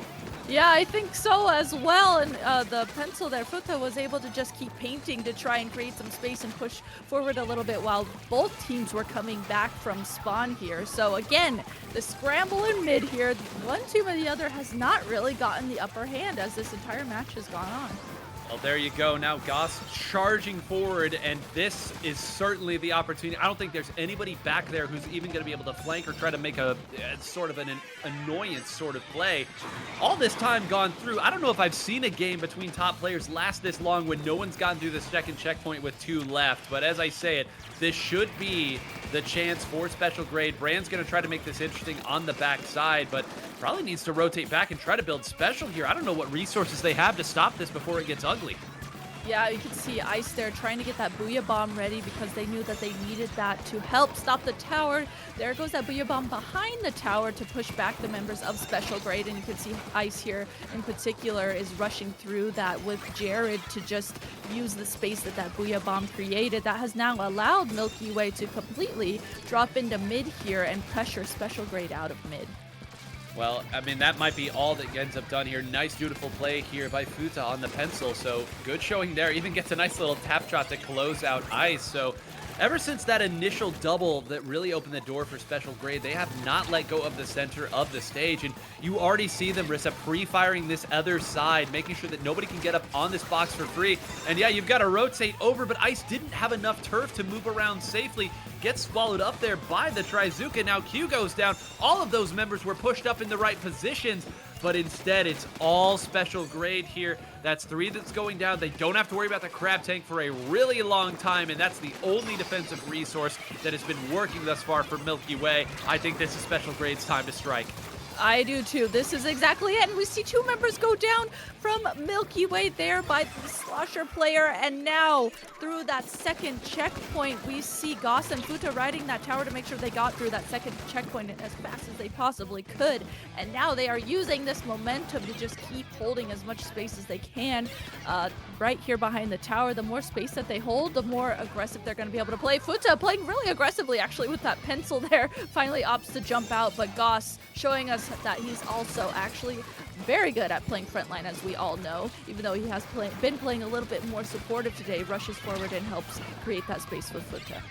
Well, here you go. Just a few more seconds. And yeah, I mean, at this point, sit back, build up your special here, make things as difficult as possible for the opponent. I do say the streak will end at this point, and at 17 games, not another more on this streak. Special Grade gets their win. Great showing from them on tower control. Really, after that first big opening they got, you saw how difficult it is to get any real momentum started in a tower control game where, Rissa, as we all know, you need a lot to go your way to make a big push happen, especially at this level. And if Gray and Soldier are just able to trade it out multiple times, not going to be a great opportunity for the opponent. Yeah, definitely. They're really going to have to make sure that they set themselves up, but even more than that, not just getting trades, but also making sure that you have specials ready. You have, you know, your anchor player in a position that you're able to jump to, even if you get it traded out with a member of the other team. Just so many things do have to go right for you, in particular for tower control. And finally there, towards the end, Special Grade had everything going right for them and had that momentum. All right, well, I guess another nice thing for Special Grade is you at least know that the opponent's not going to be able to take you back to splat zones now. Again, some pretty simple counterpick rules, and I love a good simple counterpick rule system, but when the opponent can't go back to the last mode that they won on, or any map that they've won on, it means that, okay, you took a couple shots on splat zones early. Now they've got to prove that they can beat you in another mode, so we'll see what the counterpick is for Milky Way. It's been probably like 5 hours since they had to counterpick, period? 4 hours? Maybe they forgot how to do it. I know. I was sitting here thinking, I'm like, oh, we get to see what Milky Way will actually pick as their counterpick now, because we haven't even got to watch that or see that here on stream. So finally, we get to get a little bit in the minds of Milky Way and see what they might be thinking in terms of a counterpick here as we go into this next game 4.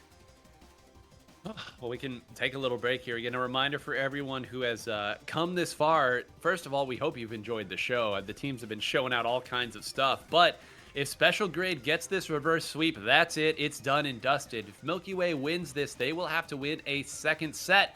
And we're going to start on Clam Blitz. I wondered, Milky Way looks awfully strong on Clam Blitz these days. So put her there, put it on Museum, and let's fight it out.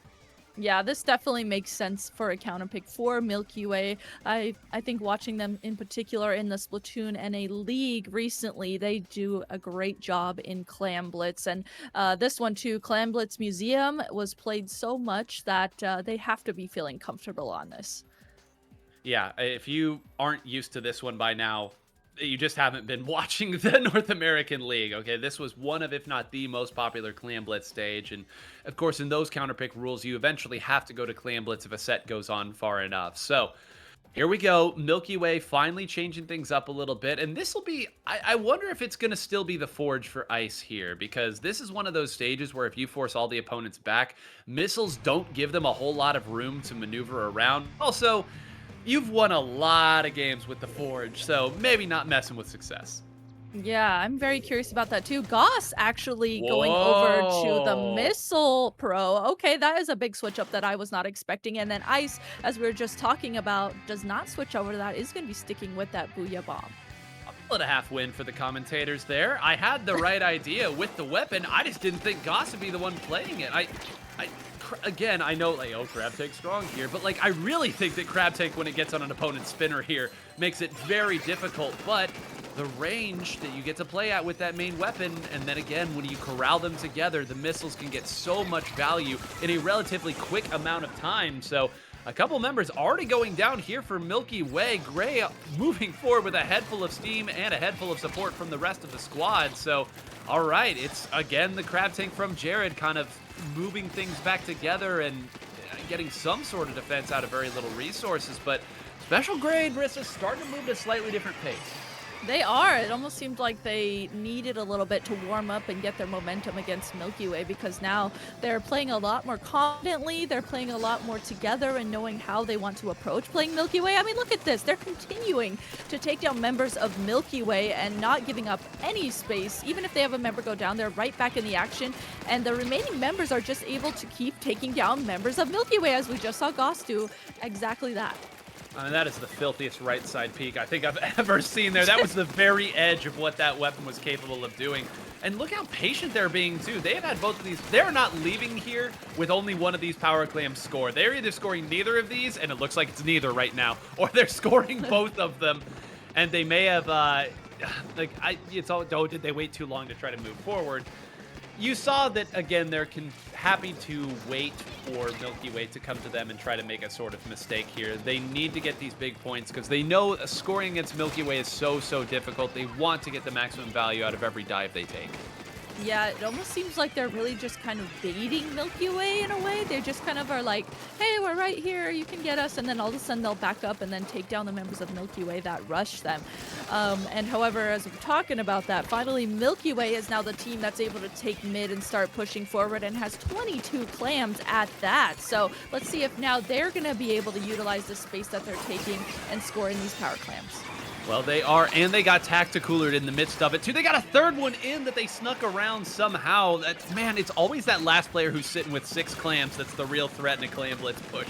It's never the 2 actual power clams. It's the one that comes after. But because they also got tacticoolered, because that lovely position that they had, the dive that they took to send 3 down, it's really not even a punishment. Look at how much of the stage they still have. And my bad, Jared still has their spinner. He can actually build another power clam instantly if he wants to. Yeah, he's sitting there with those 7 clams at the ready, and if he just gets one more clam and gets a good position, he can easily open up the basket. However, finally does get called out.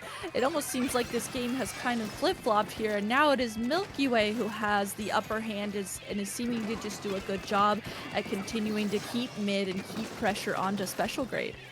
Well, and this is where the lack of the crab tank from Goss really sort of hurts, because again, you would love to, when you take an opponent's spinner, have that nice long-lasting special that can fire at the opponents, identify where they're coming from, and just give your team a chance to move up and move through in that sense.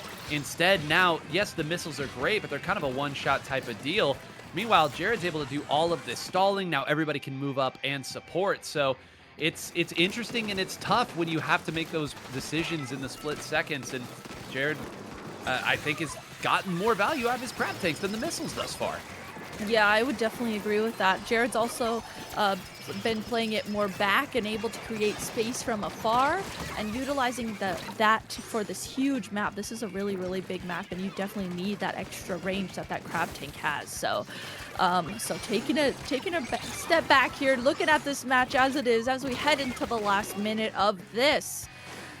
Milky Way, they are still in the lead, but they do have a member down, and right now Special Grade is gaining ground right now as we're seeing the map turn very yellow. Specials coming out from them as well. They have a lot of clams at the ready too, and Soldier there goes to try and open the basket. Does open up the basket, but is not able to get any follow-up clams. This is not looking good for Special Grade. 3 power claims there, and I thought with that triple ink strike what they were going to try to do is sneak Gray in and then use that either from Booyah Bomb or just standing there as a jump point and jump all of those in, but they got taken out so quickly there. And again, in the heat of those moments, Milky Way is saying, okay, like, it doesn't matter what's happening, we're firing at the basket no matter what goes through, and that might be enough on the defensive side here. It's going to be a scramble for Special Grade even to pull together some resources. They do have a power claim, so we'll get some overtime, but there's a lot of work to be done. How are they going to go about it? Soldier now moving up at the center. They're going to try to, I guess, go through spinner maybe? A nice throw there on those is at least going to move the members on the defense around, but 2 members had already gone down from Special Grade. They're going to hold on to this overtime as long as they can, but nowhere near the basket. And Milky Way, 3-1. They continue their dominance on Clam Blitz. And we have a grand finals reset, Rissa. Yep, we have a bracket reset. So we are going to be resetting the score for those watching, since Milky Way did come from the loser side of the bracket and won here in grand finals. So now we are starting fresh. These 2 teams are going to be against each other still, but with 0-0. You know, maybe this can help Special Grade here take a breath, reset this. You don't have to know that you have those games that the other team won behind you, and just take a breather and reset. I mean, we need a little reset here, too. This has been a lot, and it's been moving awfully fast. And a shout out to the production team and the spec cams just for keeping up with all this, because I know, right? It is tough. It should be said. But we do get a reset here. Been a minute since I've seen a good bracket reset fight it out at a reasonable time of day. And we're going to, of course, start on Splat Zone's Mako. We always start on Splat Zones here in this format. But, you know, this is also where you start to look at the composition of a player's standpoint from Special Grade, and you say, okay, they've got some European players. They've got Futa, who is on the Japanese side of things. And you start saying, okay, what time of day is it for them right now? Like, how are they still fighting it out no matter what goes on? And, hey, listen, built diff, apparently. Getting to 5K wasn't enough. You're also playing at all times of day. Meanwhile, Milky Way is just now getting into its start, and I've just been told yeah, it's early. Okay, like these players are fighting it out, and they've been fighting it out for a really long time. So, does Special Grade have the gas to pull out one more set win? It's all they need. 3 more games. Milky Way just seems to be rounding into form, and Rissa, they've been so sharp on the fighting side of things. I've been so impressed. Again, saying that Milky Way is mechanically gifted is, maybe an understatement, but just to keep pace and fight it out like this with their type of comp, it's been a pleasure to watch them play today. Yeah, I absolutely agree. One of the things about Milky Way in particular that I like is that all the players, even though they may have, a quote unquote role, maybe you're supposed to be the aggro player, maybe you're supposed to be the anchor support player. All of the members of Milky Way, they can switch. They can be really aggressive if they need to and are very good at it, all of them. Or they can stay back and play a little bit more supporty. They have that recognition to realize just in the split second that is what whether you need to be more supporty, whether you need to be more aggressively, they can all do that, and they all have that general recognition. Here we go. Splat Zone's Mako Mart to start it out. Again, if you are just joining us, Milky Way knocked into losers round 1. And this tournament started at noon CST. Sorry, 1 EST. I guess I should name a time zone that most of you all actually live in instead of my own. But however you want to slice it, that was over 4 hours ago. They have torn through this tournament to get back and prove that they belong here, and they are 3 games away from one of the longest losers runs I've ever seen. Can they pull it together? Brand switching back to the S-Blast. It's clearly a Mako Mark pit, and look at this. It's Goss now, not even on Inkblot tower control, Rissa, on the splatter shot. Yeah, this is really interesting. We haven't seen Goss, at least when Nine and I have been watching, seeing Goss playing the splatter shot for a zones game yet. It's always been the splash-o-matic with the crab. So very interested actually what their thought process is and how that's going to play out. And we'll get to see that here, I'm sure. As Goss does have a Zuka ready, they have to be really careful though. Milky Way is doing a good job at surrounding the zone here and playing together to collapse on the zone as they are continuing to hold control of it.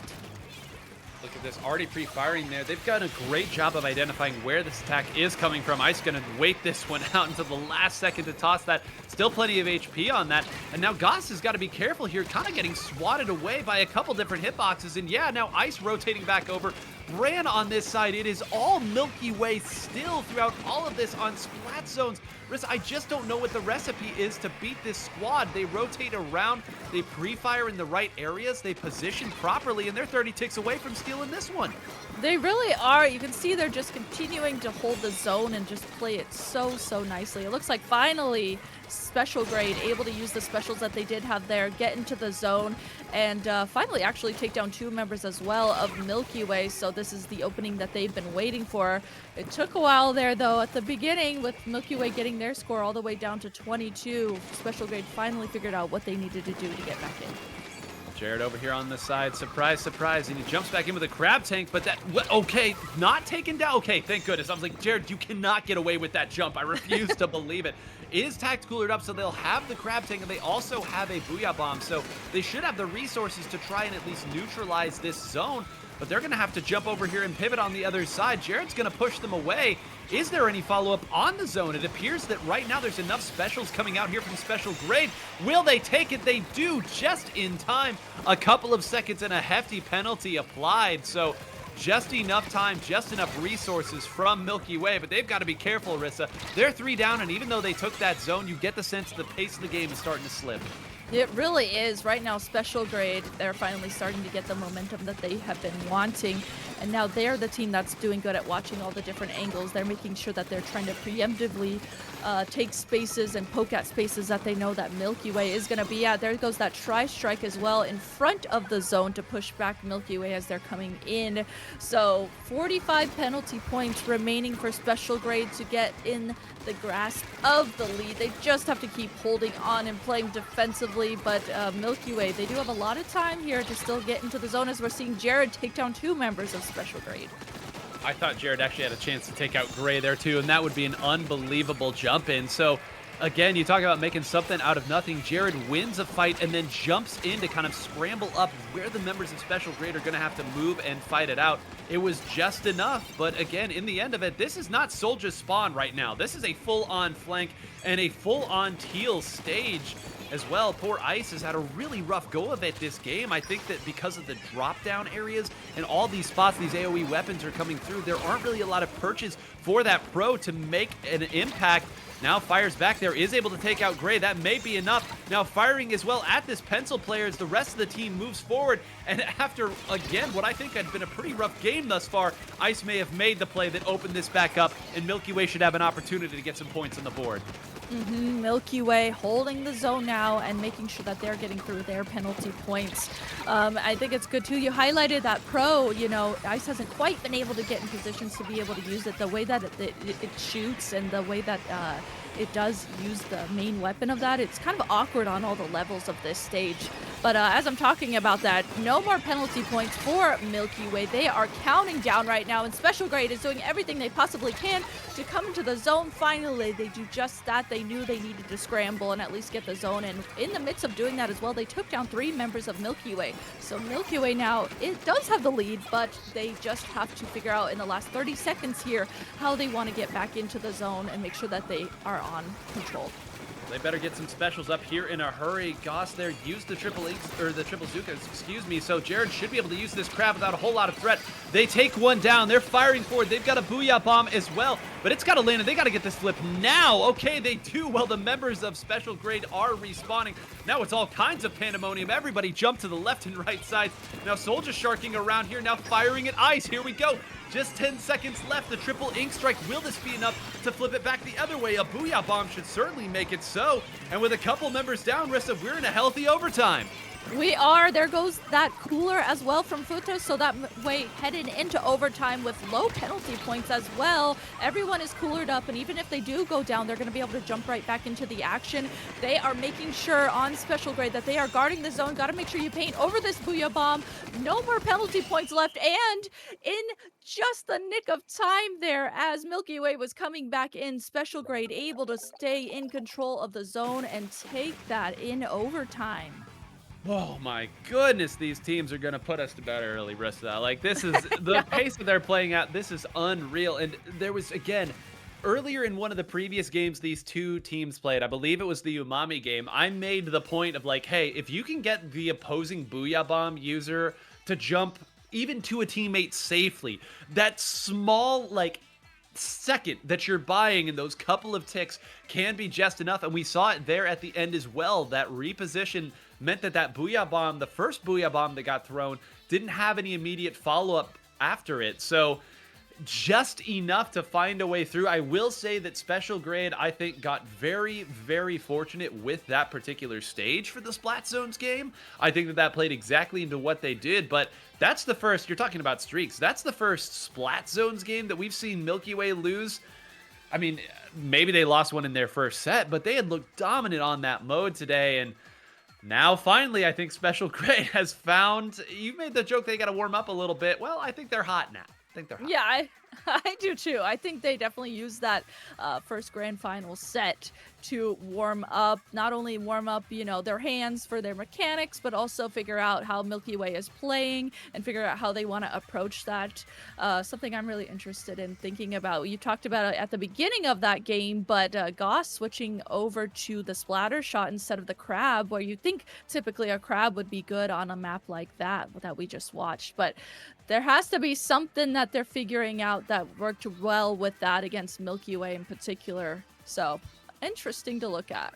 It is, and I'm kind of noodling on it myself here. I guess we'll see if this next particular match or this next particular game follows through with it. If Goss sticks with it, here's one of my theories. I think that they looked and said, all right, Jared's crabs are killing us here.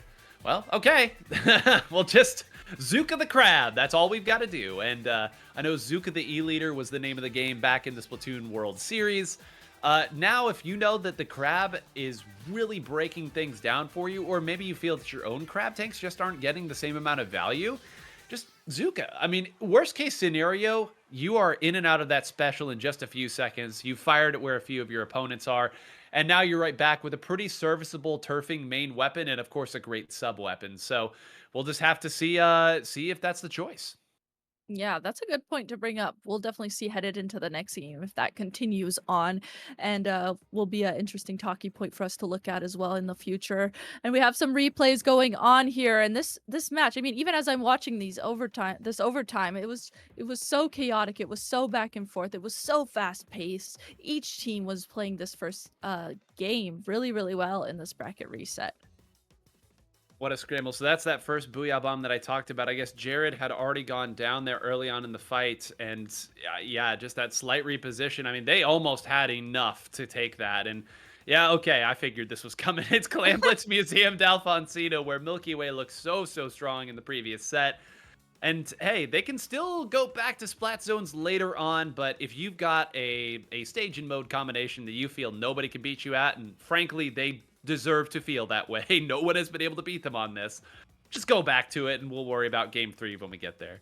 Yeah, right. Especially it's like, okay, even though we just played this team on this map and mode, Milky Way, they are so confident in it that they don't even need to think about that. They're like, okay, even though you know how we play on this, we are so comfortable on it that we're just not even going to hesitate. We're just going to go right back. Well, yeah, right back. They're not even waiting that long. So let's see, everybody. Keep an eye out on what Goss is playing. You're about to find out. Yeah, it's Splattershot. I figured. All right, this is the choice. I don't think that Goss was a believer either on that in the Frozen in the last time it came up here. We talked about those missiles maybe not getting the same amount of value here. So, hey, listen, that shot has been playing hot right now, and Goss certainly a great pilot of it. I hope that stays out the entire rest of this set. Yeah, I totally see why you would want to stick to that. Like you said, able to take down the crab with that Zuka from a safe distance. Also able maybe even to poke at Q on that pencil from a more safer distance. So I can totally see how that will come into play here. So as this game starts, both teams are going into mid, poking at each other, seeing who can get those first picks. And both teams do have members go down. And I know I'm like trying to, okay, I was looking at it. There's jump backs happening everywhere. What's happening? No, Special Grade here. It looks like they're initially doing a great job here at taking mid, and Gray here pushing forward, doing a very aggressive Booyah Bomb too. Does get called out though in the midst of that. Yeah, Gray was kind of just feasting over there. Every time someone got anywhere close to the drop, yeah, just go ahead and use it. I'm an S-Blast, deal with it. And I wondered if there was going to be any follow-up there, but I guess he'd kind of maybe been separated from the rest of the team. So there you go. All right, now that's a Zuka to be proud of there. And hey, you know, one more thing Zuka can do, if you know that someone's jumping to somebody else, just fire in that general direction and you may catch them on the land. That's a big 2-down situation that's going to open them up. Now, Bran goes down without taking anybody, and suddenly these trades that Milky Way was getting in that first set, Special Grade Risk is starting to get them a little cleanly. Yeah, they are. They're doing a really good job at playing together and getting those trades, getting those picks from Milky Way. Milky Way here now, the team that is pushed back. Now Bran goes down too from Milky Way, so that is a really good opening point for Special Grade to be able to push in. There goes that Zuka from Goss that is able to get a pick onto ice, and Goss stays alive through that. What was that, a Booyah Bomb or a strike? Either way, stays alive through that and is able to help their teammate open up the basket, and they're continuing to count down clams here and get their score even higher. Now that jump out means Gray is going to be safe, very close to another Booyah Bomb as well in case things get out of hand. But now he's also going to be able to reposition and attack Jared. Now, I don't even know where Jared's going to get away. Okay, barely got away that time, and not a lot of damage for a long time there. But Special Grade has been so sharp in this game. And again, I know we keep going back to the same point here, but it really feels like Goss's switch has been opening up. That's another crab tank taken down. I know Goss went down really quickly as a result of that, but you, again, get the idea of the situations that they forced. Now they've got to play some defense. They're playing defense right now. Ice, they're able to grab that clam to open up, to score in more points for Milky Way. And finally, Special Grade does put a stop to the push that Milky Way had there. So Milky Way not quite to the lead yet, but it is close. It is in their grasp, and 2 minutes do remain of this match. So anything can happen with that as the scores are both very close. Yeah, not to hammer the old mathematics point home, but anytime there's a game where 2 power claims getting in will swing the lead, everything changes just a little bit. And we got plenty of time left. The teams aren't thinking of that yet. They're still going to fight it out as Soldier's like, yeah, you better jump out from that position. But now they're moving in at Q, and I was going to say Q was pushed maybe a little far up there for the position Soldier was at, and now Soldier opening up the game there to go down here. Fruittella has an opportunity there. Will they run it forward? Will they wait for the rest of the team? Goss now firing forward, tries to get one, almost hits. We'll call it an assist. That's 2 power claims, and they might score both. 3! Oh my gosh, they are able to open the basket, and they are not able to get in those additional clams. Unfortunately, it actually looked like perfect for them to go in and open up. Not only open up the basket, but score in those additional clams. I didn't see exactly from Milky Way though what stopped that, because that looked like a really good opening. I mean, we get the bird's eye view. We get to see all the names on the screen. They do not, but this is still a good position for Special Grade. They're still putting pressure on the opponent's spinner. That's what you've got to do. But with Gray going down, okay, are you going to pull back at all? No, it looks like Soldier's still going to fight it out right here, trusting Goss and Fruittella to hold on to the center. That's again firing at the Crab Tank, and that Crab Tank's going to go and really accomplish almost nothing there. So every time that Crab Tank has come out, that's been done. Gray sharking now on the right side. Soldier coming in from the left. Now Ice is moving forward here. Oh, did they get the jump off in time? And do they have enough people there? I see a whole lot of people jumping in. Will this score all of them? The answer is no. They only got one. Rissa, that's not enough. The other one dangling lifelessly right in front. Oh my gosh, I saw that vision too, able to go and get the jumps, and then also Booyah Bomb at the jumps to stop anyone trying to stop them, or trying to stop anyone from rushing them if they got those clams in, but they weren't able to do so. And I don't know if they have, no, they don't have a power clam to cause overtime. So Special Grade actually beating Milky Way at their own game on their counter pick here in game 2, and taking game 2 versus Milky Way for the bracket reset. My goodness. And Ice even got the Booyah Bomb off. They got the jumps in. Again, man, you talk about, boy, I can't wait to see the battle replay code for that. I don't know if like a perfectly timed bomb, if there was another special, it all happened so quickly, but if both of those had gone in, Milky Way would have been in the lead. Now, I will note, they would have gone 3 down, and Fruittella had been holding on to that power clam for like a minute and a half, maybe even longer than that. So certainly enough resources there, and not a lot of points that would have needed to be had for Special Grade to then steal that lead back in the overtime. But there you go, Rissa. We said this is the counter pick that always works for you. When that counter pick doesn't work, I got nothing. I got nothing left. I know, it's like, it's one of those things, you counterpick it and you're confident on it and you're like, guys, we got this. We always got it on this map and mode. And then when the other team beats you on that, it's like, okay, what do we do? How do we counterpick this? Do we want to go to picking another map and mode that we're comfortable on, or maybe do something a little bit different now that this other team has figured out our games and what we're doing and how to strategize around us? There you go, a replay right there. I'll be honest, folks, even watching the replay a second time, I didn't get a whole lot out of it to see exactly what happened. I'll need to hit the slow-mo at some point, but absolutely there. The crazy play by Goss, who almost got another player, by the way, with that. If Soldier hadn't taken that player out, Goss's crazy second shot, or I guess third shot, of the Trizuka would have done the job. But that's been the difference this set, Rissa, and you never want to boil it down to one player making one change. But we did say earlier, hey, if you feel that the opponent's Crab Tank is making life difficult for you, just do something about the Crab Tank, and the rest of the set will be what it'll be, but at least you'll have an answer for that specific spot. It also has sort of been doing a great job of helping out with Ice whenever there's a Booyah Bomb, because, I mean, that's been a relationship that the Trizuka's been winning against the Booyah Bomb since the very beginning. So that small change, and Goss being so willing and diligent to always have a Trizuka for the right time, listen, the proof's in the 2-0 right now. Totally. I totally agree. Like, being able to Zuka whenever Jared does and have that at the ready, you know, it's like, okay, I could make the split decision to Zuka before Jared has that crab ready, but, you know, maybe I don't even get any value off of it. I mean, you know, is it even worth it? Or should I just wait till Jared has that crab? And doing that completely disrupts exactly any momentum that Milky Way would try and get off of that crab. So we do have a slow-mo, is what I'm being told here. So here we go. Thank you, production. We get it here. So Ice goes in, actually misses the first jump there. Maybe that was enough time to let everybody else jump in. But here you go. There's the jumps.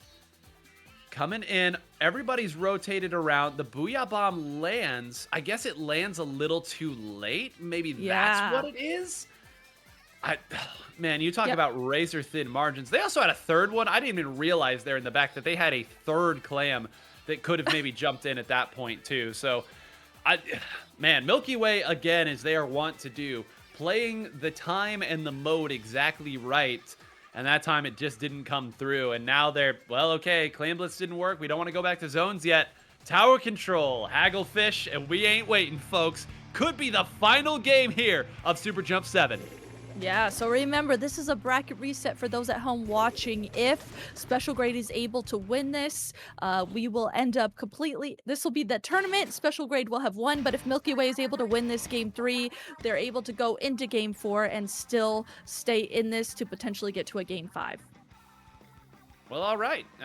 You know, wouldn't be a game if we did have to do one reset. We'll see what that was. I will note that, again, Goss still sticking with the splatter shot, so...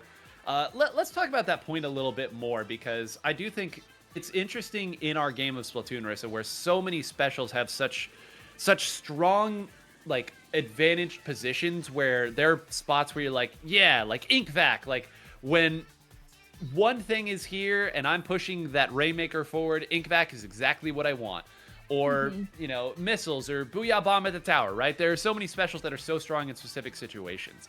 To have one special that just is only there to make life difficult for the opponent's specials, I love it. And Splashdown sort of did a bit of that in late Splatoon 2. Now, it was also Splashdown, and eventually people got good enough that that wasn't really a problem. But whenever you have a special that can just counter an opponent's special, and that's all you need it to do, it is so, so nice. And as you were talking about it, I'm like, yeah, you know, when can people not jump out? When they're in Crab Tank and when they're in Booyah Bomb. So, if there's ever a time to have one target that you can just fire at that can't really move or do anything about it, what better to have than a Trizooka? I've loved this pivot, and it's just that one shift in the balance of this set that has changed it so drastically.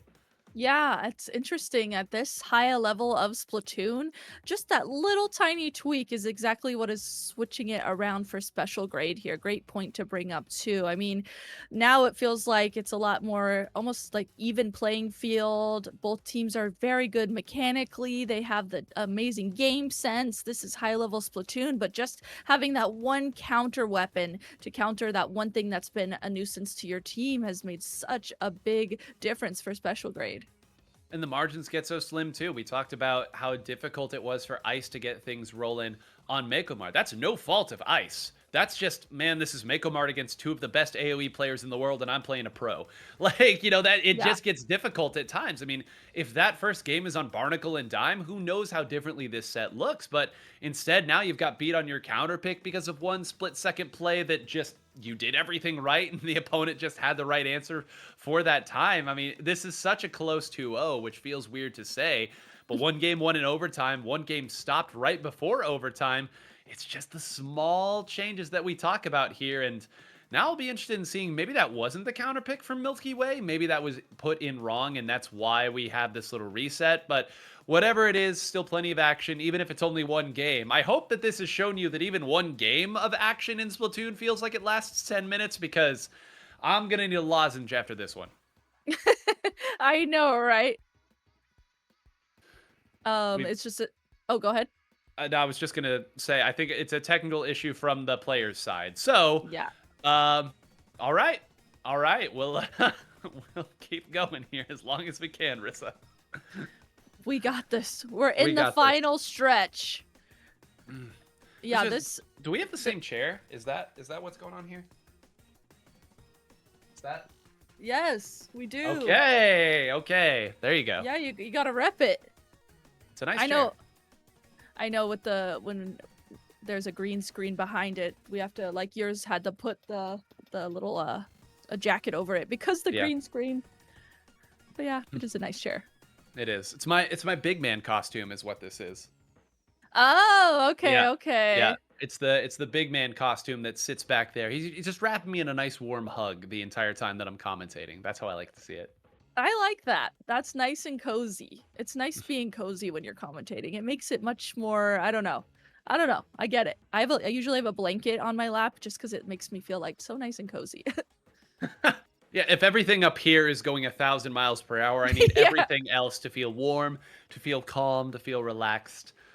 Maybe this little stoppage here is a good thing for Milky Way, to kind of talk about the gamesmanship of it here. If you've just lost 2 games like that, sometimes it's nice for there to be another like little artificial little break in the game where you can just like, okay, guys, like we should have won both those games, could have won both of those games. Let's not make this out of something it shouldn't be. If this was a scrim and we were just scrimming for 2 hours, we wouldn't have even thought about those 2 games. We're just like, yeah, whatever, we lost.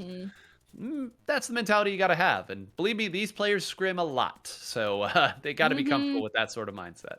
Yeah, if anyone is going to be able to come back and, not have their mental shot down after losing the first 2 games, it's definitely someone like Milky Way. That is always one of the things that separates high-level Splatoon from mid and lower-level Splatoon, is just having the mental ability to come back from, like, losing the first 2 games of a best of 5 set like this, or in the middle of a game being able to hold out till the end and flip the lead just like that. That is high level Splatoon, and we are back in the action for game 3.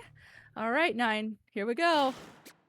We go. No changes on either side. And, when we saw Milky Way play this earlier, it was really, I would say, Jared getting into the position with the crab from the small openings, right? We all know when you take the opponents down and maybe you've got them 2 or 3 down, get up their ramp, get on their tent. We all understand what that looks like when it happens in real time. But to get up there as quickly as Jared does, and he always seems to have a crab when he does it, is a huge, huge deal. Now, again, we've talked about it. Some specials could make that difficult, but we at least know the game plan and the identity of the team. And from the other side for special grade, you're saying if we get both our frontliners up there, it doesn't matter what you have. It's game over if Soldier and Gray get in your base.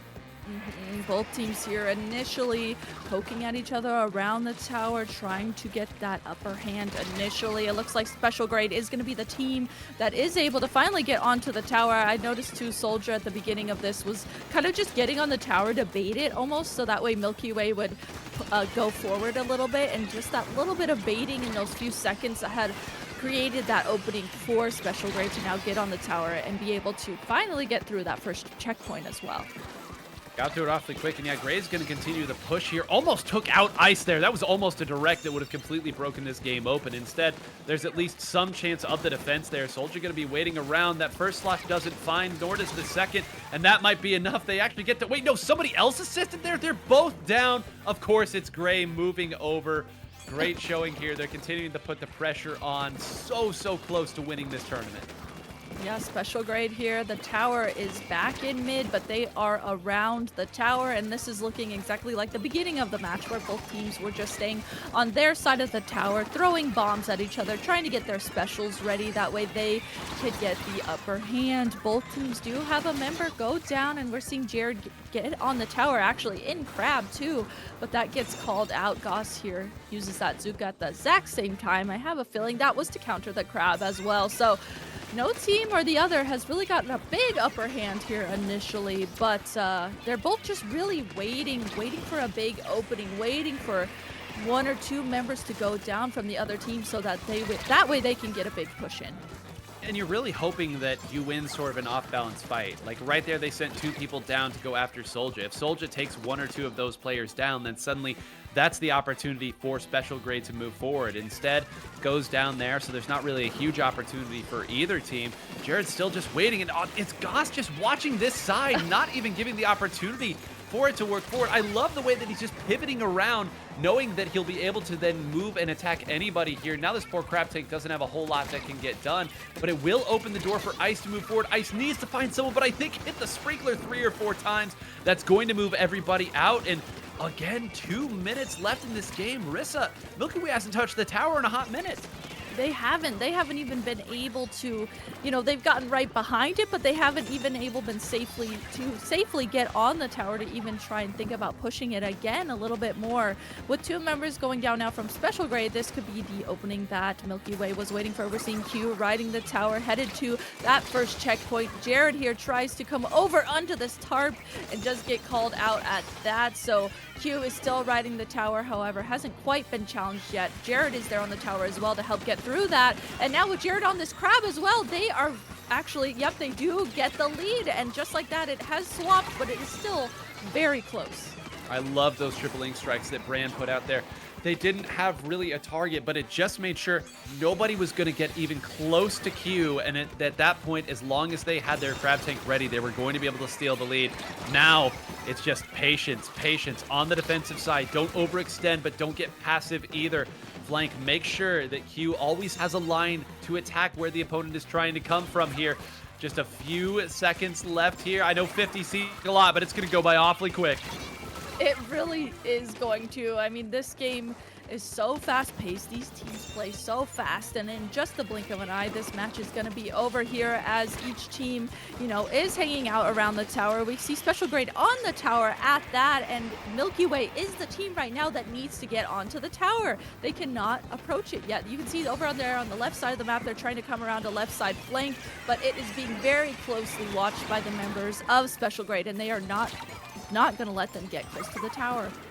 Well, I mean, maybe they don't need to. Bran actually used the triple ink strike right there from that side, and you saw that Goss wasn't really comfortable approaching because they needed some pressure around the tower. All the while, Ice has been flanking, goes up against Gray here. They close it out quickly enough. A couple people are going to move over, and the bomb will do the job. And of all the weapons on the field to be the one sharking the tower, the Splattershot Pro being the one. Oh, jump out, take Gray out. If Gray hit that 90-degree shot there, that direct, that would have been on the highlight reels forever. Instead, Ice closes it out, 3 shots, all that's necessary, and then drops that suction bomb on as well, pivots around. But once that wonderful shark was executed, that was pretty much it. And Milky Way, still a fighting chance. It's not done yet.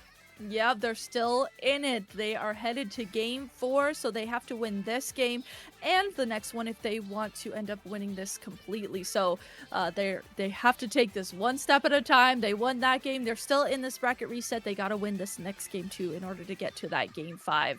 And I wanted to highlight too, you know, Milky Way in particular, that like Ice sharking there at the end, that was one of those things where I talked about where all the members of Milky Way, they can all play really aggressively or they can play really supportively. And Ice knew, okay, this is a very situational thing. I need to be the one sharking, playing aggressively here, jumping on the tower, and just that type of awareness from them allowed them to win that game. It just reminds me of the old saying that I heard back in Splatoon 1, which was, hey, what should my weapon be doing? And the answer was winning the game. That's what your weapon needs to be doing. That's the goal of it all.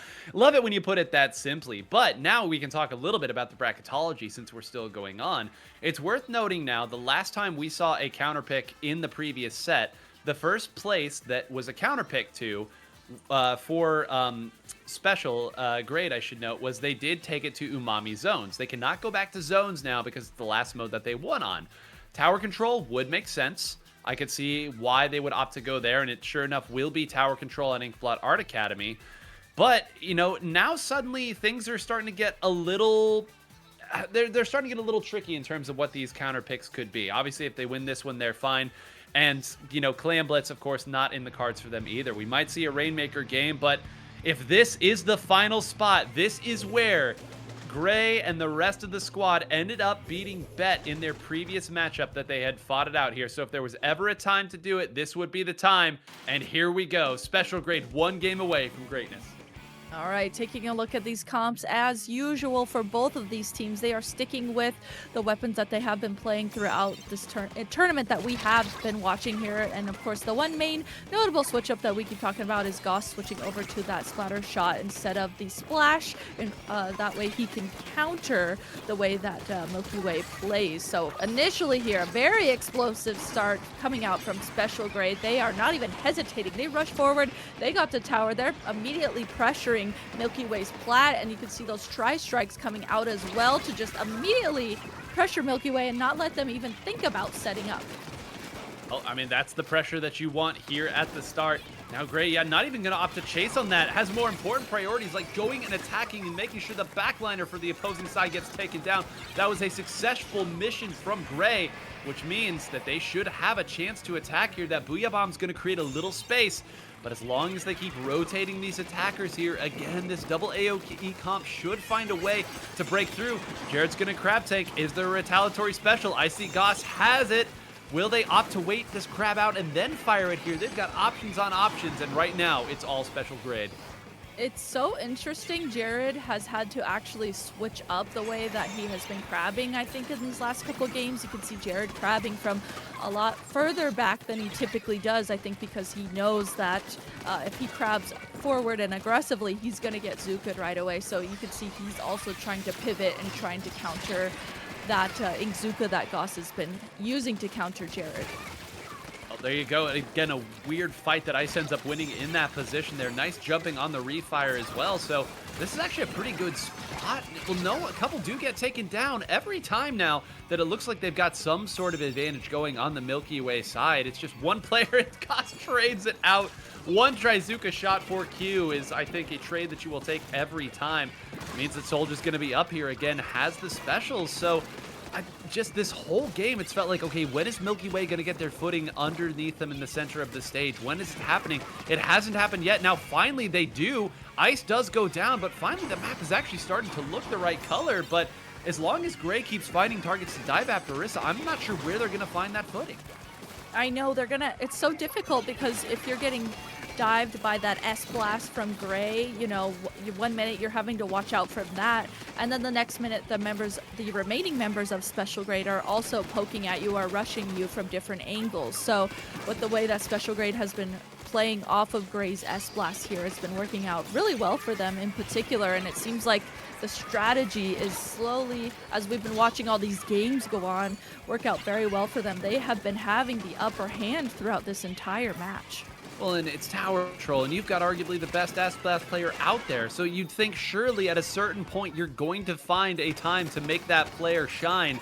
Finally, though, after all of this, it is the opportunity for Milky Way. They've been patient. They've diligently fought it out here, and now they should have the special advantage. Goss is gone, which means nothing's going to be able to take down this crab tank. They're going to push up and use that crab tank as support. Just a couple more ticks. They're going to rotate over and get off the tower just to fight it out. They'll lose the tower, but that's fine because all of that fighting they did paid big dividends. They will take the lead, Rissa, with just 90 seconds left.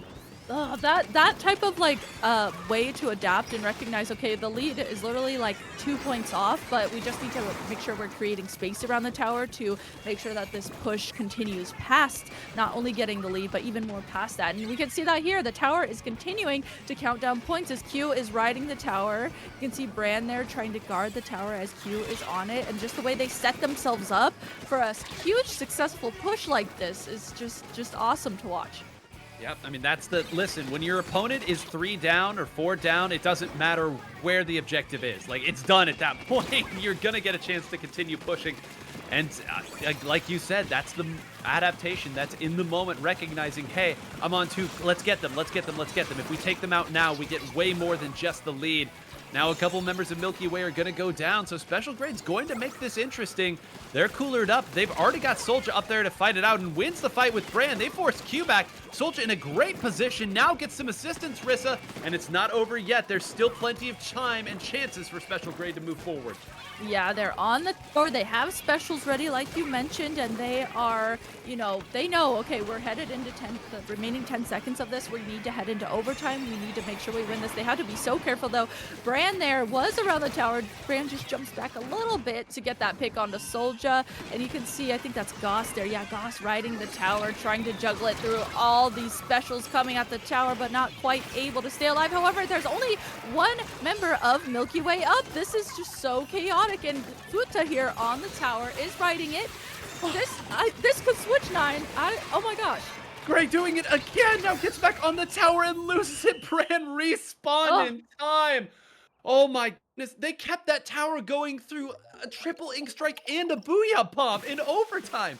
They kept it going. Oh my goodness, they were so close, and Gray almost made the heroic play at the end, but there was just one more player that had cycled through the spawns. I believe it was Bran. So there you go. I mean, that's about as close as you're going to see that game go, and not a whole lot of teams that could have made it that close against Milky Way.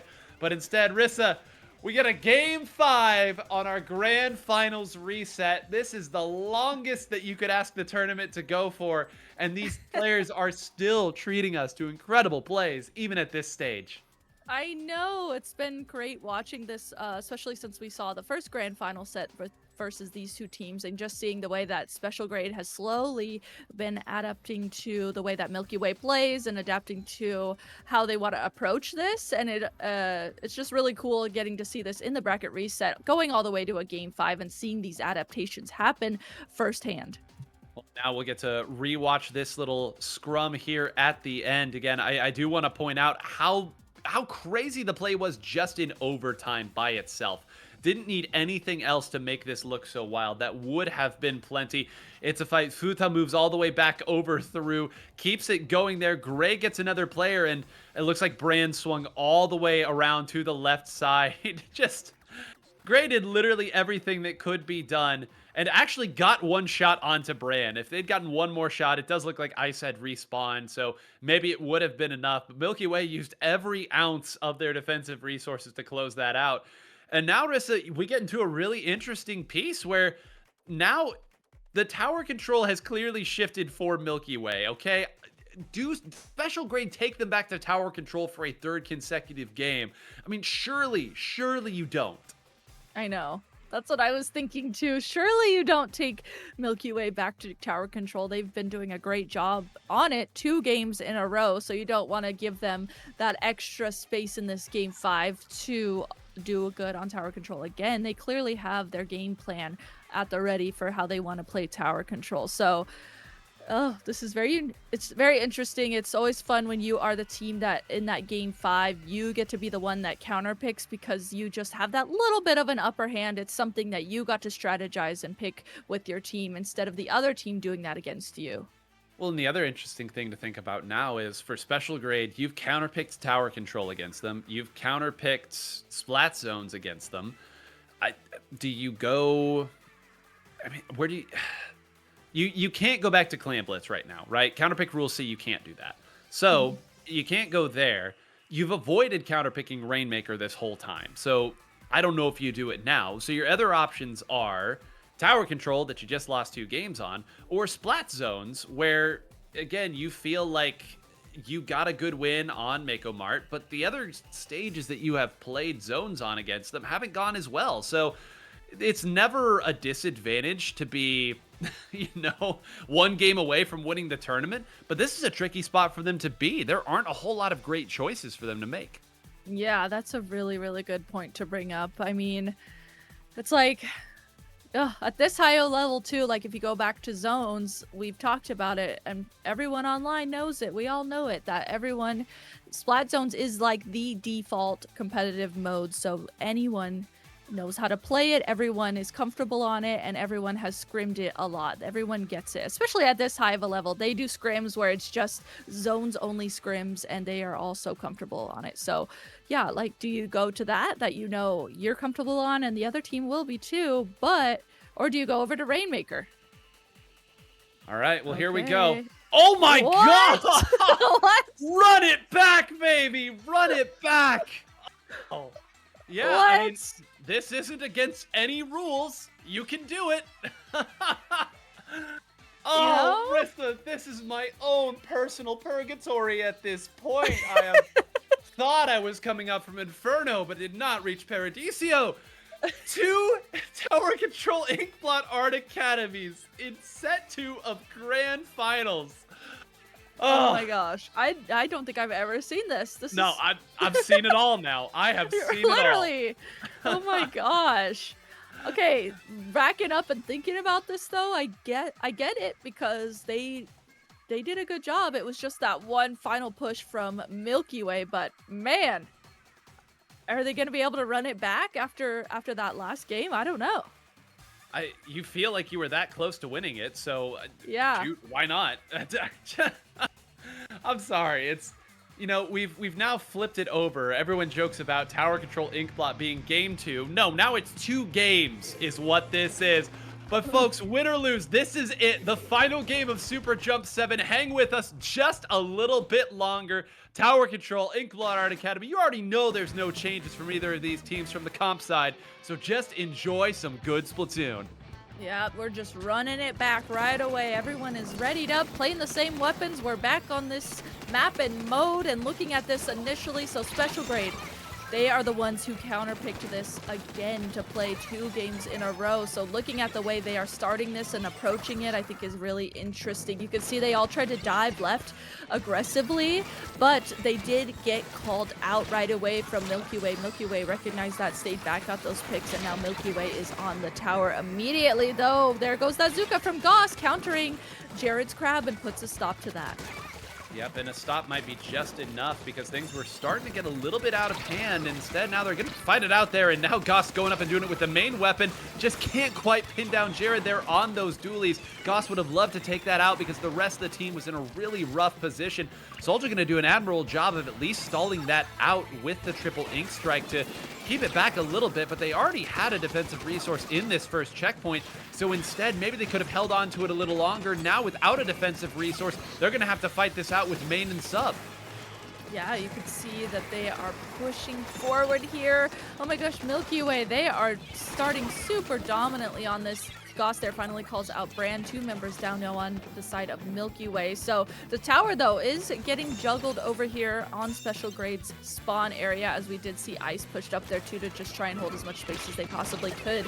But Special Grade, now they are pushing forward. They get that pick onto Q, but in the midst of all of this chaos, members are going down left and right from both sides of the map. So slowly, both teams are trying to get their members back into mid to make a game plan happen. Yeah, find a game plan there when everybody's respawning. That is something these players are so good at. It just constantly boggles my mind every time how they can reform attacks there. I don't know if that was a bomb or what it was, but something took them down there. And now this checkpoint falls. I was going to say the fact that Milky Way had already gotten through both checkpoints means that the rest of this game should be, I won't say smooth, but at least you know where you have to defend and what resources you have. But if they lose their second checkpoint, all bets are off. Yeah, that's always that point. I mean, we saw that in the last game. Once that second checkpoint goes through, it spirals so fast, and it looks like this is quite the setup here for Special Grade to potentially make that happen. They got to be very careful, though. Ice there around the flank, goes to the tower, at least stalls it out a little bit for the remaining members of Milky Way to come back from their spawn. But, you know, Special Grade is keeping the tower over here on this left side, and the more that they keep it over here, the more they're able to set themselves up around that in Milky Way spawn and slow them down. See them being so patiently right now, desperately trying to make sure they have at least one defensive special that can put a stop to it. There goes one of them now. Really the only one that they had at the time. Those triple ink strikes, I don't know if they found anybody, but at least it stalled long enough for Ice to respawn, which could be big. Now we have a cycling here of the specials. Now again, it's going to be the Crab Tank coming out. I don't think that Goss is anywhere near them right now and doesn't even have a Trizuka if they did, so making a lot of defense out of few resources. Great show there. But look at that. Now 3 of them go down. Special Grade doesn't even care who has specials or whatnot. Let's just fight it out with the main weapon. Yeah, they were like, okay, let's just charge forward. We still feel comfortable here.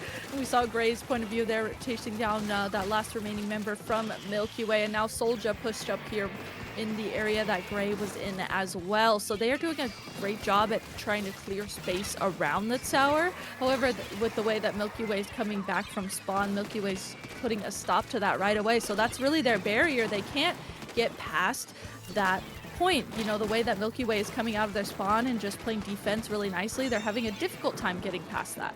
And this is why having this second checkpoint is such a big deal, because every time that things have looked ugly, they've had a bomb. They've got 2 suction bombs, of course, that they can throw, and a splat bomb. They've got just enough on the special side that they can stall it out, and then you're just kind of pre-firing and banking on where the opponent is going to try to move forward here. You know what the game plan is. Now you've taken out Gray here, and Goss this time uses the Trizuka early. Maybe saw the Crab Tank, but didn't exactly know where it was. Jared could go huge right now to close this one out. almost single-handedly with just a few ticks left. Fruitta's gonna get one down, and at least they're gonna have a chance to have their own plat and push back in. But Rissa, this could be it. Gray somehow hits the world. Where did the second one go down from? How are they still fighting? How did they find footing, and how do they have the tower? I know this, with the way that Jared created an opening there, I surely thought Milky Way was going to be able to get into mid and get into the tower, but Special Grade right now is the team that is controlling the tower. They are stacking members on the tower to get through that second checkpoint as fast as they possibly can, but with Jared there, Jared gets called out by Gray, so they are doing everything they can here, and just like that, they're able to completely switch that around, take the lead in the last final seconds there. Oh my gosh, that was insane. What a comeback. Jared was like a frame away from touching that tower. I don't know if that was a direct from Gray or what it was. Jared's Inkling could not have been more than a hair's length away from touching that tower and ending the, yeah, give me the slow-mo and then slow it down even more. I don't know what FPS this footage is. I need it to be 240. I need to see every detail of that because, Rissa, I'm glad you had it there because I would have gotten marble mouth halfway through it. I would not have known how to describe that. Again, I don't know how Gray got into that position underneath the plat to even fight. I guess Soldier had swung around left there. That drop, I thought it was it. They were going to have to fight through at least 2 or 3 specials to deal with that. And, you know, there's something to be said for the fact that Special Grade spent really the last, 3 minutes of that game in an extended push. Because after that first part of the game, Milky Way never had the opportunity to extend their lead. And, you know, the old saying, you've got to continue putting game-winning pressure on your opponent. Eventually there's enough to crack. And here we go. Oh my God, this is excellent. Look at where Gray is. Look at where Jared is. Oh my gosh. Yo, this is a slow-mo. I love this. Look at that. He's even mid-roll. And even getting poked behind by a Q. Oh. Yeah, Gray able to do that and still getting poked by Q also. That was crazy. This is exactly how Gray sees the game, by the way. You want to know how Gray gets all these crazy shots? It's because this is actually Gray's POV that we're untangling for you in real time. And then, was Gray also the person who... No, Soldier got to the tower first. But, listen, you talk about the smallest possible margin. Right there. If Gray indirects, that's it. They lose. Like, Gray has to hit that direct, almost max range, and he has to hit it exactly when he does. A frame earlier? I mean, this is what the game looks like at the top level, folks. These are the margins these teams play at. Like, are you not entertained? No, seriously. I mean, too, we were watching that, and it looked like when Jared came around and was taking mid towards the end there, and I was like, okay, Milky Way is going to get back on the tower, at least control mid, defend the tower, but then all of a sudden, Gray just rushed forward towards Milky Way's drop, was like, okay, this is do or die. I'm just going all out, and was able to get picks initially to keep that going. Insane. Insane. So many times, Rissa, we say at the end of the games, like, yeah, they're going to try their best to fight back into mid. But, like, in the back of our minds, we're like, yeah, they're not going to fight through everything. But yeah. Clearly, we don't have 5,000 XP, okay? Yeah. And, true. You know, if there are any 2 players that you'd want to be diving forward to break the game open at the end, these are probably the 2 you'd want in Gray and Soldier. 10K duo. What a show. And SuperJump, you never disappoint. You never disappoint. I know. I was like, I'm gonna be thinking about this one for a while. That was pretty crazy. That was very fun to watch. Man, well, okay, my voice is shot clearly, and I know that we're trying to raid CCA here as well. There's also more incredible Splatoon here. We didn't even talk about that when we were talking about all the great Splatoon in December. So let's make this brief, Rissa. Where can people find you, because you have been quite busy in the world of Splatoon in these last few months?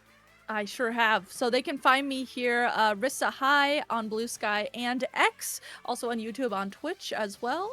What about you, Mr. Nine? Well, it's right underneath there. You can find me at 9hole Grains, both on Blue Sky and Twitter. I'll finally start using Blue Sky a little more, and you can usually find me watching Physical Asia. That's the other thing that you'll always find me doing if I'm not commentating Splatoon. But Thank you to all the players, to all the production staff who put all of this incredible content together for you all of the trailers. A major thank you to you, the viewer, who stuck with us through all of this incredible Splatoon over 2 days. We give another hearty thanks. And folks, there is more Splatoon this month. We've already talked about it. This game just keeps on giving. So until next time, you know there's more, and stay fresh.